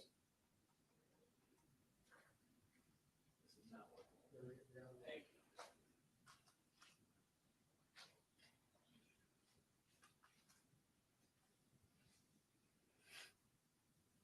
you. Much better.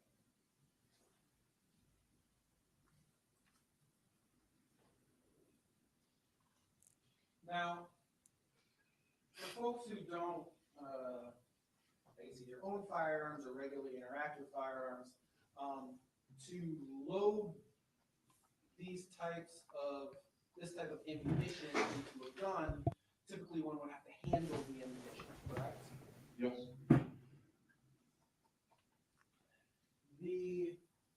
So you take swabs and you rub them around both of those casings that are found outside the BMW. Do those swabs go to the warehouse or to the lab or somewhere else? To the warehouse.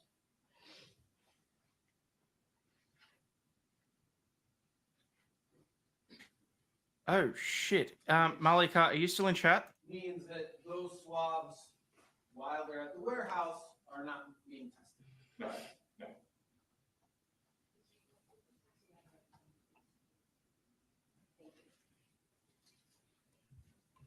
Now, going back to the actual casings, you also logged the casings themselves, correct? Yes. And am I correct that one of those casings was CRW1? Yes. And one of them was CRW2, correct?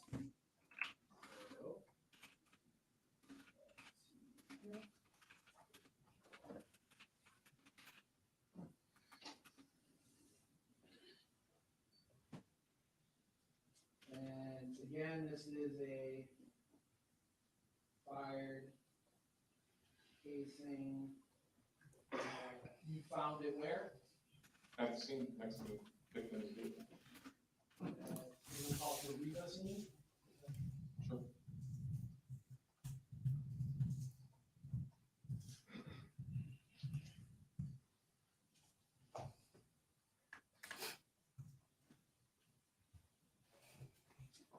CRW1, where do you send CRW1? One and two both went to the crime lab, the firearms section of the crime lab.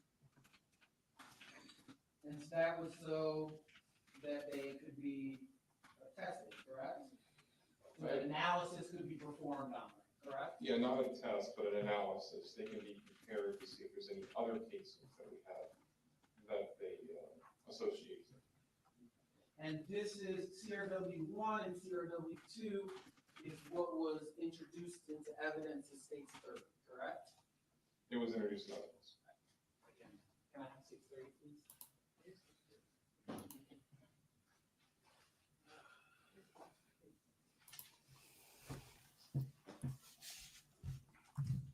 This is them, correct? Yes. Okay. For the record, I show the witness.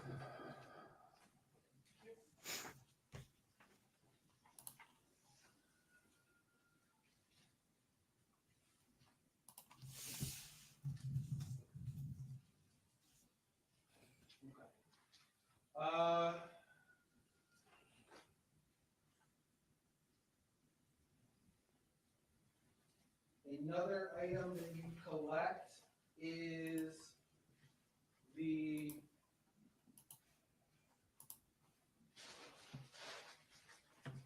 blue and brown jacket, correct? Yep. No, we're still on the prosecution. This Nope, guy defense. is defense. Yep. But we're still on still in the prosecution's case in chief. They have not started with the defense's case yet. Yes. But yes, this is cross. Also collect the gray sweater, correct? I did. And that was labeled by you as CRW3A, correct? Yes.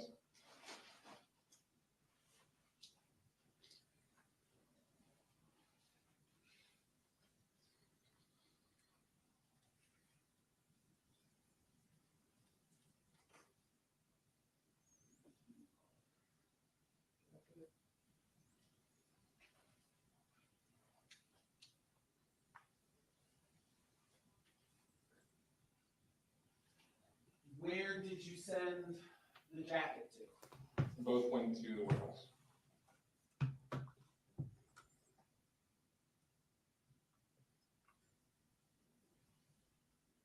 And again, while they are sent to the warehouse, they are not subject to any type of testing or analysis, correct? No.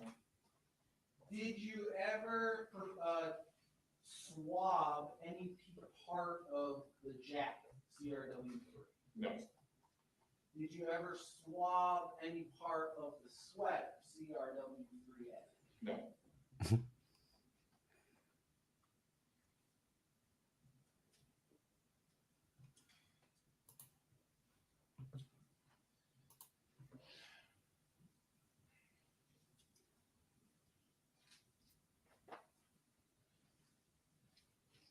Am I correct that essentially inside this clothing, when you collected the clothing, you found one of the cell phones in this case, correct? Yes, I did. And that was the black Samsung, correct? I believe that's correct, yes. And that has been, that's one of your introduced into evidence, correct? It has. So let's go. Hey, Gene XO. How you doing, babes? And it was introduced into evidence. G'day, Jane. Correct? It was introduced in evidence. Good to see you as always.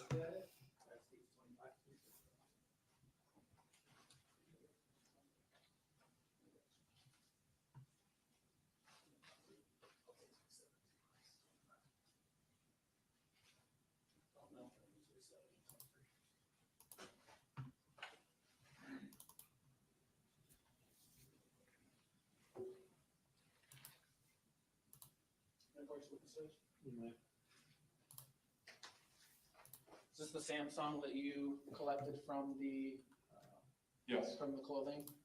For the record, I showed the witness page 25.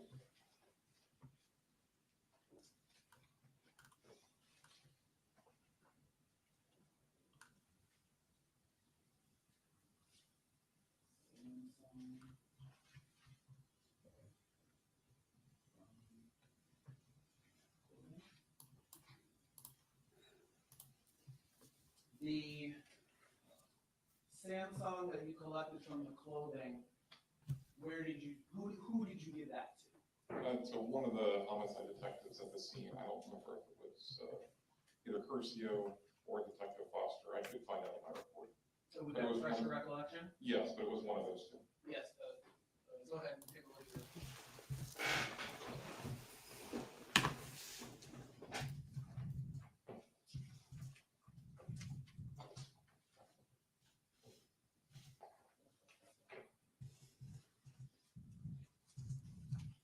It was Detective Curcio.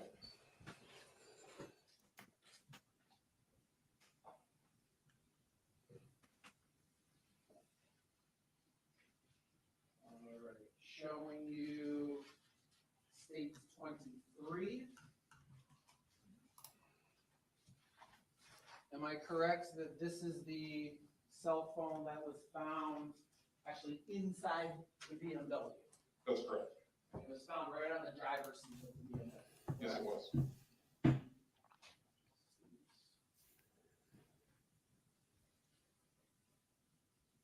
And that was an Apple iPhone, correct? Yeah, yes, it was. Oh, wait, that was, I'm joking. so the note? This is states 23. No, this is the iPhone 10. And again, the iPhone 10 is the one we found in the BMW, correct? Yes, it was.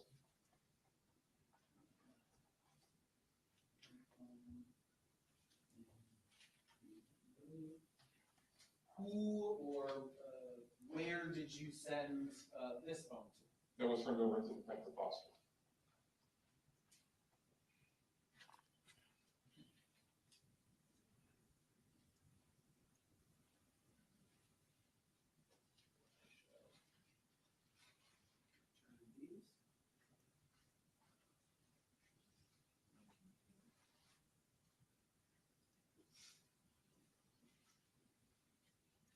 All right, I want to talk now about what you did with the vehicle itself.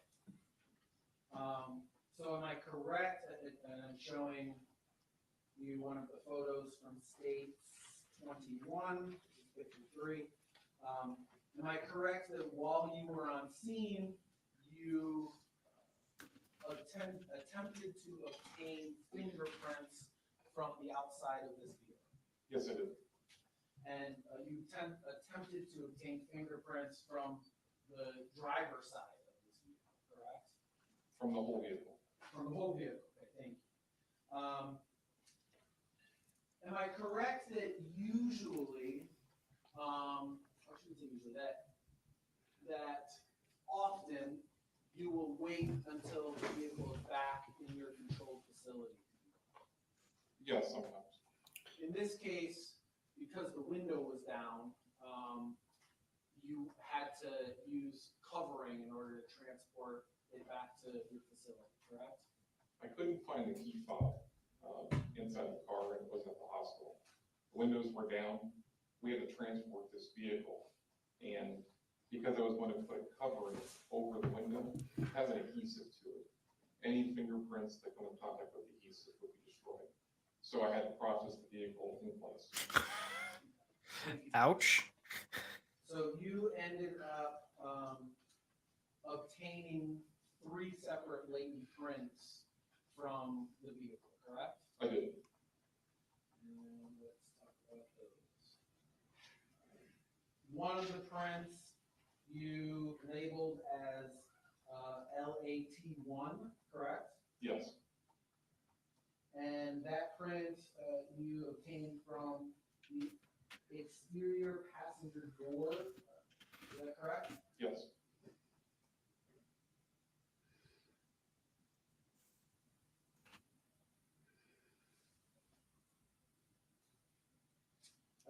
The second print you obtained was LAT2, correct? Yes. And you obtained that from the driver's door just left of the handle, correct? That's correct. That's so hot. Exterior.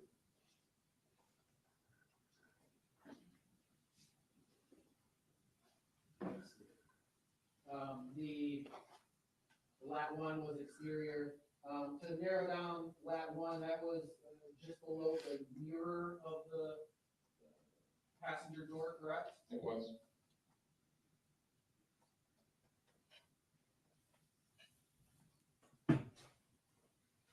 And the third one you labeled as lat 3, correct? I did. And lat 3 you obtained from the exterior passenger door just below the door handle, correct? That's correct.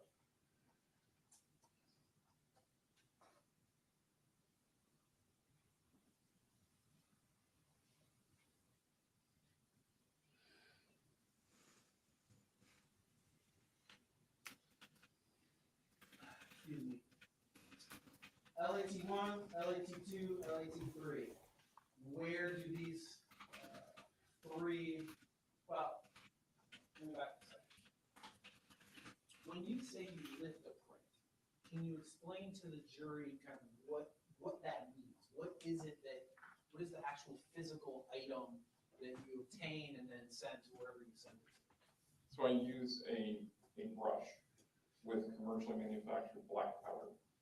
And there's a technique where I'm using the brush on the object, in this case a car, and the light prints will be visible using either ambient light from the sun, or using a flashlight. After that, I'll use tape to lift the print, and then I'll put it down on a white card. So the item that gets, I guess, collected is the tape on top of that white card, correct? Yes. LAT1, where do you send that to? All three went to the crime lab, the latent print section of the crime lab. And if they went there, Did that say waiting for the conception of life? The print section of the crime lab is the part of the crime lab where they Seemed like it. correct? Yes. Oh.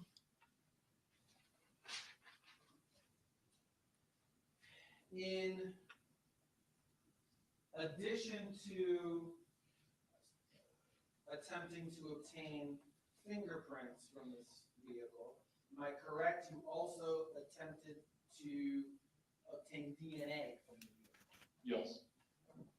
And you ended up, and again, to remind the jury, the way you attempt to obtain DNA is by taking the swab and swabbing the area where you're hopeful for DNA, correct? That's correct. And in this case, you obtained 7 separate swabs from the DNA, correct? I think we're okay for the moment, to be honest, Red Dragon. You labeled each of those swabs VV1 through VV7, correct? That's correct. Let's go through each of those one by one.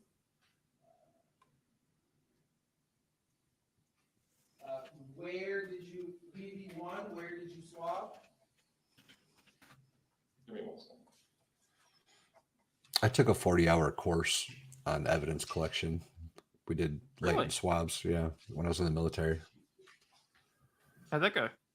It was fun. It was a lot of fun. It was really cool. Okay.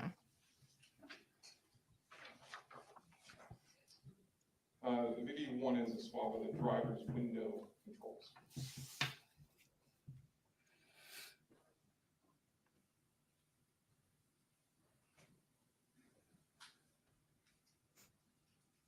And just so that I'm labeling this correctly, VV1 through VV7 is all from the BMW, correct? From the victim's vehicle. From the, which was a BMW. Yes, that's 10th VV though. VV is victim's vehicle. To keep things simple.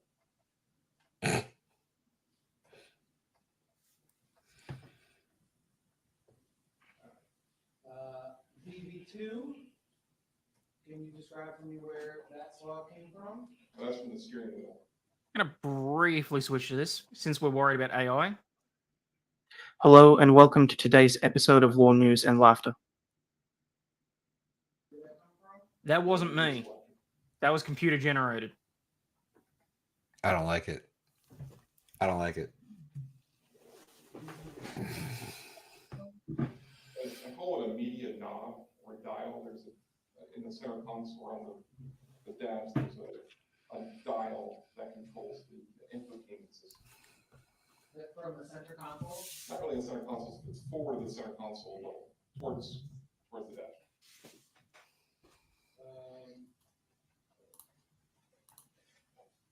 VV5, where did that swab come from?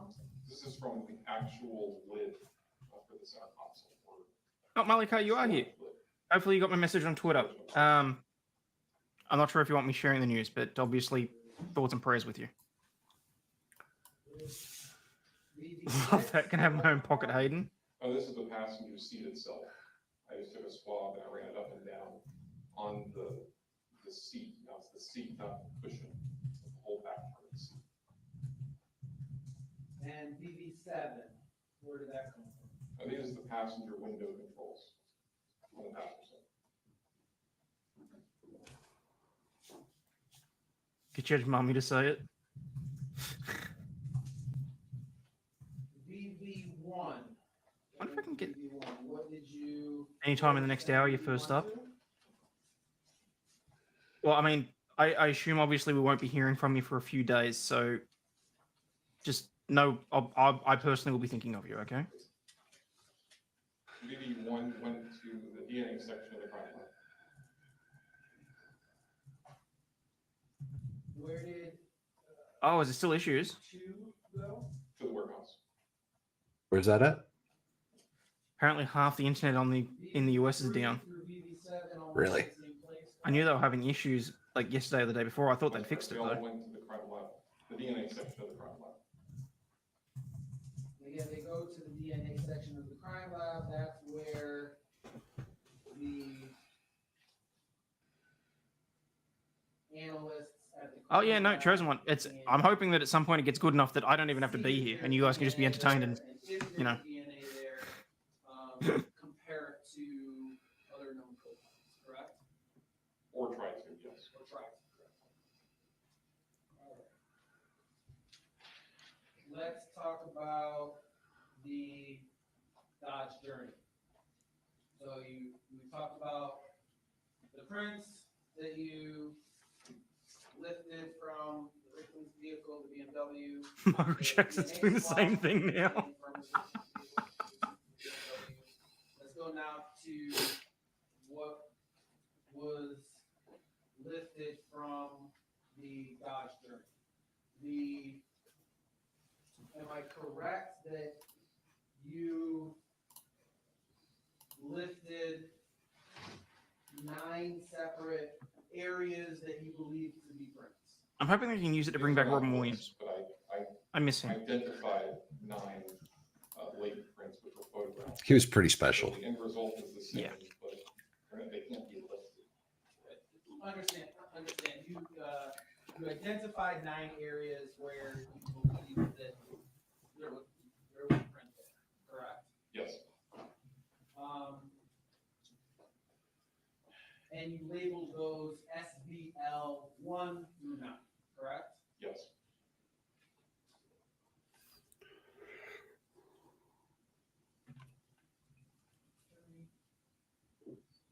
Give Val Kilmer his voice back. You described for the jury where you observed what you believe to be a fingerprint or print in SBL 1. That is the front passenger door on the top, on the outside. Or the front passenger door, yes. Exterior being outside. That's correct. SBL 2. Can you describe to the jury, please? This is the rear passenger window. So passenger side, the one on the back. Second row lower left. There's 3 rows in the car, front row, second row, third row. This is the second row area, the lower left corner. Okay. Can you tell the jury where SBL 3 was located, please? This is on the tailgate lift door itself on the outside. It's on the lower right side of the building. You said lower right side?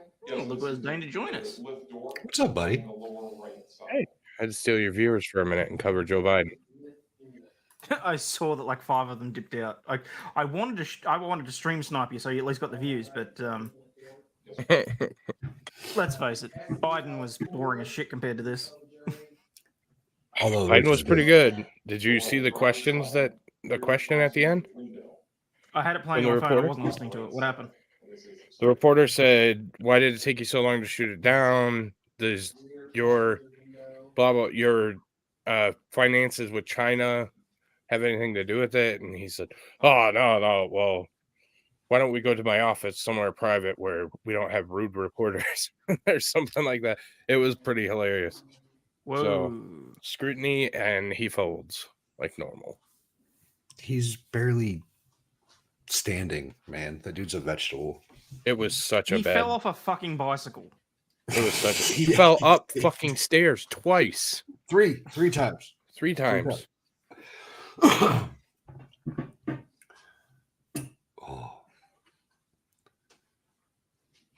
It was rough, man. This crime scene dude is something else. Huh. It was rough. Can you take a look at that photo, please? Rough to watch. You recognize that photograph? I do. This is a. I no longer feel bad. Then. SDL4. And Too bad for what? SDL4, what we just wrote down, they're one and the same. Yes. Judge at this time. I wasn't gonna steer your viewers, and then you didn't play my clip, so I was like, "Fuck him, I'm gonna take it." Clip? I walked an extra mile to get that damn clip, and you didn't even play it, you dick. Oh, that one. No, I was. Oh, yeah, that one. You said that Fuck you. 7 times. I heard you. Oh, I'm gonna play that next. Gotcha, bitch. Yeah, I know. So watch out, boy. Aussie Overlaw'd media. It's I'm mighty gonna me have to do media. something like it at some stage, anyway. Put a watermark on it, Hayden. Oh yeah, totally. Too late. Already stole it. A picture of that print, correct? SDL4? Yes, as do you. All right, and am I correct that this area here in the middle is what we're talking about? Yes, not the Oh, my stream yard's still open. I was like, what the hell? line with like all ridges, valleys, yes. Sweetie, if you're over here, I can't redirect it until I get to 1,000 subs. Because that was the last comment. The driver's side, rear passenger door handle. There we go. There's the watermark.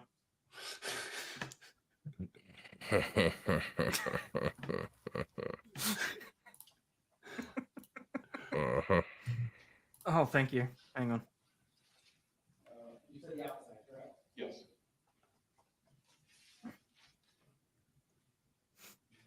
Thanks, Red Dragon. And can you tell the jury, please, where you obtained SDL6 from?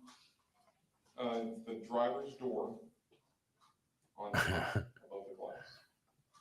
Oh shit, Stingy, you did too. Sorry.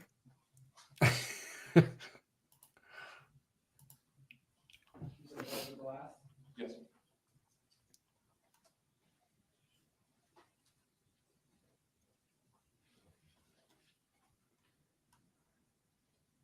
Can you tell the jury, please, where you obtained SDL7 from? This is the rear passenger window on the left side, on the inside of the car, on the interior. Rear passenger window. Can you read that last part for me? On the left side, towards the center, and this is from the interior.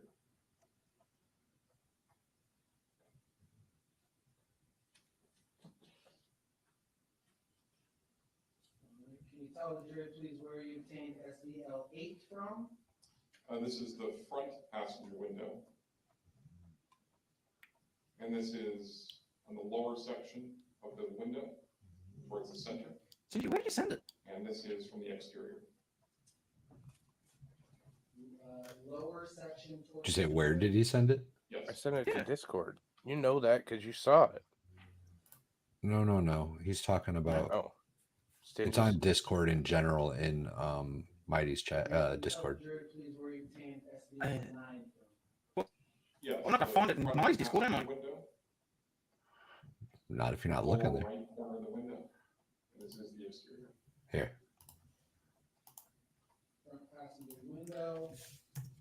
It's in private chat. Make sure you look at that before you just share it, by the way. Yeah, no, that's fine. I've seen it. Okay.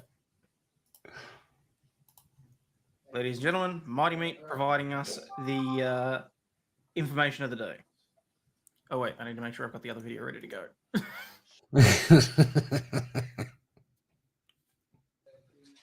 That was exactly what I wore. How did you know? Damn spies. I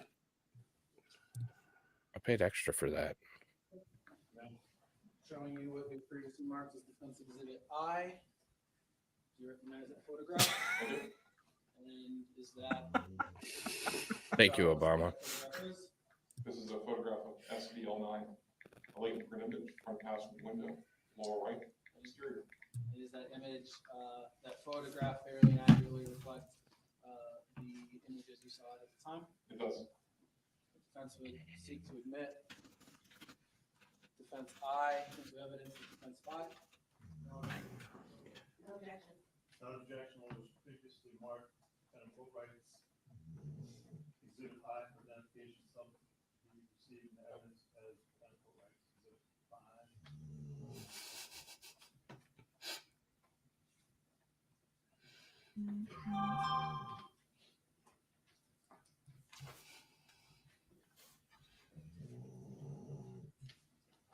Like somebody's sleeping. Is that your dog? You can hear that? Yeah. Yeah. Yeah, she's sleeping in the hallway outside the room. Lauren, yeah. Yes, that's what I'm interested I thought it was Hayden for a minute. I'm like, geez. Get it together, bro. She's not even super loud for her at the moment. She gets so loud I can't sleep through it. Where did 1 through 9 go? All in the same case. The crime lab, latent print section, along with the other two. Landris, I was excited about that fetish pick.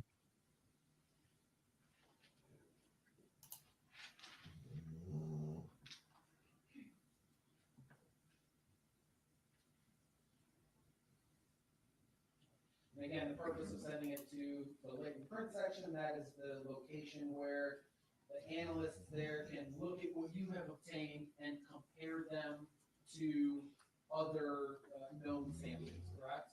Known prints. Yes, first thing they do is determine if there is anything there.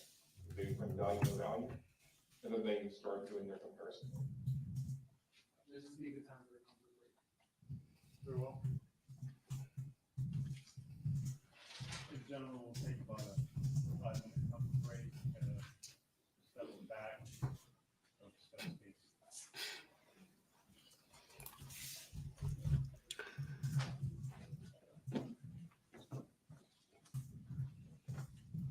Student shot at high school in Toronto again.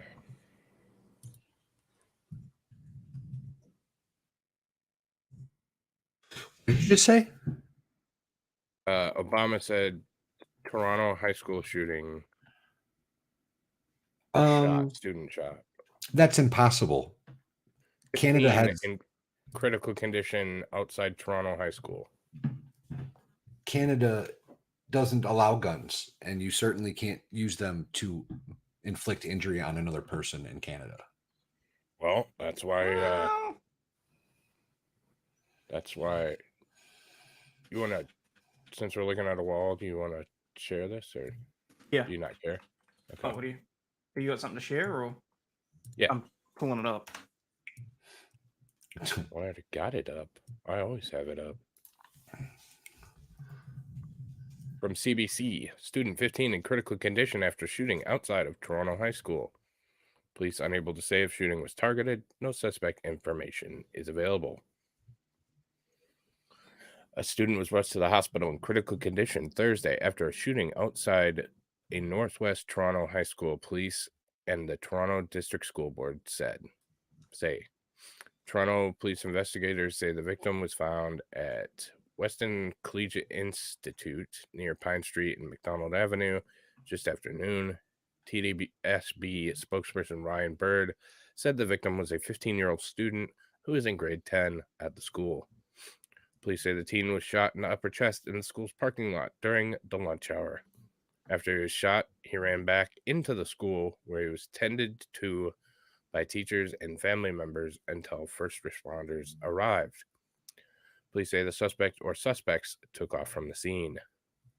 No suspect or vehicle description is yet available. Police say investigators were not yet able to discern whether or not the shooting was targeted. Obviously, we were thinking of the student who was injured today, Bird said. The TDSB previously said on Twitter that the victim's parent has been notified of the incident. Earlier in the day, the school board said the school was in lockdown as a result of the shooting. Bird said Thursday afternoon that the lockdown was slowly being lifted, with students being sent to area elementary schools for the remainder of the day. They're making sure that supports are now coming in to speak with students if they need support, he said. So right outside Toronto. And that is it. Well, there you go. Well, obviously, thoughts and prayers to the family and friends of the injured student. But yeah, look, people, I was of the understanding that sort of shit wasn't supposed to happen in Canada. So clearly, locking down guns and demonizing them doesn't work. So, but The guns are not bad? I just don't want them in the hands of crazy people. That's the only issue that I've ever had. So you're not Here's your taking my fucking video. guns. Ooh. Hey, ladies and gentlemen. So I was talking to an individual, and it looks like the crossing is where this train derailed. They have been working on it since I arrived. They pulled up a rail, put down a new one. So that's unconfirmed, but from somebody that's talking to in the area. And it seems like the right amount of space. Check us out at Mighty Meat Media at Mighty Meat on YouTube and Rumble. A little big. Kind of takes away from the message. Why don't you properly remove that so it's actually a fucking PNG, not... There's like I was too lazy. 7% of the fucking video was showing. I mean, the video isn't important. There was just a gentleman at the end of the track there. Happy for me to share? Okay, no worries. Guys, one of our own is going in for brain surgery from the sounds of it in the next few minutes to have a tumor removed. So I just want to send out my best wishes to Malika and hopefully everything goes well. We look forward to seeing you back in chat as soon as you've recovered. And yeah, see you soon. Best of luck and try not to freak out too much. Quick We wish you the recovery. best. Quick And recovery. We'll be thinking about you. Sorry, go ahead. Quick recovery. That was all I was just wish you a speedy recovery, Malia. Yep.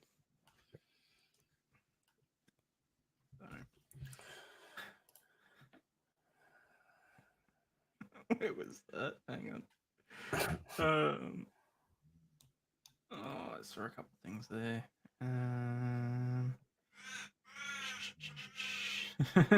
Mighty Meat, as covered by Aussie. He's always covering me with something. Usually his Give us your phone password before the surgery. You play nice. Okay. I have so many of these fucking Pikachu Pokemon Go gift cards. Like the what? Pikachu with the present on his head. Oh, okay. I bought Pokemon cards. So I'm opening them currently. As one Pokemon does Go. on their way home from a train derailment. Yeah. I've got myself well and truly stocked for if I get fucking bored. So. I bought a Go 10, so I have 4 packs. Excalibur, is that real? Please tell me that's real. What? God, I hope so. Let's have a look. That'd be good news. Oh, I hope that's true.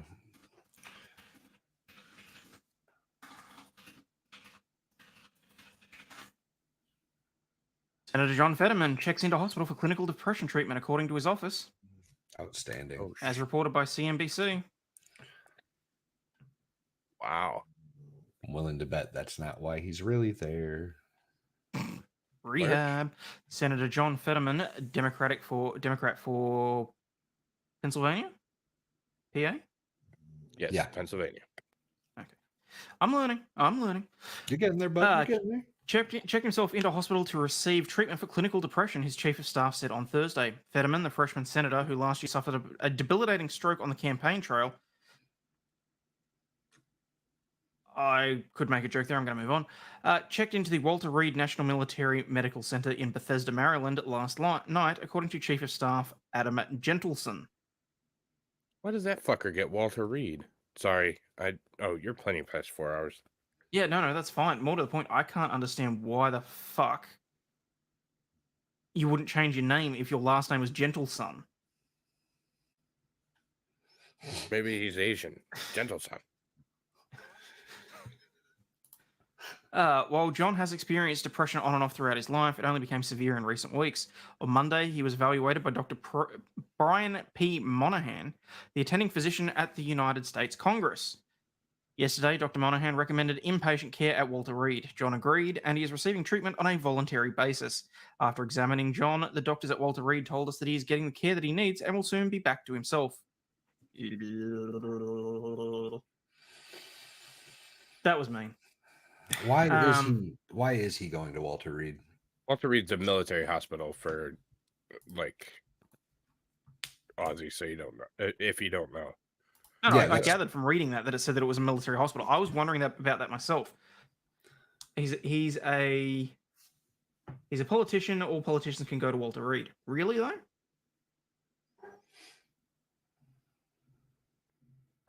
One brain-dead idiot out of Washington, one in the White House to go.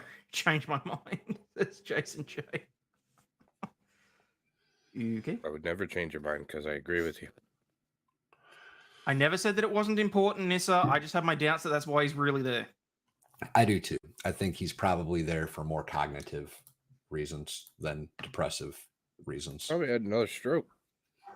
That could very well be the case. It's usually for major shit. My stepfather was sent there. Okay, well, there you go. Yeah, it's a pretty intense hospital.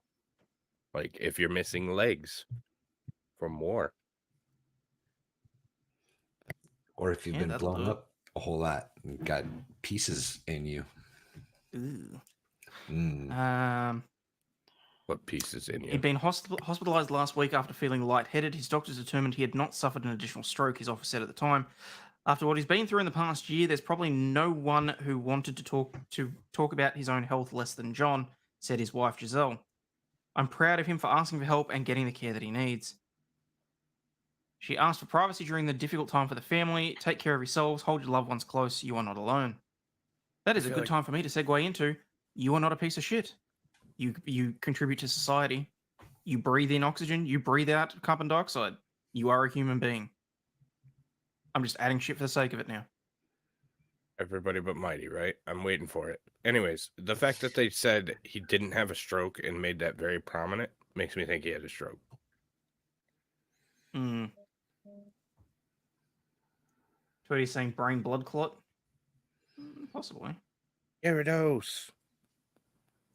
Ooh. Losing an election to that guy should have sent Dr. Oz into depression. Yeah. 100%. Is this really the guy that beat Dr. Oz? Yes. Yeah. Holy crap. Lurch. Yep. Yeah. He can't speak anymore.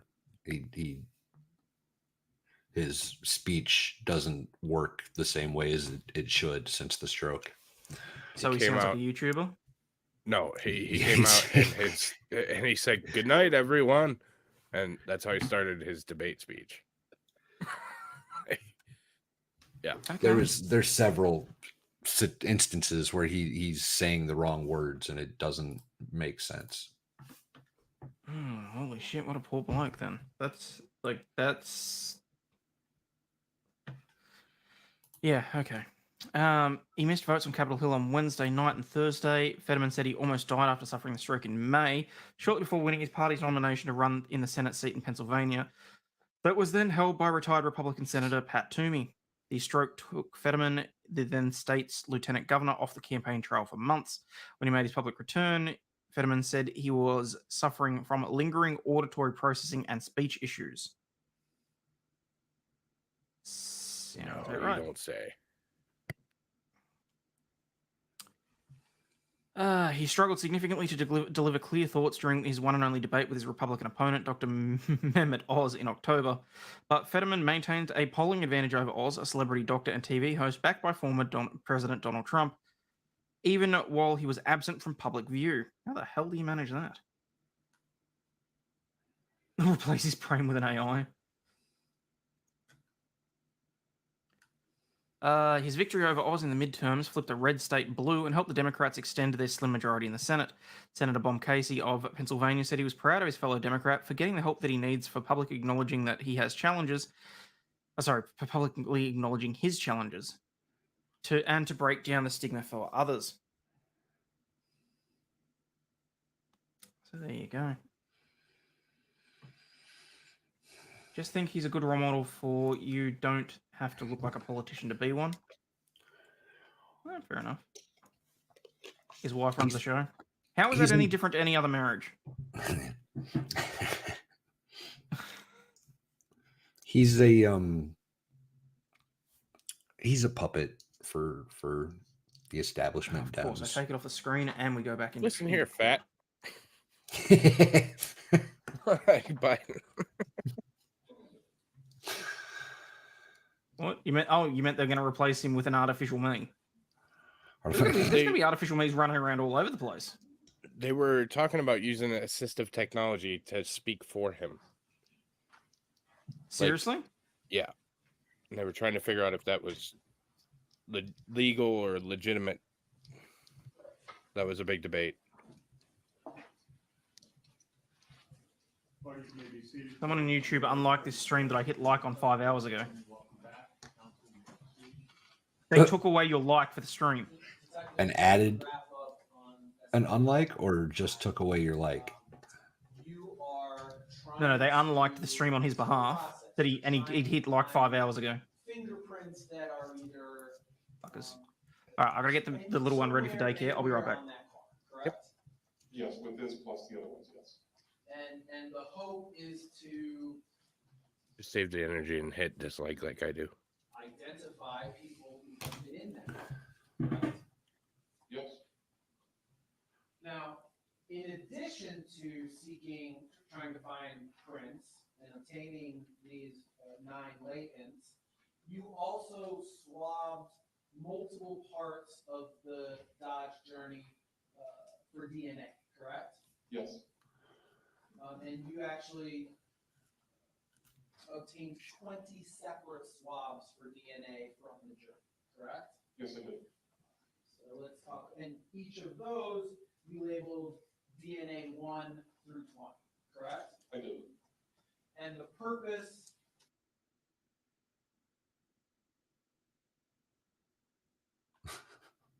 inside the journey, correct? What's that? I don't know. It scared me though. This camera guy's having issues. I thought I was having a stroke. DNA 1. Can you tell me where you obtained what you swabbed in order to get Swapped unobtainium. I got. That was a I swab obtained of the driver's window and door controls. And all of these we're going to talk about are from the inside of the car. Bro, don't jump ahead, okay? Just answer the Right? question. driver's window. Move to strike, counsel. Now, you talked a little bit about this on direct, but I'm hoping you can talk a little bit more about it. Driver's window and door controls. Why that location? This is an area that the driver has to touch in order to open the door. You have to use the door handle. And also the window controls are right there. I would not expect the same immediate area. That's why I put them on the same spot. So is it fair to say that the locations that you are swabbing, all of these locations, are areas that you would expect people in the car to touch when they're in the car? Yes. Can you tell me please where the swabs from DNA 2 come from? This is a swab of the steering wheel.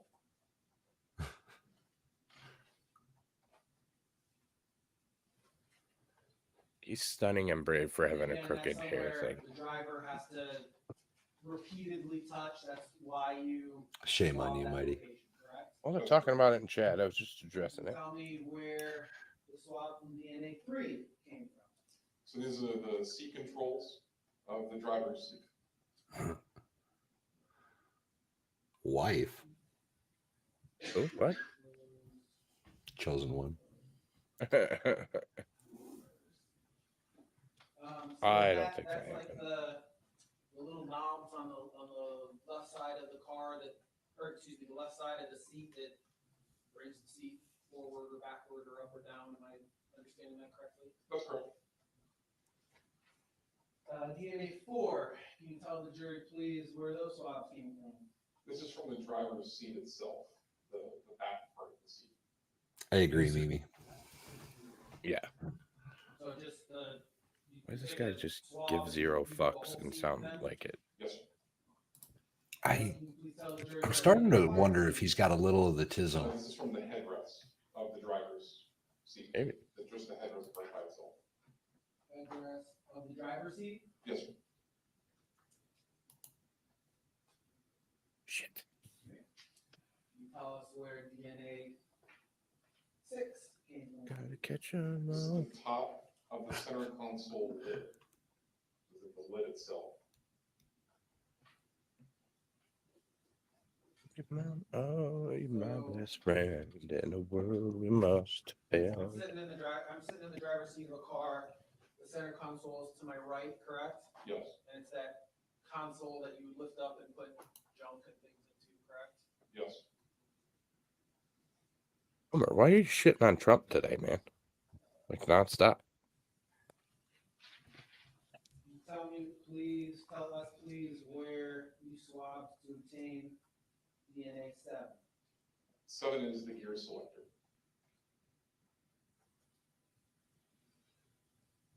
I have a problem with it. I'm just noticing a pattern, buddy. Yes. So don't you stifle his speech. I'm not. Go for it. I disagree, but could go for it. If I'm in the driver's seat, it's down and to my right, correct? Yes. Can you please tell the jury where the swabs came from for DNA 8? This is the volume, AC, and temperature controls. And I swab them all together. Put them all in one swab.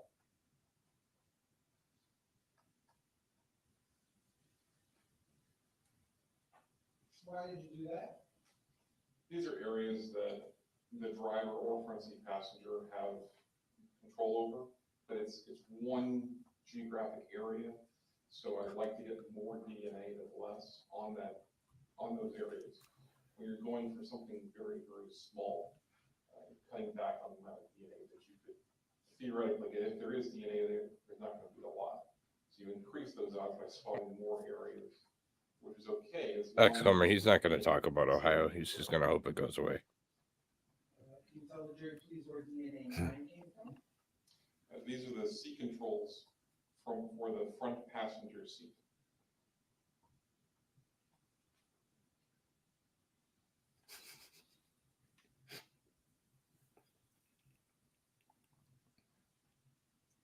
And again, seat controls, same thing as before. It's the knobs on the. So I understand it, Mimi.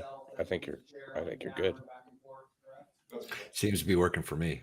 Tell the jury, please, where DNA 10 came from. This is the front passenger. I want to say something so bad, but I get in trouble.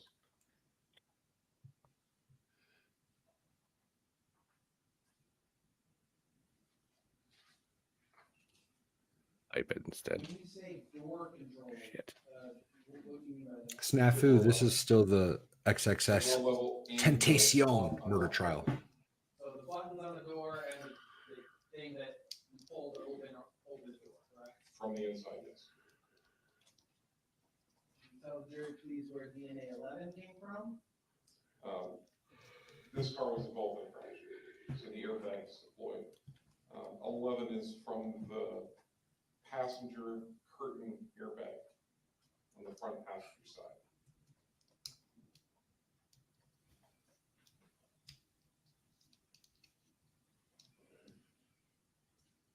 Passenger curtain airbag.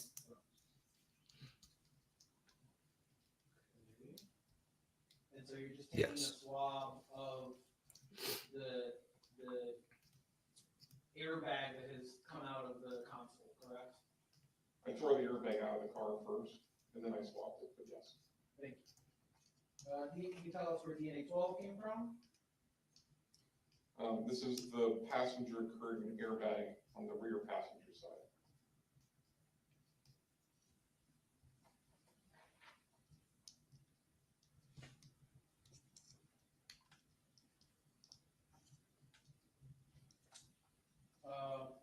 When you say rear passenger side, you mean like the one in the back seat? Passenger side, rear seat.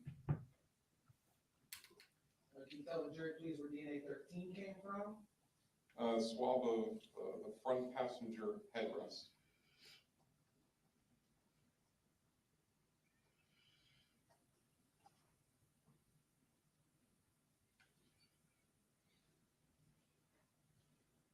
Tell the jury where DNA 14 came from, please. This is a swab of the passenger curtain airbag, rear passenger side. Facts. Facts.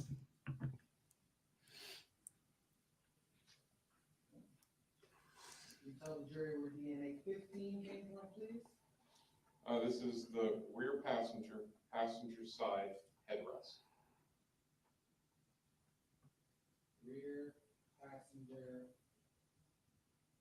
Rear passenger head. No, rear passenger side.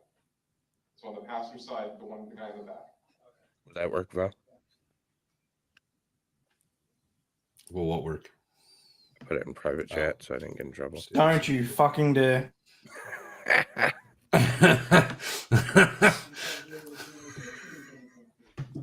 Yes, it's the seat controls for the. Because you know damn well if you do that, I'm going to have to play the song, and that's going to get the channel muted. Sleazy's not even here to take the heat off me. Oh my god. He's just here in spirit. He's He in might be training, here. so he's lurking. He was here earlier. That same rear passenger. Oh, that's funny. I typed it. I didn't say it. Yes. You're already being pissy pants today. So. Oh. And can you tell the jury where DNA 18 came from, please? This is the driver's side, rear passenger headrest. The next sample when they say, "Do you know where this DNA came from?" Losers. Gross. I just wanted to be like, "Your mom." Understand? That'd be so fucking funny. This is the driver's side window controls of the rear passenger.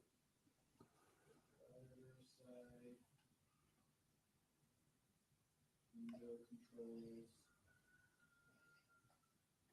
Rear passenger. Got that correct?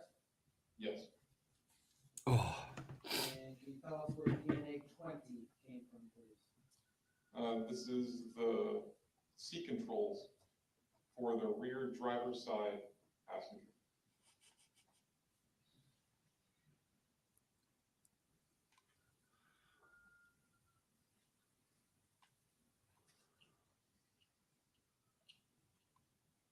Okay. XCOMA, why does my press pass look like Pornhub? So, the swabs. When you are done swabbing something, where I like do it you though. I'm gonna. actually Unfortunately, I'm right there with you, Sarah. place the swab itself? So So the swab goes into a... Yeah, but that was only a swab certain carton, matter of time, carton, Stingy, unfortunately. which then goes into an envelope. And the carton, is the carton labeled? Typically we buy them blank, nothing on it. And then you label it. Oh, I This label it. entire testimony thus far has just been him explaining where he's taken swabs from.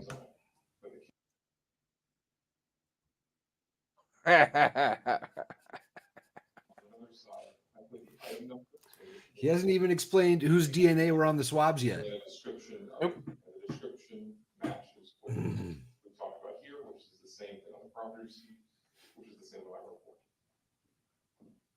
Let's talk about where you send these DNA 1 through 20. We'll go one at a time.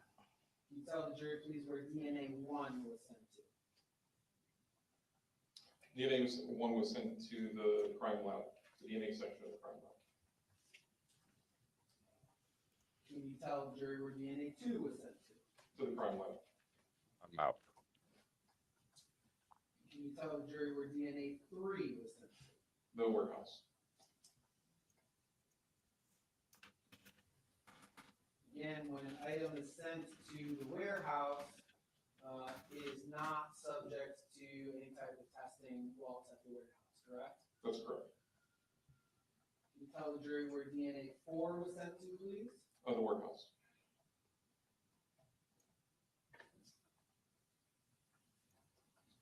Tell the jury where DNA 5 was sent to, please. The warehouse.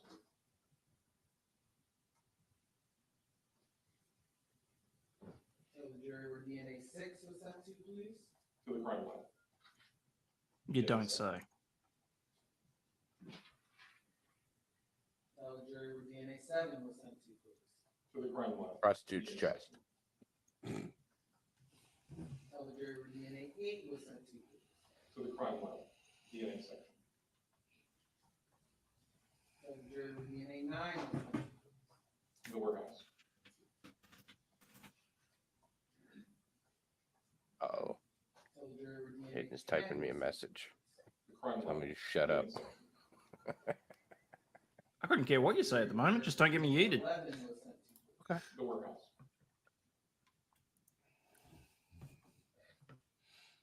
Tell the jury where DNA 12 was sent to, please. The warehouse. I'll be back. Tell the jury where DNA 13 was sent to, please. The warehouse. Why can they not stipulate to this shit? It seems They could so have. It's just I guarantee that the 3 defendants decided they wanted to bore the jury with this. Oh my god. I'd convict them just because of that. Tell the jury where DNA 15 was sent to, please. The warehouse.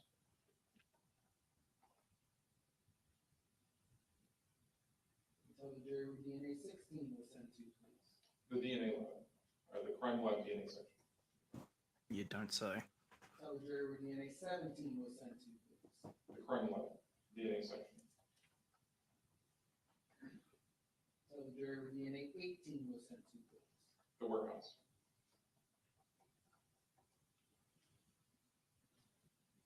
Tell the jury where DNA 19 was sent to, please. The crime lab DNA section. Thank you. Tell the jury where DNA 20 was sent to, please. The warehouse. I want to talk about the items that were sent to the warehouse. So, Didn't they do it more economically though and say, you know, 12 through DNA 3 18 were sent to the warehouse and blah blah blah? controls. You know, let's get to DNA 4. DNA 4 is swabs that you took from the driver's seat, correct? Yes. And those swabs go into a little container, correct? Yes. All right, it's Mighty Meat all by himself. They're then put Nobody's into an answering. envelope, correct? They are. And that envelope is then placed in BSO, Broward Sheriff's Office warehouse, correct? That dome's pretty shiny though. Packaging can vary. Sometimes they're put in a brown bag, but yes. Or at least put in an envelope. They could be sent just the envelope to the warehouse. They could be put in another brown bag, consolidate. That's up to me. But yes, they end up at the warehouse. Everything eventually ends up at the warehouse. But yes, it's not being tested. It goes Amazon warehouse? All of these items that were sent to the warehouse.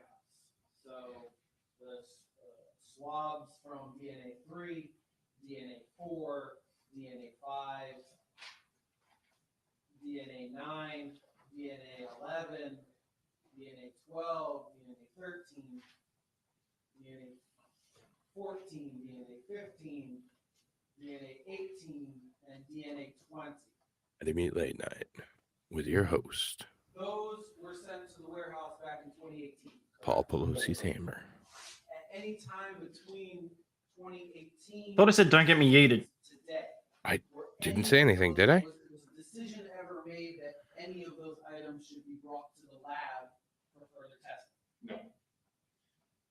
No. No, what I said was like 12 through 20. Could they have stipulated, like not stipulated, but said 12 through 20 came from this place and blah, blah, blah. Like I said, they could have done all of that. They've deliberately done this as a tactic, in my own personal opinion. It's so stupid. It's just a waste of everybody's time. Oh, yeah. State Exhibit 24, correct? Yes. And these are But to be fair, the court system is just a waste of everybody's time. some of the swabs that we're talking about here. Swabs from the Dodge Journey, correct? Yes. It could be so much more efficient. And that's what I wanted to make sure. Oh, guaranteed. clarified for the jury. So all of the swabs That's that cool, are Tweety. in this envelope, again, DNA 1, DNA 2, DNA 6, 7, 8, 10, 16, 17, and 19, these swabs went to the BSO crime lab to see if there was DNA there, correct? Yes. And if there was DNA there, to see if it could be compared to anything, correct? Yes. So these are just the swabs that went to the crime lab, correct? That's correct. The swabs that went to the warehouse still remain at the warehouse today, correct? That's correct. Who the hell cares? Now, for those items that go to the crime lab, you don't have anything to do with it once it gets to the crime lab, correct? That's correct. So the decision about which of those items to analyze, that's not your decision, correct? Well, if we're sending it to the crime lab, it's going to be analyzed. That's Okay. why it's going there. Okay, so so you send it to the crime lab specifically to be analyzed, Yes. correct? That is generally how it works, yes. But you don't do any of the analysis. I do not.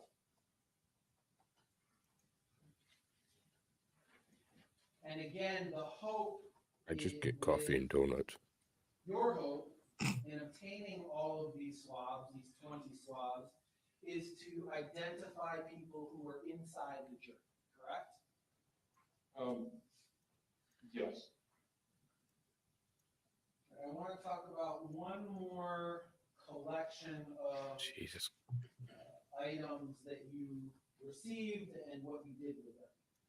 You received a number of items from the autopsy in this case, correct? I did. You were not present during the autopsy. I was not. Essentially, what happens is items are sent from the autopsy to you, and then you decide where they go from there, correct? There's a conversation between the lead detective and me about what we're going to send for testing with all of these swabs, including the ones from the autopsy. So let's talk about some of those items.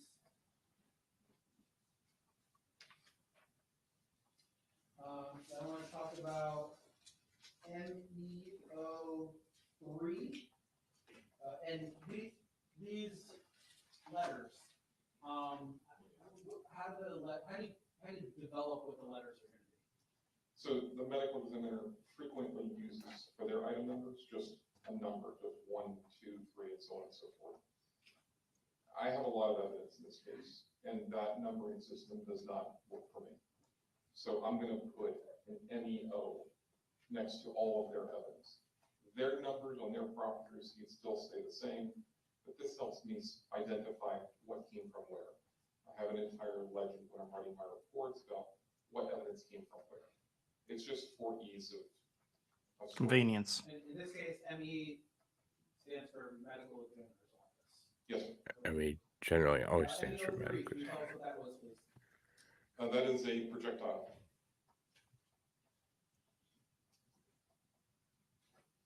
Recovered from the autopsy itself, correct? Yes.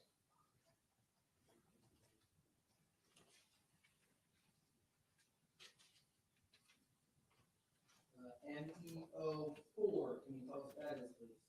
That's a projectile.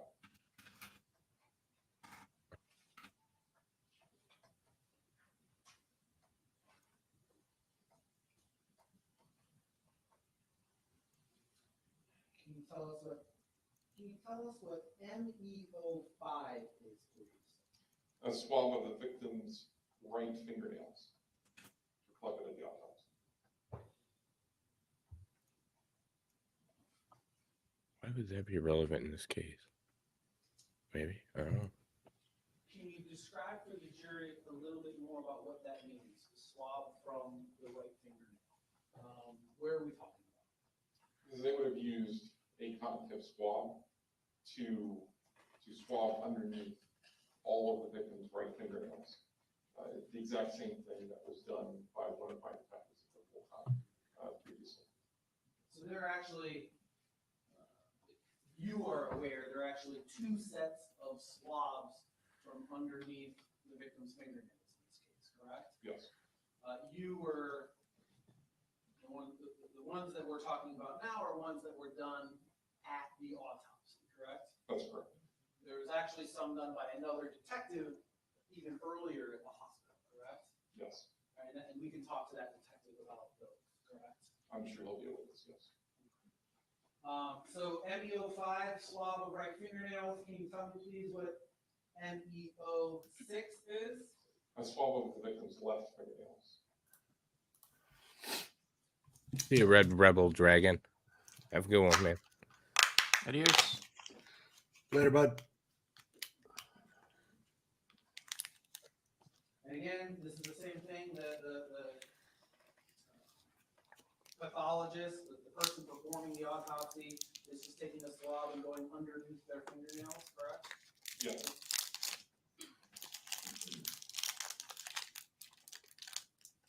Tell the jury please what MEO7 is. Right fingernail. You opening a condom? Cheese stick. Oh. He had to put something in his mouth. Wish I had something in my mouth. And Like a big sausage. I could help with that. Yeah. Yes. Oh, baby. It's getting hot in here.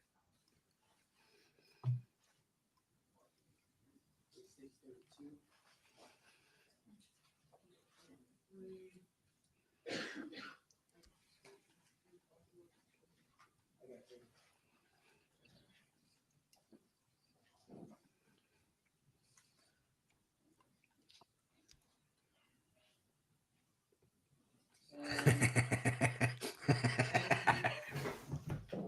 you tell the jury please what MEO8 is? Left fingernail clippings. Manly beefcake, kinky corner. Who's a manly beefcake? Besides me. Like, we need two of them.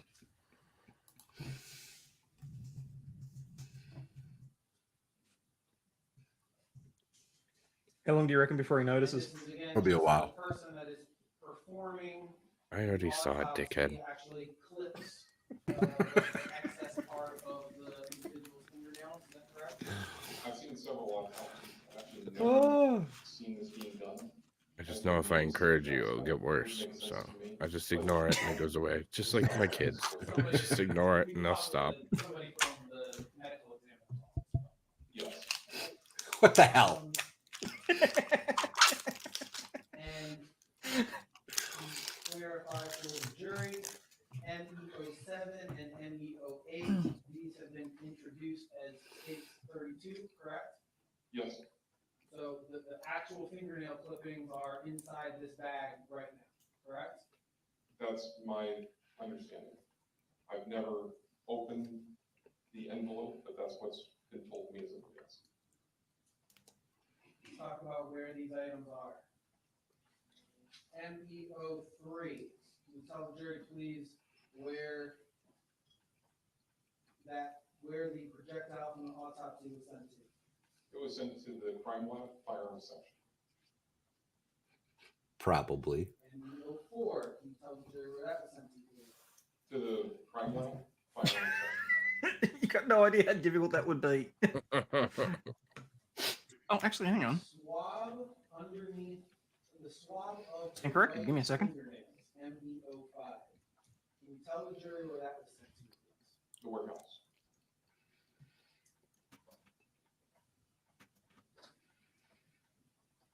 MEO6.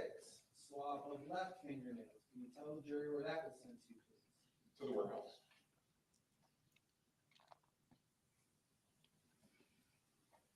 MEO5 and MEO6, the swabs of both the right and left fingernail. They were sent to the warehouse in 2018? Yes.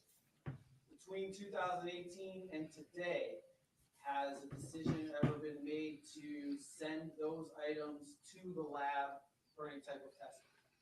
No, they're still at the warehouse. They remain there. The swabs of the right fingernails and left fingernails remain at the warehouse today, correct? Yes.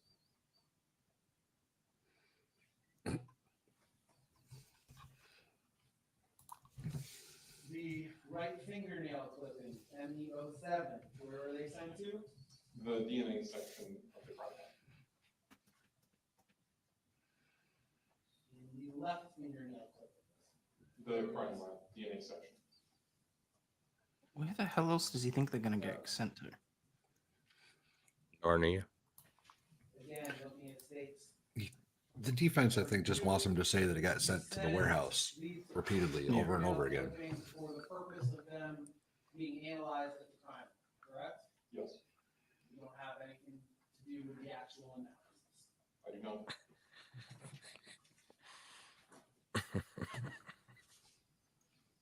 Next moment.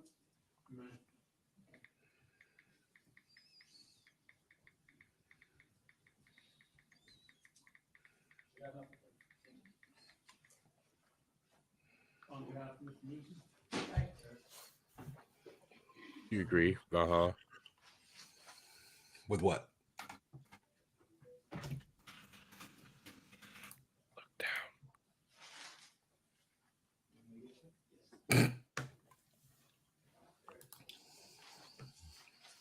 you, Mr. Kennard. Good afternoon, lead forensic investigator Williams. How are you, sir? I'm well, sir. Good afternoon. Let me start off by asking, have you had an opportunity to review the video of this tragic crime occurring? So I know there's a couple different videos out there.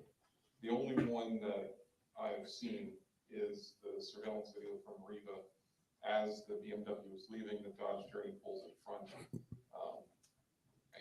It's my understanding there's other cell phone videos. I've never seen that one. That's the one I'm referring to. Yes, sir. I have. So you've seen that. So you're aware, and I imagine you've discussed, because you mentioned you meet with the lead detective and make decisions on what to actually test versus what goes to the warehouse, correct? Yes, sir. That there was a violent confrontation around that car and in that car, with the suspects reaching in, apparently trying to grab that necklace, correct? They were trying to grab something. Something. Okay. Can't say for sure from the video, but common sense would tell us that that looks like something someone who's looking to steal something valuable would try to grab. I'm going to object to speculation. It is witnessed. He's so racist. He's saying all of that. There's also a bag full of money.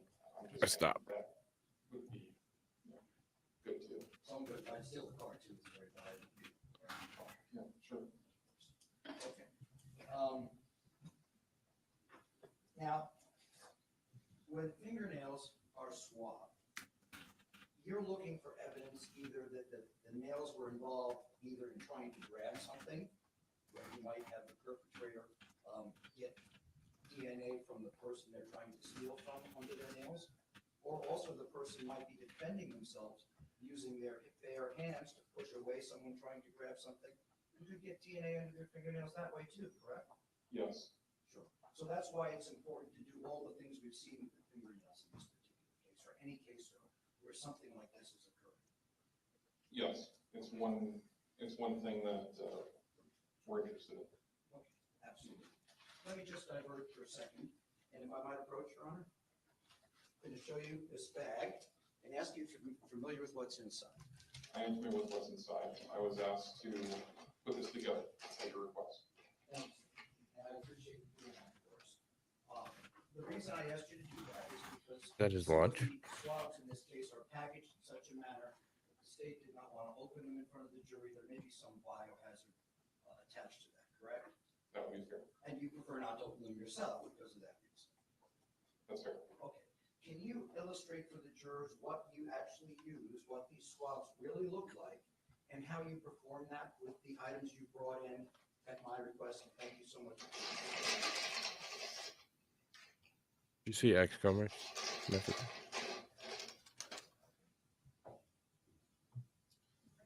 So these are the three components I don't want to know. of what I need. That means it's a good time, XCOMer. The swab itself is nothing more than a cotton tip swab. It's sterile, it's gamma sterilized, and it's in a sealed container. 2 come per kit.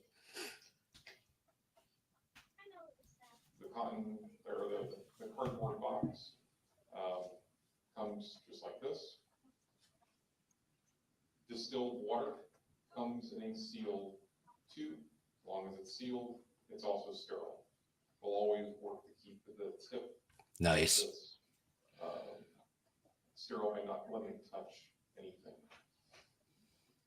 Should I continue? Thank you very much. That's fine.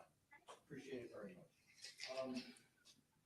And these things are all kept sterile because. I mean, theoretically, this should solve all the issues for the Louisiana State Bar as well, or the parole board. Yeah. Yes. That's true. When you're swabbing for DNA, are you also careful? Your logo is so aggressive. It's almost borderline hate speech. Like, he looks so aggressive. That image is clearly violence. That was a racist slur. No, I got plenty of them if you want to hear them, but I don't think you want that in your life. This clothing here was not tested for DNA, correct? That's correct. That is an aggressive little Kanga there. Yes. Little. That's a boomer. Now, Boomer. you also made the statement that the larger the surface, the more likely there may be transferred DNA from skin cells if someone is touching it or trying to grab it. Fair statement? Size and texture are what I'm interested in. So without illustrating, I wear a very small chain.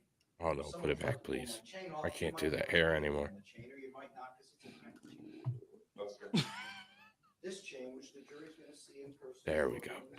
Happy? Not really. I can still see the hair, damn it. Yes.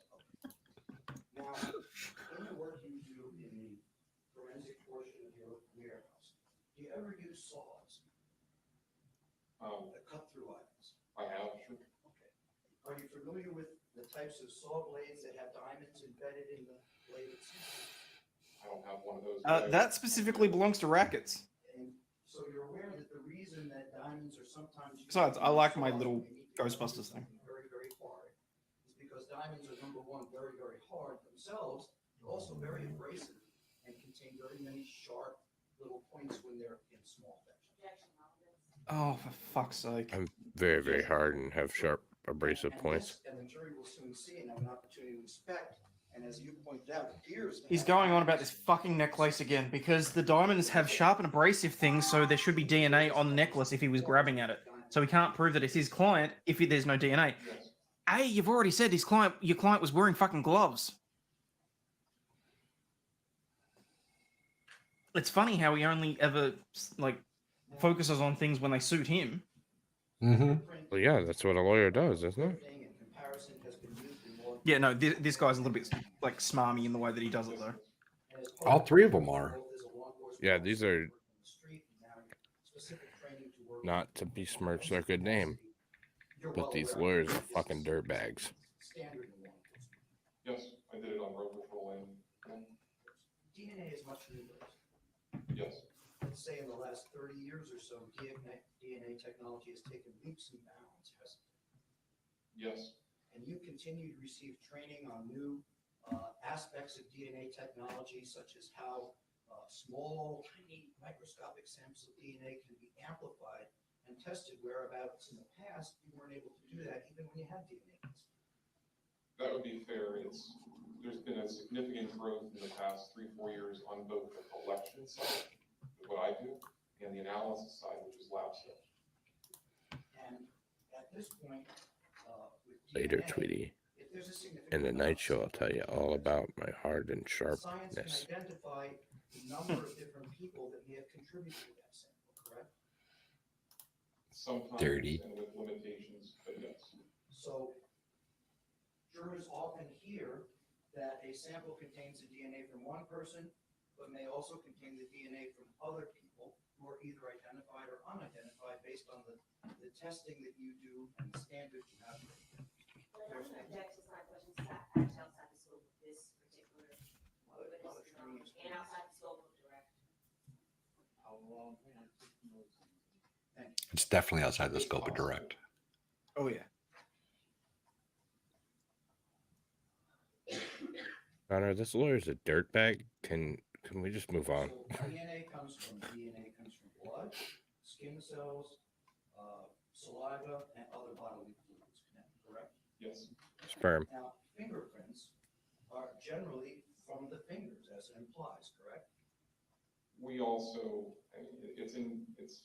There's also toe prints. There's tongue prints. There's palm prints. There's a lot of rich detail. Mushroom head prints. Knuckles. We refer to that all probably inaccurately as fingerprints. You said I could say what I want as long as I get you eat it. I didn't say anything. No, it's that exasperated yawn. Well, I think no, that I'm just was tired. me. You can say whatever the fuck you like. DNA comes from everywhere. Yes. Get Gene out here just fucking grinding. Yes, people. Gene's so good. Go give Kaiser his 8 subs. I got him a couple he's a good last man. night. He's a good man. I like Kaiser. Don't tell him I said that, because then he'll get all weird about it. One of the pitfalls, so to speak, of DNA is that it can be contaminated fairly easily, correct? Judge, I'm going to object as to misstatement and mischaracterization of testimony. I can rephrase. Please do.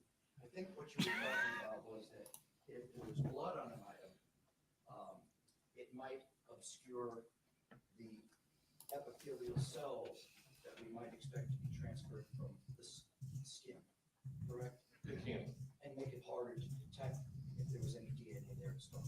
It can. That's a Travis Sham accuracy.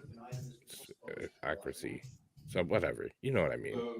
You know the thing. Obviously, the first test is a visual. Oh, you mean the thing? Oh yeah, definitely the thing. Right. And although I didn't swab this. Like I said, the only time I would ever ban somebody from my channel is if you talk shit about Chick-fil-A. Well, I can't talk shit about it yet because I haven't had it.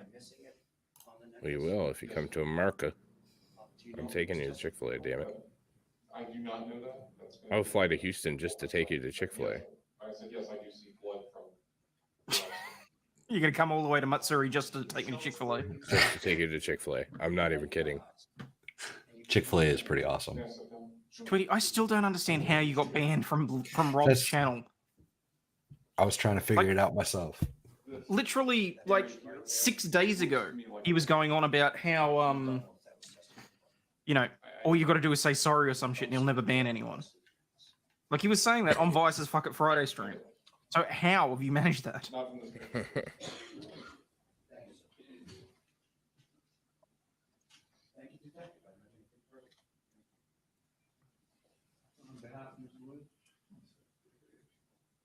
Richard, you forget I'm a mod too. So you talking shit about Chick-fil-A here? Might get you eaten too. Over here, bitch. See, that doesn't work. I think I prefer it in the white. Direct examination, I believe that Yeah. you said something to the effect of, I consider that a win. Isn't that what it's about for you? Winning? Don't you fucking start talking about winning, you piece of shit. I can argue that for you, defense attorney, it's all about the win. Where's TMZ guy when you need him? Would you agree with me that if you were to be successful and convict my client, that you would consider this a win? I have no vested interest in this case. So you're telling this jury that if you're successful and you find my client guilty, that you will not high-five the prosecutor and go to a happy hour and consider it a win? Highly improper. That is a bullshit argument. I won't go to happy hour. I'm not going to high-five the state attorney on this. And I have no vested interest in the outcome of this case. This is a win because of the outcome of the DNA work, of the latent work. But he considers that he already has had a win because of the work that he put in. By myself and the other investigators in this case. That's That's a what good I mean by answer. win. So what you're saying is that You got offended there. is such that That's what they should have. That was kind of a bullshit thing there. testifying here in front of this jury, that if for some reason my client is found not guilty, that you would not be affected by that. Negative. I don't have years. Does he keep his suits in like a trash bag? I think so. My involvement is How do you even get a suit that Stupid wrinkled? too. and then writing a report into. I got another wrinkled suit for you. I don't have any interest in this case. There's nothing that's going to benefit me at work, one way or the other. So you're telling this jury that if my client is not convicted, then you would not be upset. Asked and answered. No, I have no interest in this case. I have many other cases that are pending. I got you. We've seen some pictures that you've taken, and the reason that you take pictures is to memorialize evidence and memorialize a scene, correct? Yes. And there's other ways of memorializing a scene. Would you agree with me? Oh, fuck you. And video is one of the ways that you can memorialize a scene. Yes. Actually, BSO uses body cam. Even some of the deputies in this courtroom have body cam, correct? Yes, they do. Now, how many scenes were you part of? You mentioned 8 scenes. How many scenes were you part of in this particular case? The initial scene where the murder occurred, the processing of the BMW, the processing of the Dodge Journey. I was at Williams' residence during the execution of a search warrant. I was at Williams' residence during the execution of a search warrant on his vehicle. And I was at Newsome's house during the during the execution of a search warrant. So is that 8? I'm sorry, I wasn't. What did you say? Um, Okay. Of all the scenes that you just mentioned, how many of those were videos? No. And could you explain to this jury why you wouldn't memorialize a scene by videotaping? We really haven't used videotape at homicide scenes in several years. There's other higher profile cases where there is no video. We tend to be. Oh, that's gonna hurt some egos. The videographer wants you to see. It doesn't tell the full story. It's more often than not, it's shaky. You can document the scene properly with still photography, and that's what was done in this case. Actually, the real reason that you don't use video, because video can memorialize mistakes that are made by law enforcement. Isn't that correct? No. You already answered. Historically, you would agree with me that many murders use videotape, correct? In their investigation. I've conducted investigations over the past 5 years since this case, and I don't think I've videoed, since this case, I don't think I've videoed any. There you go. Because videotaping would affect your ability to win. Isn't that true? That's not true at all. So none of the scenes were videotaped. Have you ever missed an important piece of evidence in your career? Objection relevance. where This dude is I was such a checking shithead. checks and balances. And in this case, I had other investigators check me and check my work. The latents on the Dodge Journey, for example, someone else came behind and processed the car using a different method after me. That's still God, this guy's such a we're dick. constantly checking each other on these major cases.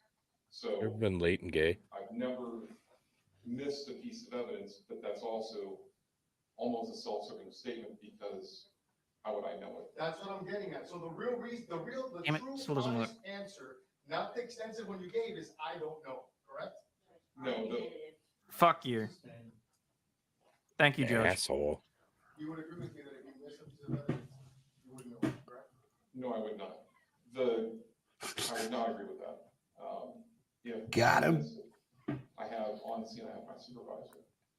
When I was at the office working on the victim's vehicle, I have another detective that's working with me.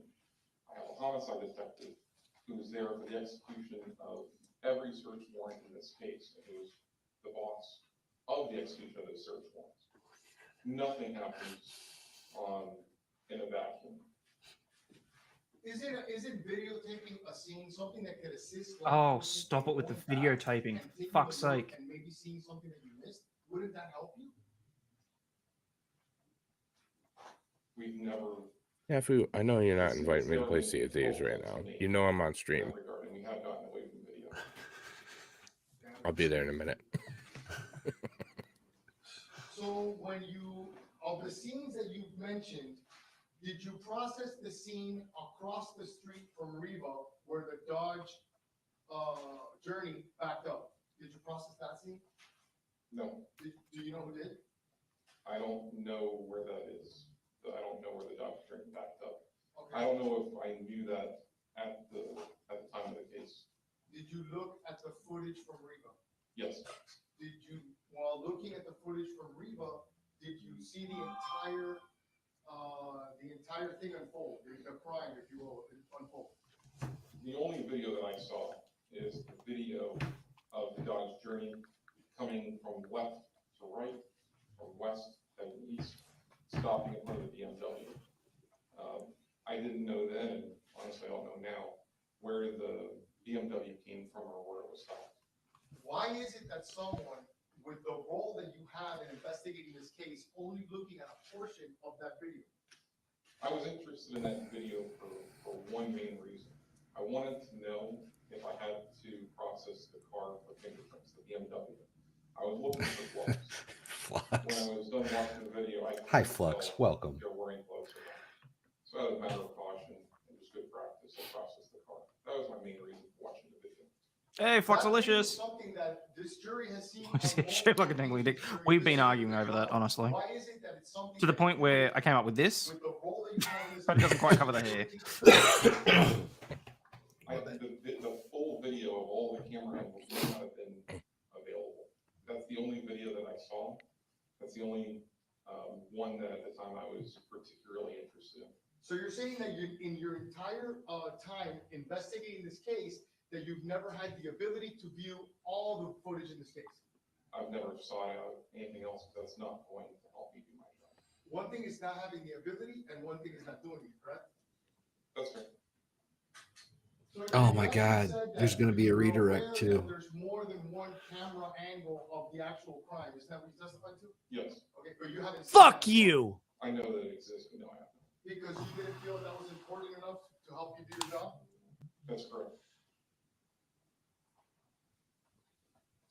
Now, the search of Dedrick's home, you've already stated that that was not videotaped, right? That's correct. And that's where you found, Tweety, I'm not sure you know what glorious means. is that correct? I don't know what's.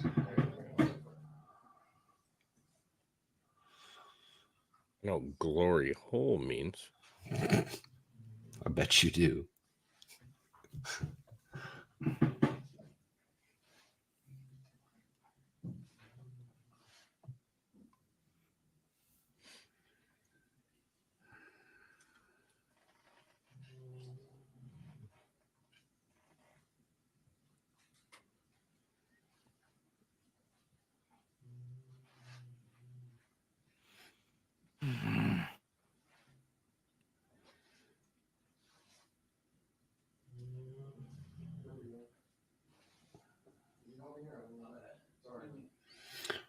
Good deal, Rabbit. Hell yeah, Rabbit.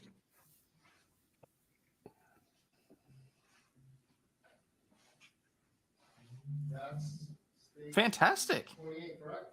Yes, I did recover that from Williams.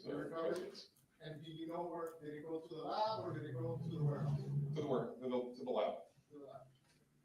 And the same question applies to this.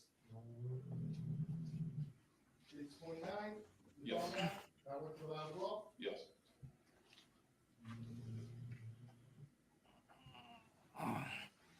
And you have no video footage of when you found this, correct?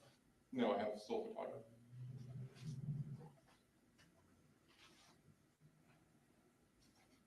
Maybe try an emoji.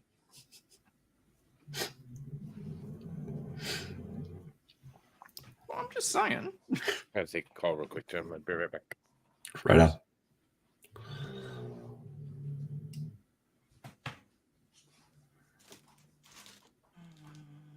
Oh, it's still actually rain. The area across the street from Riva to find any alternate video angles? No, that's outside the scope of what I did. Do you know if anybody did? I don't. That's going to be a question for homicide.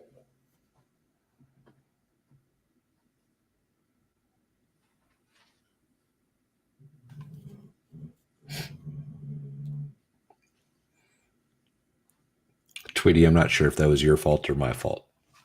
To be completely fair, I might have just been being a dick. It has been known to happen on occasion.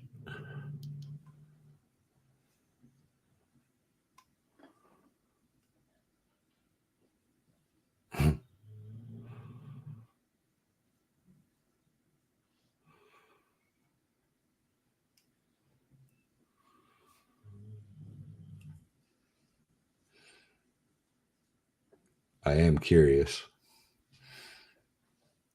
Oh, I guarantee the punchline is a mosquito stops sucking when you smack it.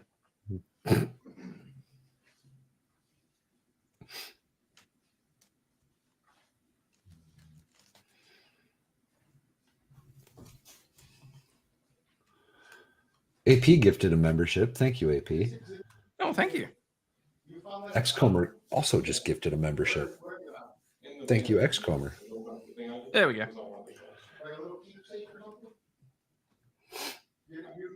You never, this has nothing to do with this crime, correct? Over here? I don't believe it does. Okay.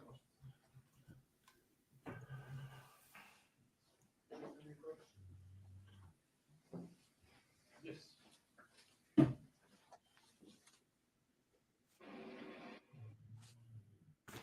Sidebar.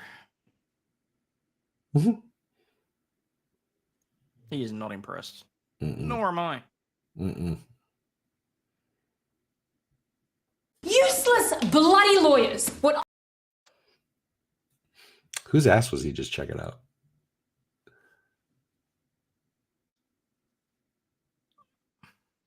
I have a feeling I know. I'm hoping it was either Mummy Esquire or Lady Prosecutor.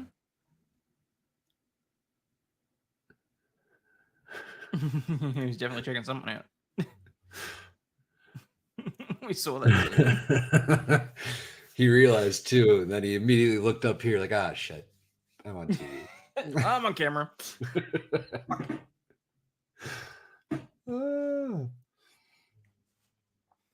Colonel Mustards. Could have been. Could have been.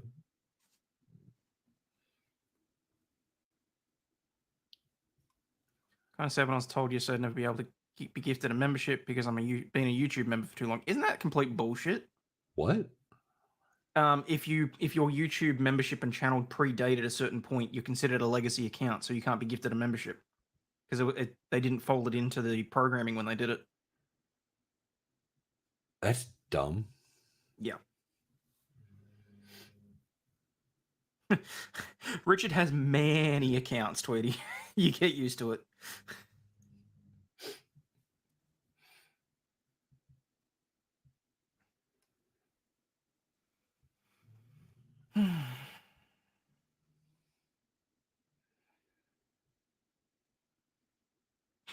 He's staring into my soul. He was. He's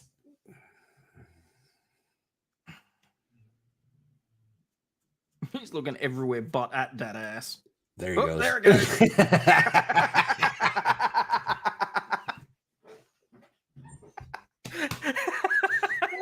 Hang on. Let's catch the replay on that. Don't look at it. Don't look at it. Don't you fucking look at Don't do it. it. Don't do it. Don't do it. Don't do it. look at it. Ah, There it fuck it, I'm is. gonna look.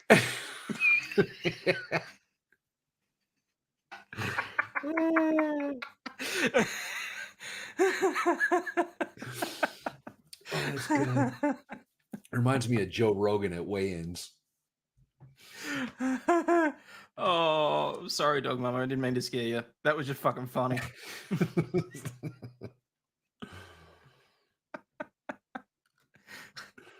You can see the look on his face. He's like, don't look, don't look, don't look. Fuck it. Oh, dude, come on. Look, he's trying to be discreet now. It It's ain't not working, working. homie. It ain't working. Oh, yeah, sure. Something was on the floor, I bet.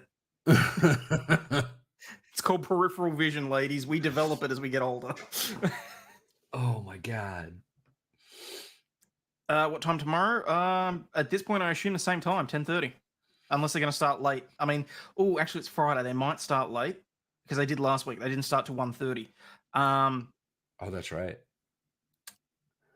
Maybe we can get Hayden to post the link tonight before he goes to sleep. I think that's what I'll try and do. Yep. I'll post. So I'll that post way- it before I log off for the day.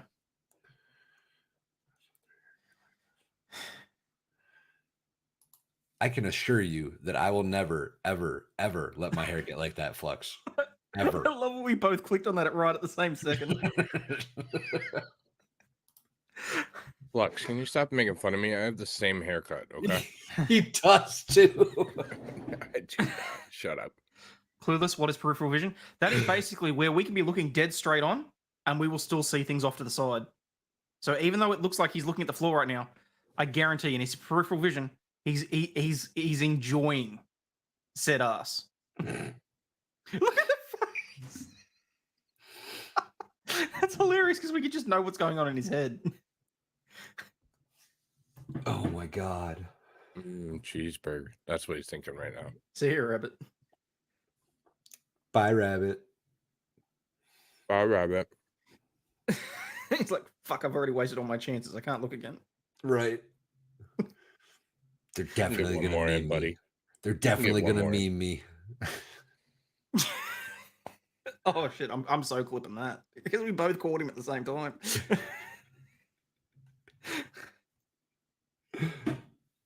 He's going back. There it is. Contact. Oh, he definitely got the peripheral look in, but is he going to go for the full look? He's trying to fight it so hard. At least he's sitting.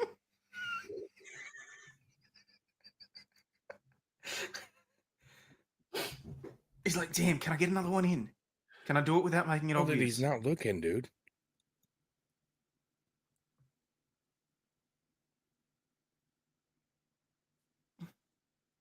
Ooh, ooh.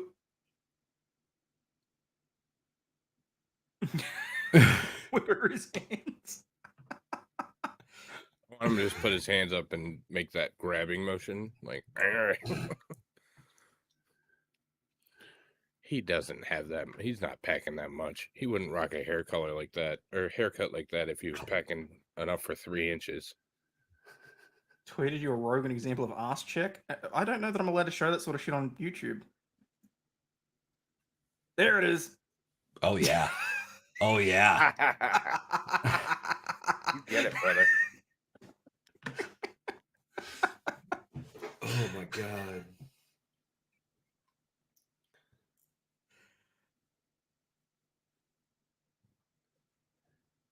Hey, exactly what's going through his head right now. He's like, I'd tear that ass up.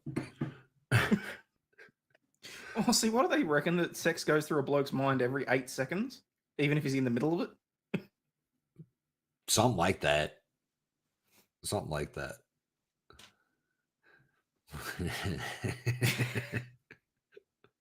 That's why I stopped eating hot dogs. Isn't 8 seconds like a full ride? Like, that's what they say. 8-second ride for the rodeo. So I thought it was the same for sex. See, now I don't know if he actually is, but there was definitely 2 or 3 there that were very clearly him checking out the ass.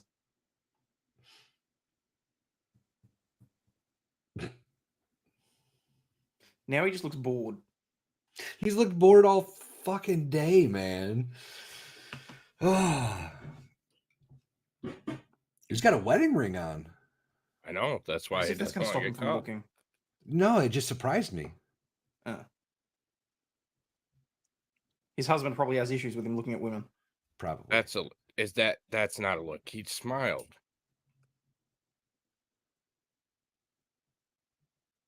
He's That looking was at a somebody look. in the I'm gallery calling it. there. That's not a look. You're so right, Bozeman.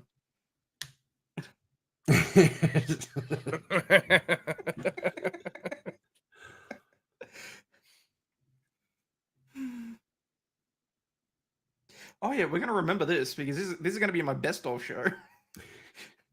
Remember the time the witness was checking out the prosecutor's ass? We do. Allegedly.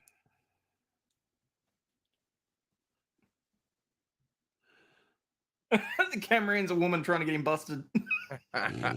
Cameraman's his wife. Do it again, motherfucker. Do it again. Keeping this for the divorce proceedings, fucker. Yep.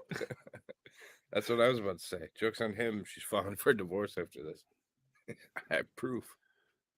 So right now, he's staring directly at the jury to avoid looking at that ass again. Yeah. Isn't that ironic? Mm-hmm. He's looking everywhere but that ass. Oh, yeah.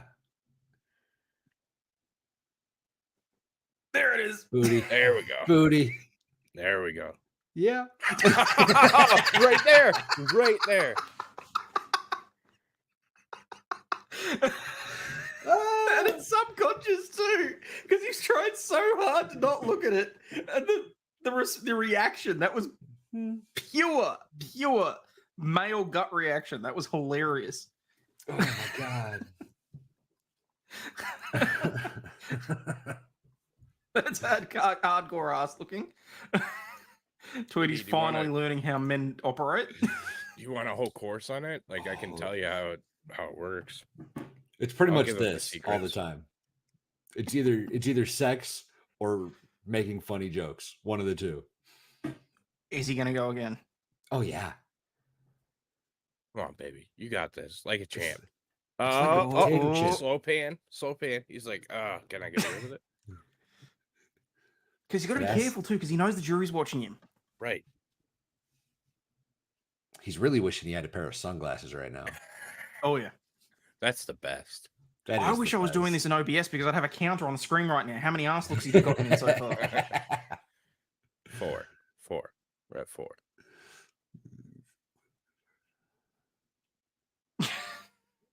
Yeah, he's trying to be cool about it.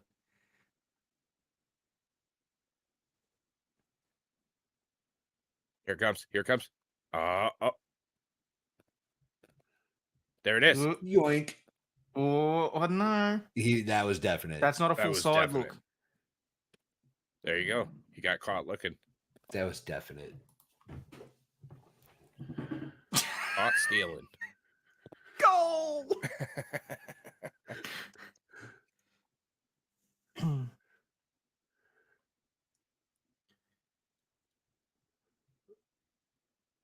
He closed his eyes when the dude walked by. I have my Discord up, stingy.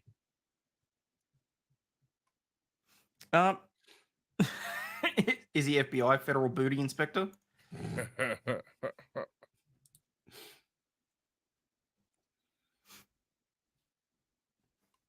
He's got a badge for the vag. Good, because that hair ain't getting it. Yeah.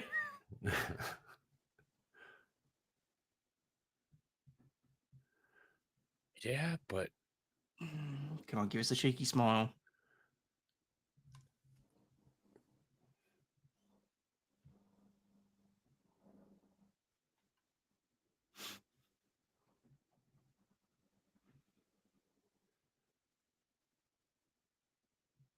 He really does look like he's regretting most of his life decisions that brought him to this point.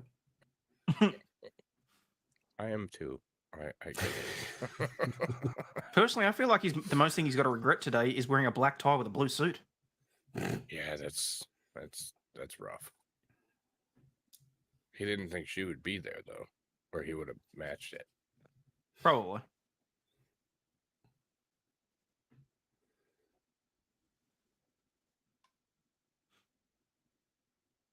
Oh, here's a he reason got to it. look this Oh, way. He got it.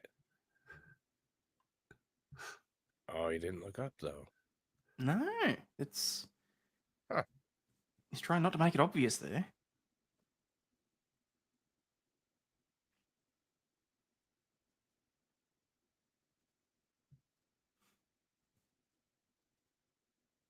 Speedy, if your eyes drop to his package area, he's just gonna be excited. Like, don't just fucking do it.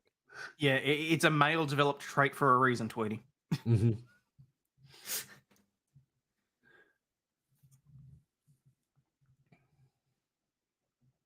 Like to the point where we will look in shop windows, we will look in mirrors that are in front of us. We know where to look in order to catch a good view of a woman's ass. We know instinctively. We know what speed we have to walk to accidentally pass her, you know, so we can. Like, that's the best when you get behind her when she's walking and you just get to. Or when you do the loop and you walk, you see it once, so you walk back in front of it, then you turn around and come back so you can see it again. You look like you're fucking lost. You're like, yep. And whoever decided to put those fucking mirrors in Walgreens, genius. Absolutely. There we go. Had to be a man.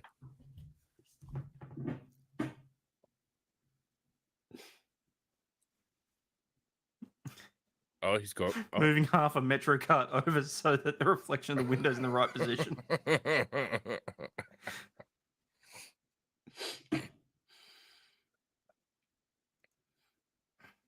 Yeah, you guys don't have to worry. I always wonder if a dude's checked out my butt on it. The answer is yes. They have. Yes. Oh, guaranteed. Yes. If you're even remotely wondering, the answer is yes. Yes. Always. Even if you're not wondering and somebody passes you, yes.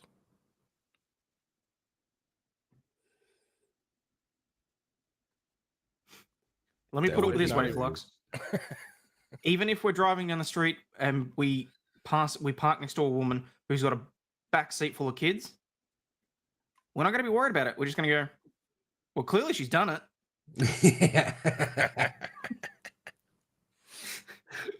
You know she puts out. Yep.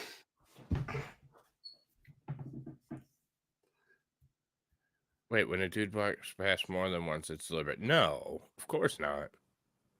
No, why on earth would that be the case? Why would that happen? Yes, it is deliberate. Hey, you're gonna get me assassinated, prick. The Council of Men's gonna be on my ass now. But yes, the answer is always yes.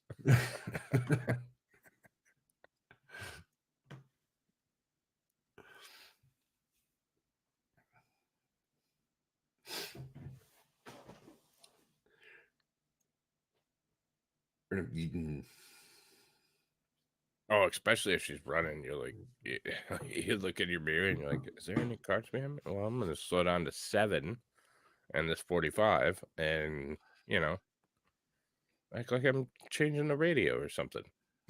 Stingy, that doesn't sound like an anime. That sounds like a hentai. Yeah. Frankly, I shouldn't be allowed to drive with how often I'm looking intently over my shoulder or in a mirror. There's a reason that cars are becoming self-driving. Mm-hmm. It's to save men from themselves. Elon's a whore, too. I wonder if the Tesla slows down when it sees a nice ass. Oh, maybe. I bet that's a package that you can get for it. Those men got to take this corner real carefully, right? Like you have a cake in the back and it can't slide around because it'll get all fucked up. Like that kind of driving. Well, there might be a bump here. I should slow down. Ooh.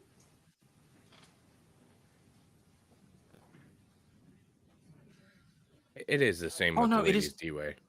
It's never why they do it, X-Coma. It's purely so that they can feel good about themselves. We are bad, bad men for ever looking at them. Stunning and brave. Stunning and brave. D-Way, we are misogynistic if we ever look at a woman in any sort of sexual manner, irrespective of however they make themselves look. D-Way, same with ladies. Of course it is. We just don't give a shit. And Andrew 46 and 2. Detecting a yoga studio slowing down to 15 miles an hour. Yep. Yes. Answer is always yes, sweetie. There's a reason they put all the treadmills at the front of the gym. Oh, shit, yeah. There's a reason for that, ladies. Even in the women's only gyms, they still do that. Bounce, bounce, bounce, bounce, bounce, bounce. Yes. You'll never find a speed bump in front of a gym. No reason for it. Ain't nobody speeding. Ain't nobody speeding. Have you ever testified favorably for a defendant? There was evidence that helped them, yes. Okay. So your whole career and testimony is not just simply testifying for the state to get. Not in Ohio. Have you ever seen those girls? Ooh. Yeah, not unless you're talking about Northwest Ohio. We've got all the hot chicks. You've never met any of the 3 defendants, correct? I processed one. I love it. briefly I love it. Pictures and met them, no. Let me guess. Shapes or curves or... You didn't arrest them. You don't Let me have ask you any this. personal Is there an upstairs to your gym? I do not. Does the upstairs weight benches look over the treadmill area? That's a question. Oh, yeah, of course, it's mirrors. Mirrors. I have an interesting video. Not for this stream, but...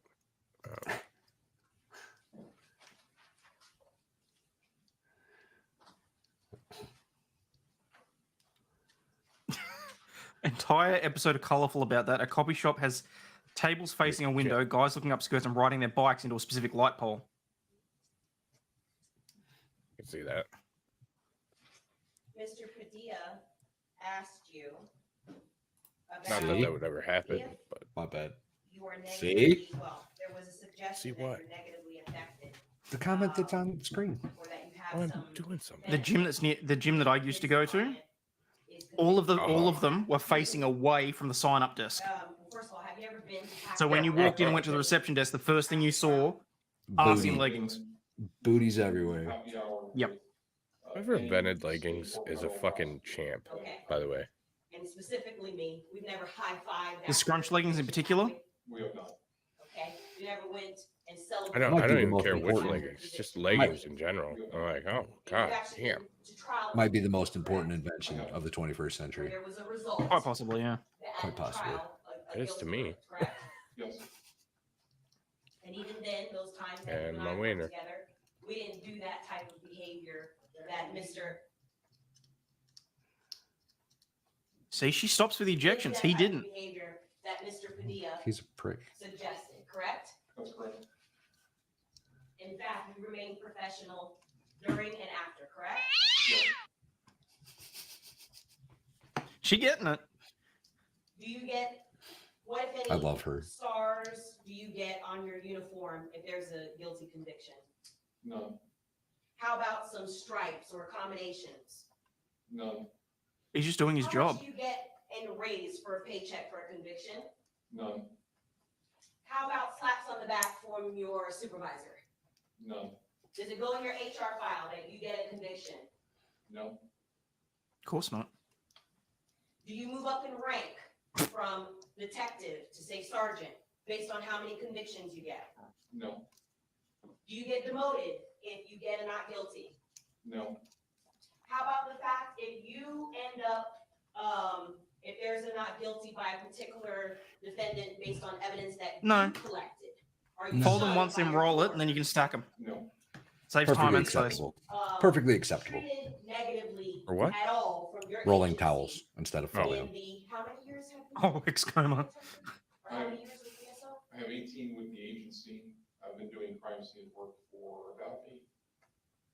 What, if any, out of those 18 years that you've been a law enforcement officer happens to you if there is a acquittal of a defendant? Tell us. What happens? Nothing. The video used to be shorter. What happens if there's a conviction of a defendant? Surely there must be some type of party. Is there? Not that I've ever been invited. The judge is loving But this. there is none. Correct? That's correct. What is wrong with the shape of his mouth?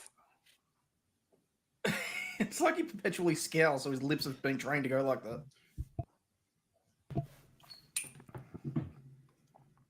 We talked about girl. different types of scenes. And Mr. Padilla specifically asked you Get it, Indigo. about the scene where, or he called it a scene. You're not aware, if any, does Mr. Padilla have any forensics training that you're aware of? I don't know either way. Okay, so he called it a scene about the Dodge Journey being backed in, where it was parked, I guess, for however short it was parked. I believe it was like 10 minutes or so that it was backed in. Do you recall that? Ooh. Recall He's got to let him have questions one. about the backed in Dodge Journey. Yes. Is that a scene? Without more information, no. Okay. And if there was, what makes a scene? For example, in your determination. By the Detective Williams definition, where the crime occurred and where evidence can be located, or in, doesn't apply this case, but where evidence is moved to or is found subsequent thereafter. Okay. So when you say move to, meaning if evidence, for today's purposes, this is a Dodge Journey, travels over here. Today's parks, Thursday, ain't it? Here you guys, yeah. and then leaves. Do you expect in your 18 years of It's a trap! to collect evidence from that empty parking space? Need to see it, but not necessarily. So if it's not KR Foster 1999. That is a new name. Welcome. would that be a reason why? Okay. I thought it was Yes. just me. An empty He has resting dick face. It has to further the investigation in some way. We've ruined Tweety. That's no fun. Look, take a picture of it, put it in Discord. I'll tell you if you got anything to worry about or not. Mr. Padilla asked you about I'll look. historical things that have happened in your video. Yeah, you know damn well we'll twist his arm. First of all, Barbara, how far behind are you? even use VHS in your investigations? No, we don't use VHS or any type of I think she's got a little blurry vision going on. Might have taken her a little while to type it. It's been a while. 5 or 6 years. 6. Pics or it didn't happen. 6 to 7 years. In forensics, in your field, Chocolate caused inflammation, so my back pain is worse. Carpal tunnel's flaring up. I know. Knew better. I don't feel so guilty about the towels.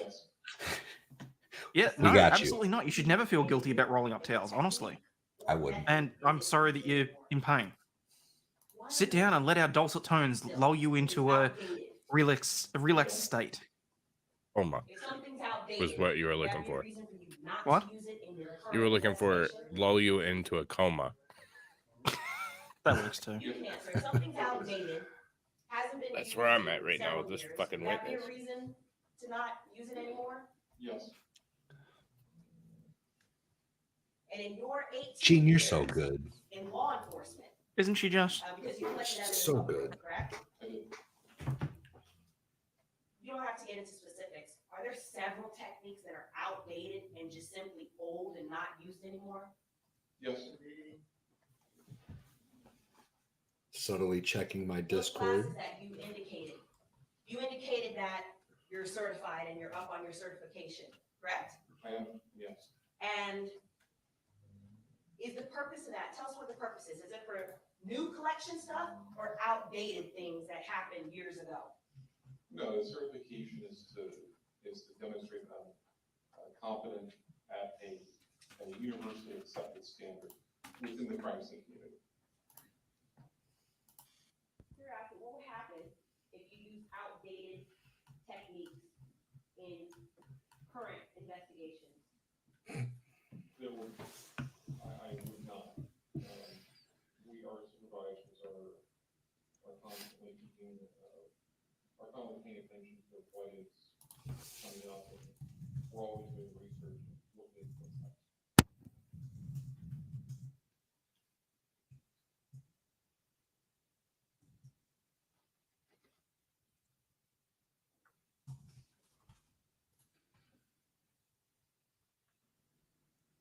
Specifically asked about what you consider a win. Evidence that you collected that was processed, that gave a result and exonerated someone. Is that a win still? Yes.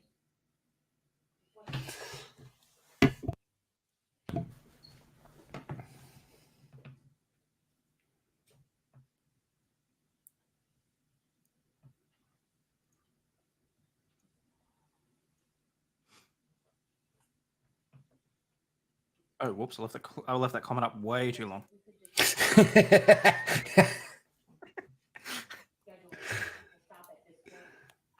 Professional.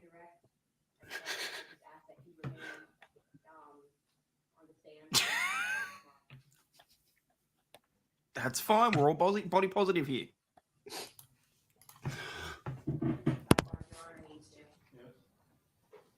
Discord blocks you from using your cell phone using Google Voice for online stuff. Discord hates Google Voice. That sucks. Oh, more white noise. God damn it.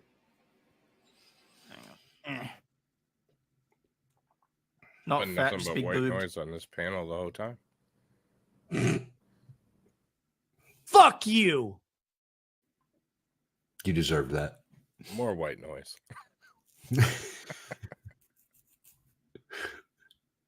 That was a racist slur. I like it that was, one sir. too. I like that one too. Fat and big boobed. Lovely. Oh, like I said, we don't fat shame here. We're all body positive. Just as long as we share.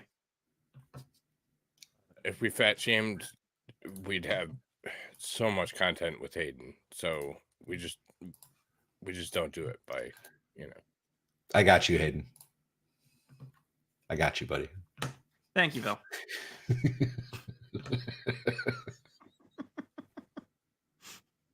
Having admin over here is awesome.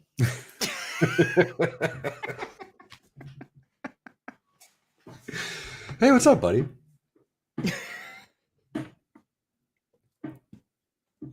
Oh well, I guess he's gone.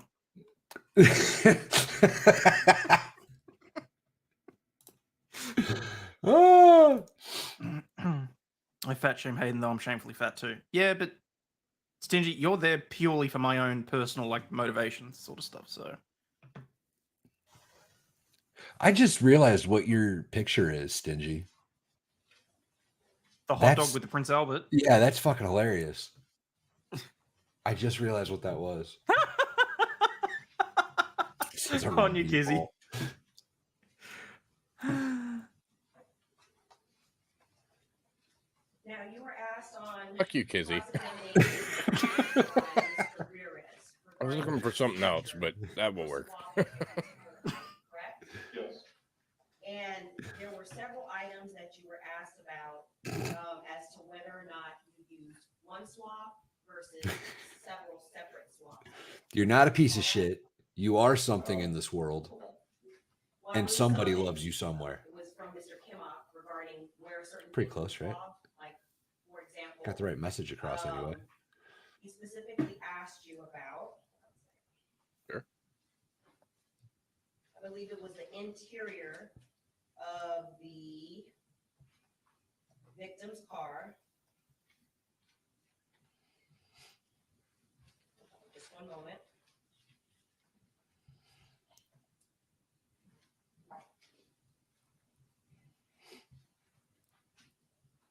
And it was the interior of the Dodge. I believe it was the gear shift, or excuse me, DNA 8, the volume the AC and the temperature controls. Do you recall that? Yes. Okay. And you indicated that Wait, if we have DNA on the gear shift, we're getting into kinky corner territory. because it increases the odds What? as long as it's from All I have is Gross. kinky corner.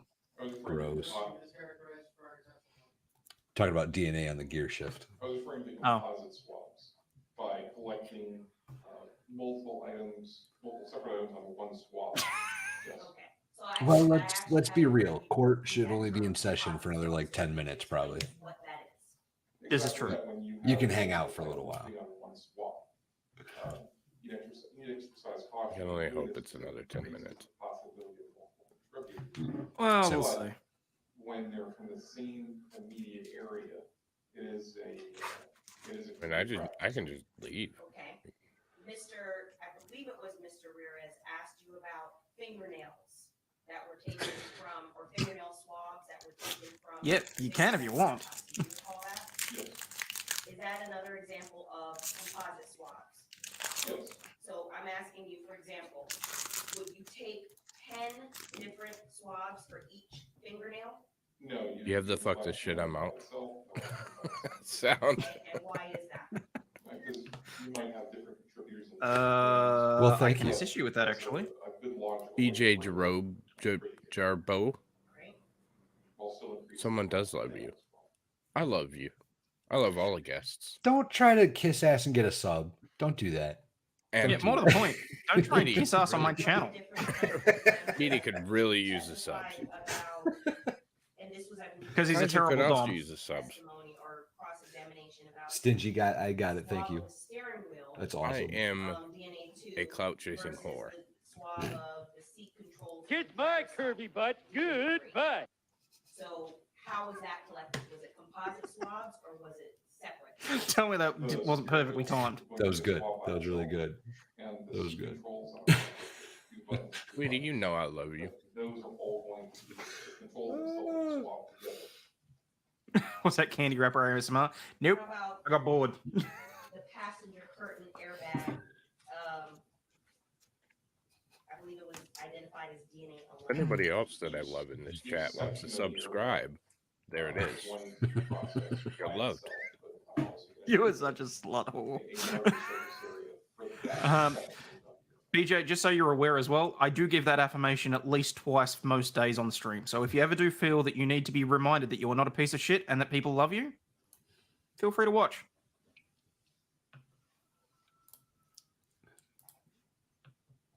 And That was there's good. Mighty's channel.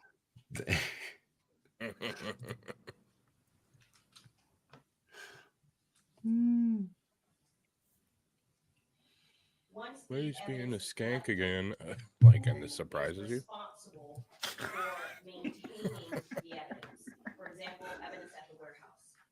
There's people that work there full-time evidence control unit. Now, the evidence control unit is tasked with the responsibility of maintaining it. Who has access to that from the Gray people? The only people. Aliens, Are right? they aliens? The only people who have access to it are sworn employees. So. Oh, you don't know what a gray is? Never mind. I'm not gonna. This is not gonna. I'm not talking about this. Yeah, no, not on this channel. Besides, apparently you're too busy offering $5 Andes again. What's wrong? Did you forget your half off coupon?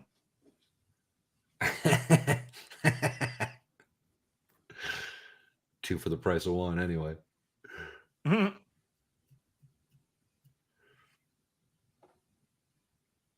Did you say something? Oh, Sorry. I wasn't specifically going to use that one today, AP, but yeah. Items that are sent to the lab. In chat, there are green, grey, and blue people. Blue people are mods, green people are members, grey people have yet to become either. We got there, Liza. We got there. Submission of evidence to the lab. Ozzy. Who selects those items that, for example, in this case, that were initially sent? Ozzy. There's a Ozzy. that takes place between. Oh, I can just send it to you. That's what I can do. Investigators, me, the other investigators that worked on this, and the lead homicide detective. Where in the hell? Are gray subscribers? What color are you if you're not a subscriber? Say in which items can I go don't to the know. lab. Absolutely. Let me have a look. Because now I'm damn curious. Because I haven't got subscribers only on, so. And for example, Oh, thank you, Marty. as an assistant state attorney, if there's an item that I wanted to be tested, That's not actually what it is it? to have it tested. Oh, it is 100%. Play it. That takes place later, obviously, after there's arrest, but yes. Yeah, gray, blue, and green. And that would fall Is under what your it is on responsibility if I yours. were to call you, correct? Yes.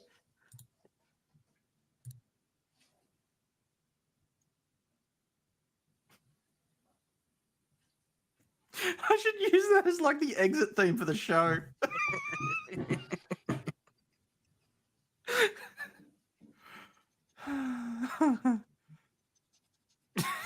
Okay. Well, we figured that out, I guess. Sorry about that, Impish. Now, some of the items that were referenced, Unsubbed is also gray. with respect to items that are at the warehouse. See, I swear, the parents are always far better grandparents than they are to their own kids. I just Have a high propensity for example, a result. glad I could contribute to the trial conversation. Oh, good, Eliza. Subscribing, but my account's too old to be able to join. Oh, that's shit. Tell you what, go subscribe at locals then. You can still give me the $5 a month over there. And we will send in a batch of Actually, this channel, several of these communities, channels, whatever you want to call them, are really good about gifting memberships. So if y'all go to your little cash icon, go to the membership thing, and then the options in there, the 3 dots, you should be able to adjust your gift settings and toggle that on. And that way you can get one of these free gift memberships that are given out all the time. pretty much on the same Mhm. page as what we need back from DNA. What we want tested is almost all. Impish is blue on my channel because she gives me blue balls. That lab report comes back to us. Impish, that's precisely the reason you're blue over there and not over here. Now we have homicide has done their work, and that will guide any future submissions. So it really depends. And that's why Vale's not getting admin because he's over here. Fuck him. Shouldn't have deleted his account, dumbass.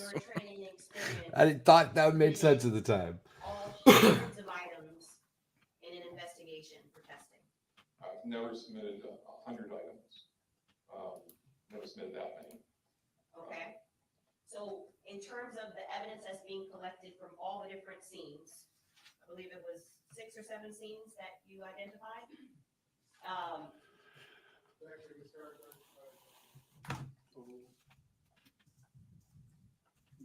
Have you ever submitted all the evidence in all the scenes to be tested at in one particular case?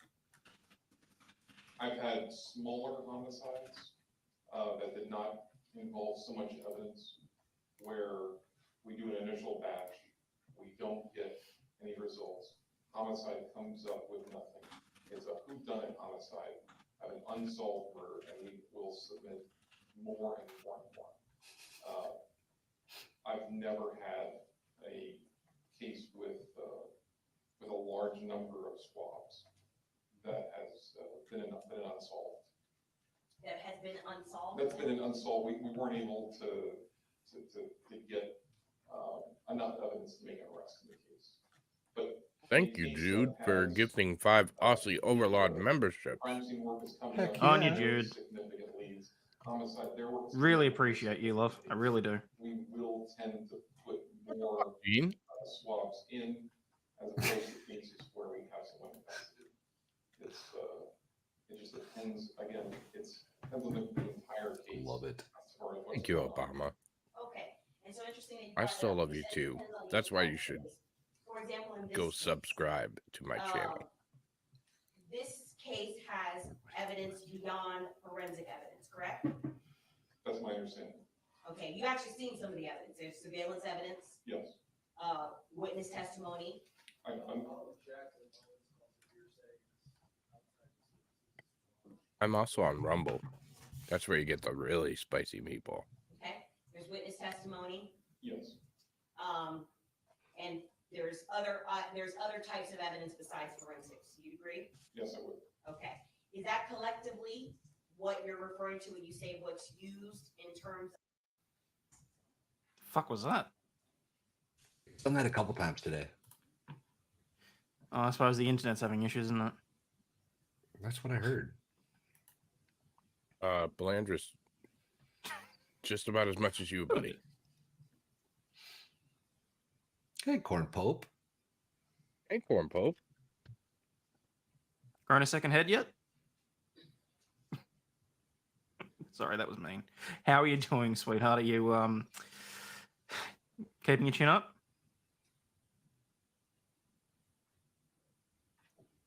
Let's go for another hour. My neighbors are blasting music enough to pass through the foot of wall.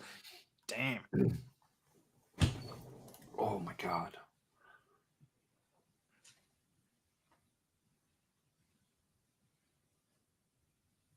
Are they in another sidebar?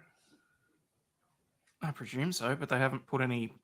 They haven't bothered with the white noise, so lovely. Already subbed? No further questions at this time, Your Honor. I'm subject to recall this particular witness. She's done. Thank God. The memberships, they allow you to use certain emojis that are limited to the members, and they also show support for me, basically. Thank you, Your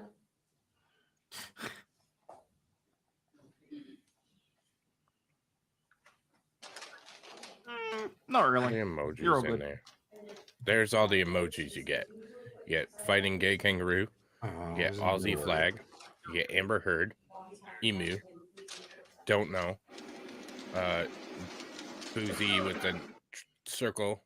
You get a shark, a wood chipper. I forgot Boozy was in there. A Chinese balloon. A focus. A Chinese balloon? What? Fred the Frog. And Oh yeah, Fred Frog's in there. Fred the Aussie man. Fuck you. What is the yellow one? I It's a can't even Chinese remember. balloon. What? No, it's Pikachu, isn't it?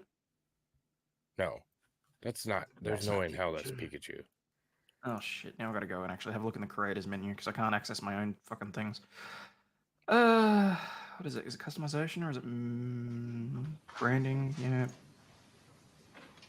There's a bunch of them. It says focus, but it's not. I don't know I why. don't like it. It looks like a Chinese balloon to me. I thought it looked like an angry Tweety bird. Memberships. Customize default perks. Oh yeah, no, you get Pikachu the flag and the Freddo Frog after you're a member for certain number of months. Yeah, those are membership badges. That's why I got the Aussie flag on the end of my name. Oh yeah, that's the it's an emoji. That's like it's the focus emoji. Is the yellow one? I should probably replace that, frankly. There is like a different focus emoji that's better. The blue. Yeah, I prefer the DB focus one. Yeah, same. Same. That's the one we're talking about. Yeah. Arrow Brooks with focus. On Monday through Thursday, I have regular morning docs before you guys come in. Tuesday will be shorter. Friday, I got the long one, as we learned. All I know is that Australia doesn't exist. It's a lie, I tell you. I don't know how It's a trap! Eat first, come here, and we'll start on. That brings back PTSD because that's what Vegas. It's a trap. That was a racist slur. Mimi, I'll gladly give whatever advice I can to Megan Fox in her chicken dilemma. I sent her an email a little while ago. She hasn't got back to me yet. You get a membership super chat once a month. That is true too. Your cousin moved to Australia? Okay. Okay, so guys, that's official. We have a late start tomorrow. Thank fuck for that. It means I get a bit more of a sleep in tonight, which I do enjoy. So we'll be here at 1:30. 1:30? Holy shit. Apparently. Oh. So We're not going to Raging Cajun, hello. What's up? Where are we? I need to browse the media, in-stream assets, YouTube, stream assets, audios.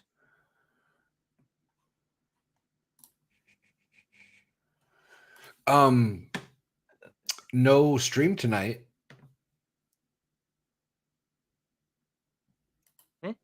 No, stream for a very tonight. specific reason. For a very specific reason. We're going on Steve Gosney's Rumble stream tonight.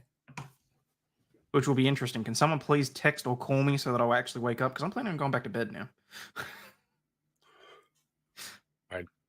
Well, I don't don't have your phone number. I don't have a way to do either. But I can send you a message on Discord. Jump straight to the murder troll. Oh, it did.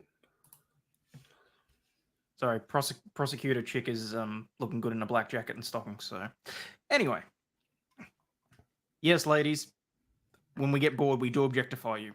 It's a male trait. Live with it. It just happens. It just happens. Give me your number, and I promise I will send dick pics. I'm not Obama. Is it going to be watching music vids again all night? God, I hope not. It wasn't last time we were on, was it? We didn't watch any music videos. Yeah, we did, and we got 47 fucking No, copyrights. the last time we were on Steve's show. That was when he came on our show. Yeah. You're very welcome, Les Carmel. You're very, very welcome. That's the whole point of why I'm here, guys. It's to provide legal commentary on occasion and entertainment for you guys. That's why I do what I do. And that's why I usually have the Lord News and Laughter show. God, I can't wait for this trial to be over. Like, I'll be dropping in and out with devices with your business, but the whole being able to sleep and not have to be on all the time. And I miss my old show. Like, I actually do. I just don't have the energy to be doing it like 2 major shows a day. So have to work till 8 hours with no Aussie. What the fuck? Shinji, just put a rerun on. They're all good. There's a lot of them. Or there's plenty That of is Mighty true. Meat videos you haven't seen yet. So, go. Fuck's sake.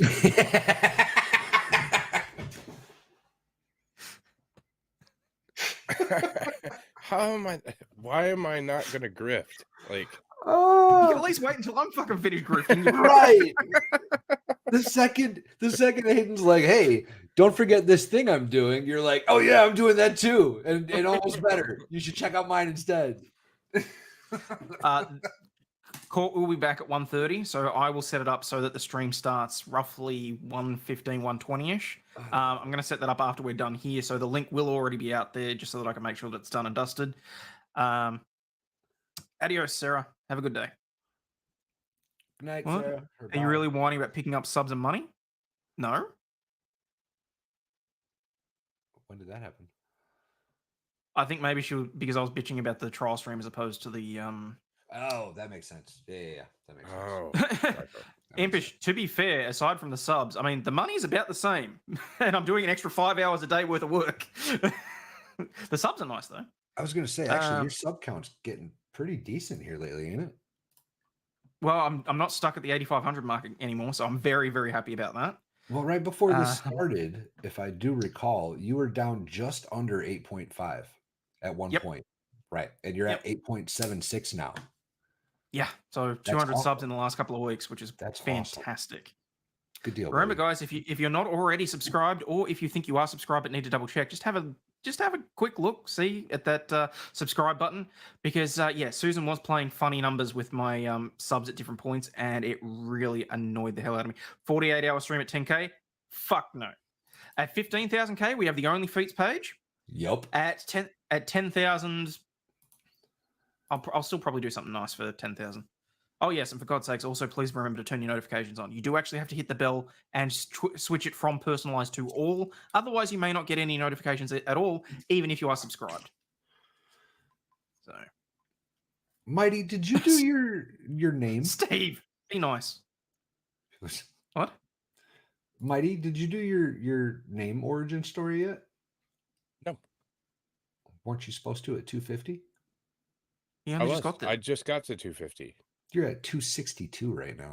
Bud. Oh, I wasn't going to say anything because he just told how many subs he had, so I didn't want to hear him bitch about it. He's so sensitive. I have 262 subs, and I love every single one of them. Also, you can be part of that. God damn it!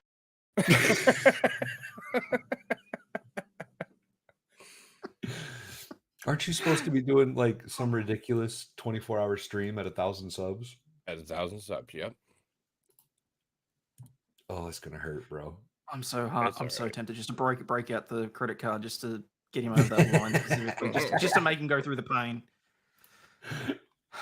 Horrible.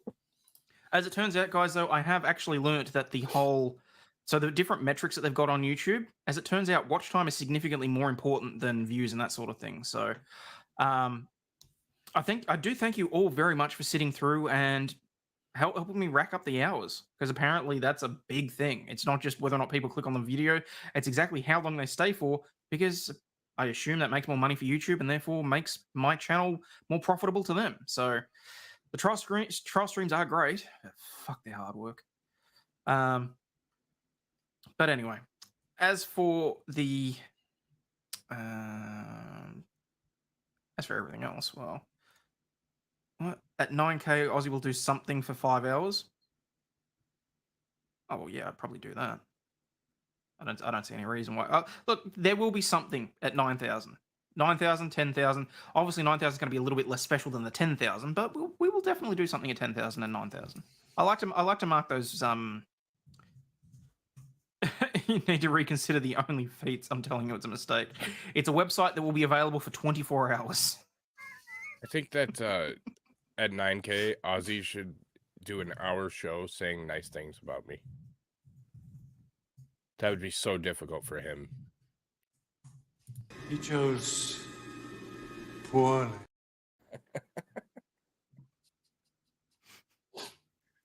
I am not putting myself through that kind of pain for an hour. 30 minutes. Oh, that's funny.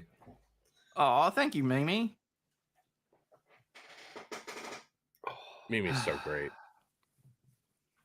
Yeah, The she's site awesome. might exist only for a day, but the pigs will live forever. Meh. Yes, sir.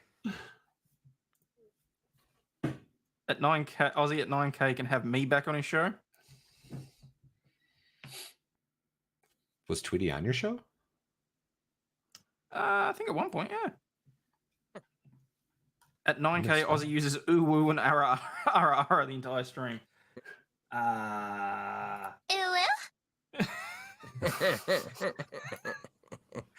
It sounds so dirty. Yeah. Tell you what, Tweety.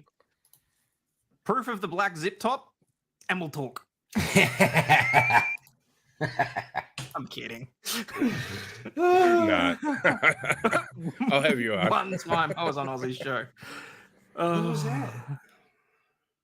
Get those sponsorships rolling. That'll help. I've got to sit and do something about that. I've got to make my decisions as to what I want to do with the sponsorships. They're like the legitimate Answer's ones yes. as well. What was the second one? So HelloFresh have contacted me, as have the Legalese Dakota. So, Yeah. I'm not going to go into details, but the Dakota one is linked to commission, whereas the HelloFresh is upfront cash. So, you might have to listen to me talking about the about food prep, which sort of makes sense to a certain extent, because let's face it, we might as well all be preppers on this channel now. Mm-hmm. Andy's fat and he likes food. Okay. That was a racist slur. It was not really. Fuck you. Happy? Yes. Gotcha, bitch. Ozzy, I love you, and you know that. I love it. Oh no. Oh, even Impage has turned on you for that one. Though. Established titles. Not even if they paid me 10K up front. I would. Oh, established titles call me. I will fucking for 10K. For 10K, all I day. will be your new spokesperson. 100%. 100%. Can you think of how we can help? I mentioned Hayden's site on other sites a lot. Really? Share the videos. Share the videos Yeah, out. that's basically it, guys. The more that I can get new and unique viewers coming in.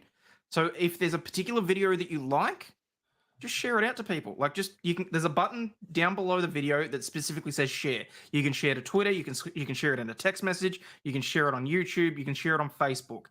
Anywhere and anywhere you think that would be appropriate, go for it. And frankly, if you don't want to share the videos, it just means you don't want to be affiliated with me, which hurts. I'm not going to lie. That's why I don't share them. He even shares videos and retweet his shit with all the misspellings and everything. I can't see something nice without taking the piss. Hell yeah. Hell yes. 10 grand would solve a lot of problems for Valhalla right You now. prefer Hayden as a smaller channel? Tell you what, Xcoma, you give me the same sort of money that Jeff's getting, and I'll stay a small channel. Right? Thank you for the guilt trip. You're very welcome. Anytime, buddy. Anytime. I need to get onto Ricada or the Good Lord, just get more subs. Look, I've got standing invitations for both of them. It's purely just Rackets likes to have a very set plan as to why you're going on, what you're talking about, and that sort of thing. And let's face it, after the 24-hour stream, I've been a little bit fearful of exactly how to make that work properly, because I feel like Kinky Corner didn't go as well as I was hoping it to. I feel like it was a little bit more hyped, and that's some self-criticism that I'm still working through. So, and I was on with Joe not long ago, actually, a couple of weeks ago. So, The Kinky Corner was a fantastic success. It created Meatball. So, don't be hard on yourself. That Once 24-hour you get back to your stream. normal stream time, I'm bringing my bestie to the channel to meet you. She's working during this trial time. When you mean my regular stream time, what you mean the 4 o'clock to 6 o'clock? Because it's going to be a while before I'm back to like the 8 a.m. because that only happens when the stars align and both sets of daylight savings converge. God, that's a pain in the ass. Yeah, I don't make those streams. I don't think I've ever made one of those. What, the early morning streams? Yeah. Well, you're probably too busy with sleeping. Over on, I was going to say Jeff's stream, but yeah, fair enough. Nick was laughing all through that segment. It was fun. Yeah, that was good. I'm probably just being hard on myself. You are. But You absolutely are. Stream with mindset again. Same sort of thing. I feel like I need to have a decent reason to, like, you got to have a topic to talk about. We'll get a topic. You're an interesting person. Figure something out. Dude, ask them what their honestly, topic is. Talk about their topic. No fucking word of a lie. I reckon I spend probably a good 3 hours a week paralyzed on the couch thinking about what content I need to be producing, what you guys are going to find interesting, and how I can better grow my channel. I sit there trying to think of what content out of Australia would be interesting to you that you're not already getting out of the US or the other content creators. And I'm not going to lie, at different times, yes, I have a significant, severe case of imposter syndrome. So that's why I really appreciate everyone in chat. That's why I love you all, that you're here, that you're regular, that you are, for lack of a better term, showing the love. I very much appreciate it. I really, really do. Think of it also, added bonus for that 24-hour stream. That was Mighty and Val's origin story. That is true too. Also, stop with that shit. Everybody here loves you, and you could cover Lizzo's ass for 2 weeks. I'm not tuning in and for people that. would still be No. here. I'm not doing that one. Yes, they would. These people would still be here because they love you. They don't give a shit what you're covering. They love you, and they love the way that you talk to them and the way that you interact with them. That's your grift. That's your sweet spot. They love you. They don't give a fuck what you're covering. Just like nobody gives a fuck what I'm covering. Like sometimes, like the train thing. Like Steve loves it. Steve loves Mhm. everything I fucking cover. But the rest of them are there to spend time and feel included. So.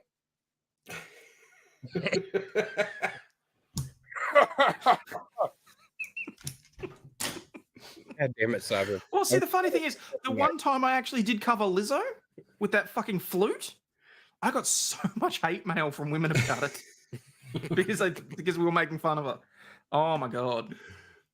Old trick is to use news as topics. Well, that's pretty much what I do. I mean, at the moment, it's literally I get up, I look at what's currently trending, what the news is. But I mean, there's literally people that have done segments in the past where it's literally someone sitting there reading the newspaper, and I'm worried that people will get bored with that. But I mean, look, this is probably just me being hard on myself. I'm not going to turn this into a pity party or anything. This is just things that go through my head, people. And so I just want to say to chat, I very much appreciate you. I really, genuinely do. We love you, buddy. To answer your question on this one, Eliza, are there any Aussie trials of interest? No. The trouble with Australian trials is that even the interesting ones are not streamed. The first time I've seen an Australian trial that was actually streamed that was of interest was the Novak Djokovic and the jab case. Now, the federal court streams their cases, but most of the time they are boring as fuck. Like the most interesting one idea. in the last few months was when McDonald's and Burger King sued each other over the moistness of patties. I wish I was joking. Marbs, great idea. But I gotta change my nipple rings before we do that. Yeah, I don't know. I guess I just feel like there's certain topics that I can't cover that are more like US pop culture related and things like that. Like I've stayed the fuck away from Eliza Blue because I know nothing about that woman. I've steered clear of the Meghan Markle stuff. I've steered clear of like any number of things, specifically because I don't feel like I'm the one that should be reporting on them. Fuck Markle, because she's not worth the time. But the Eliza Blue shit, I had no idea who she was until everybody was asking me what my opinion was on it. Fuck it, I'm gonna do a show. And I found out real quick.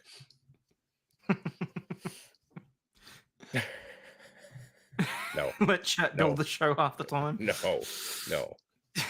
Well, see, the funny thing is, Stingy, the trouble is half of my chat are adorable, half of them are fucking degenerates, and they know who they are. And while it's a nice mix, sometimes, let's face it, we know exactly who I'm talking about. Oh, I know. I felt the stares of your vision coming through my heart. Let's all hug now. No, that's okay. I'm acutely aware that some people in chat have recently had the coof, so I don't want to take any chances. Meaty almost had Steve in tears. What's wrong? You go back for round 3 and you forgot the lube, or? That's what I was gonna say. That's where I was gonna go with it. He's pregnant, okay? He's emotional. Just leave him alone.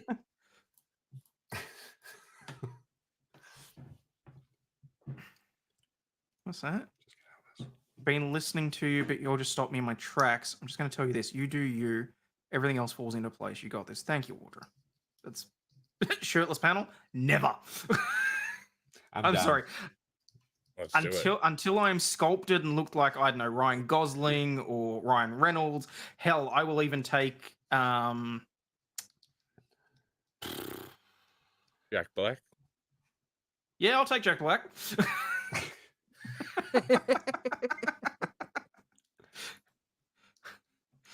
You're not Tim Pool. Stop putting that pressure on yourself. Not being mean. I need to find out who Tim Pool is. What'd you just say? Yeah. You don't know who Tim Pool is? I get that he's some big star YouTuber, whatever the fuck. Until all this shit happened with like Blue and all that sort of shit, I'd never looked into the dickhead. Okay? I get that he's been some sort of prick about stuff. Are you right there? What are you saying? He's singing. I don't know what he's doing. Okay. I said Vanilla Milk Toast Tim. Oh. Yes. That's amazing to me. That he's so on the fence that it's stuck up his ass. I just saw him. Like that chick that's married to it.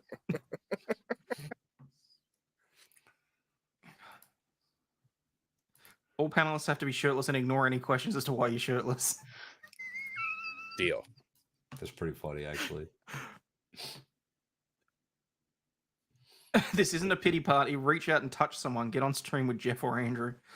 Yeah. Thank you for not talking about Eliza Blue. Well, I'm really behind in the chat now. Ambitious and adorable degenerate, as is Tweety. Don't forget the adorable degenerates. No, of course not. No, he was specifically talking about me, and we all know it. Oh, thank you, Psychotic Doll. I appreciate that. No man nipples.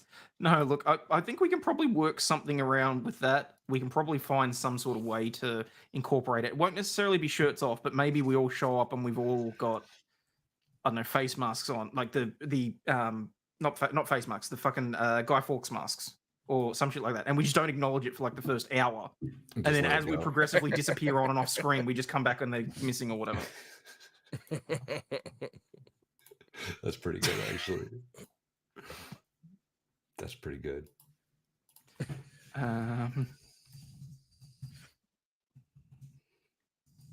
What? He says that until some trust fund kid starts throwing $100 super chats at him? What? Hey, I'm more than happy for there to be trust fund kids in the super chat. Sorry, in the chat. Doesn't mean I'm going to treat anyone any differently. It's more just like...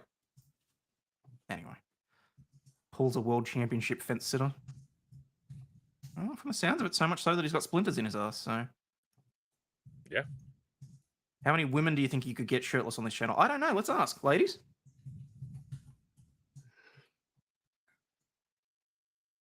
Anybody?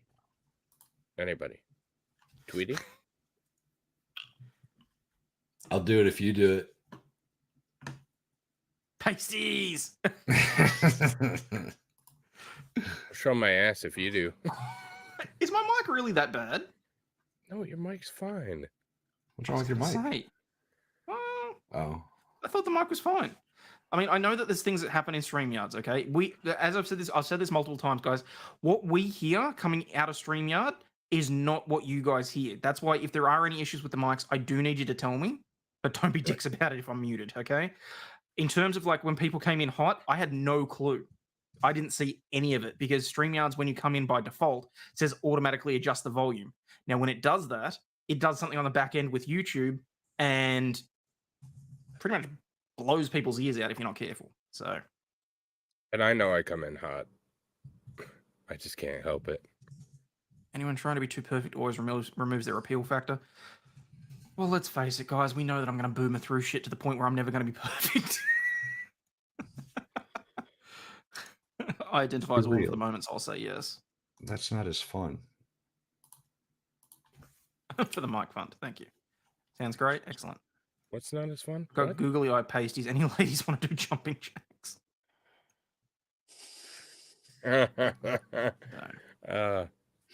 Oh, all right, guys. Well, look, we're now we've just hit over 7 hours. I'm sure these pair have things to do. I certainly want to get a nap in before we go on to Gosney's show. So what I'm going to do is I'm going to end it here. And as always, guys, I just want to remind you, you are not a piece of healthy, shit. wealthy, and wise. Oh, I was going to give you an opportunity. I was going to give you an opportunity to show your channel. Oh, I already did. Did you not notice? I got you, Hayden. I got you. I got you, buddy. I got you.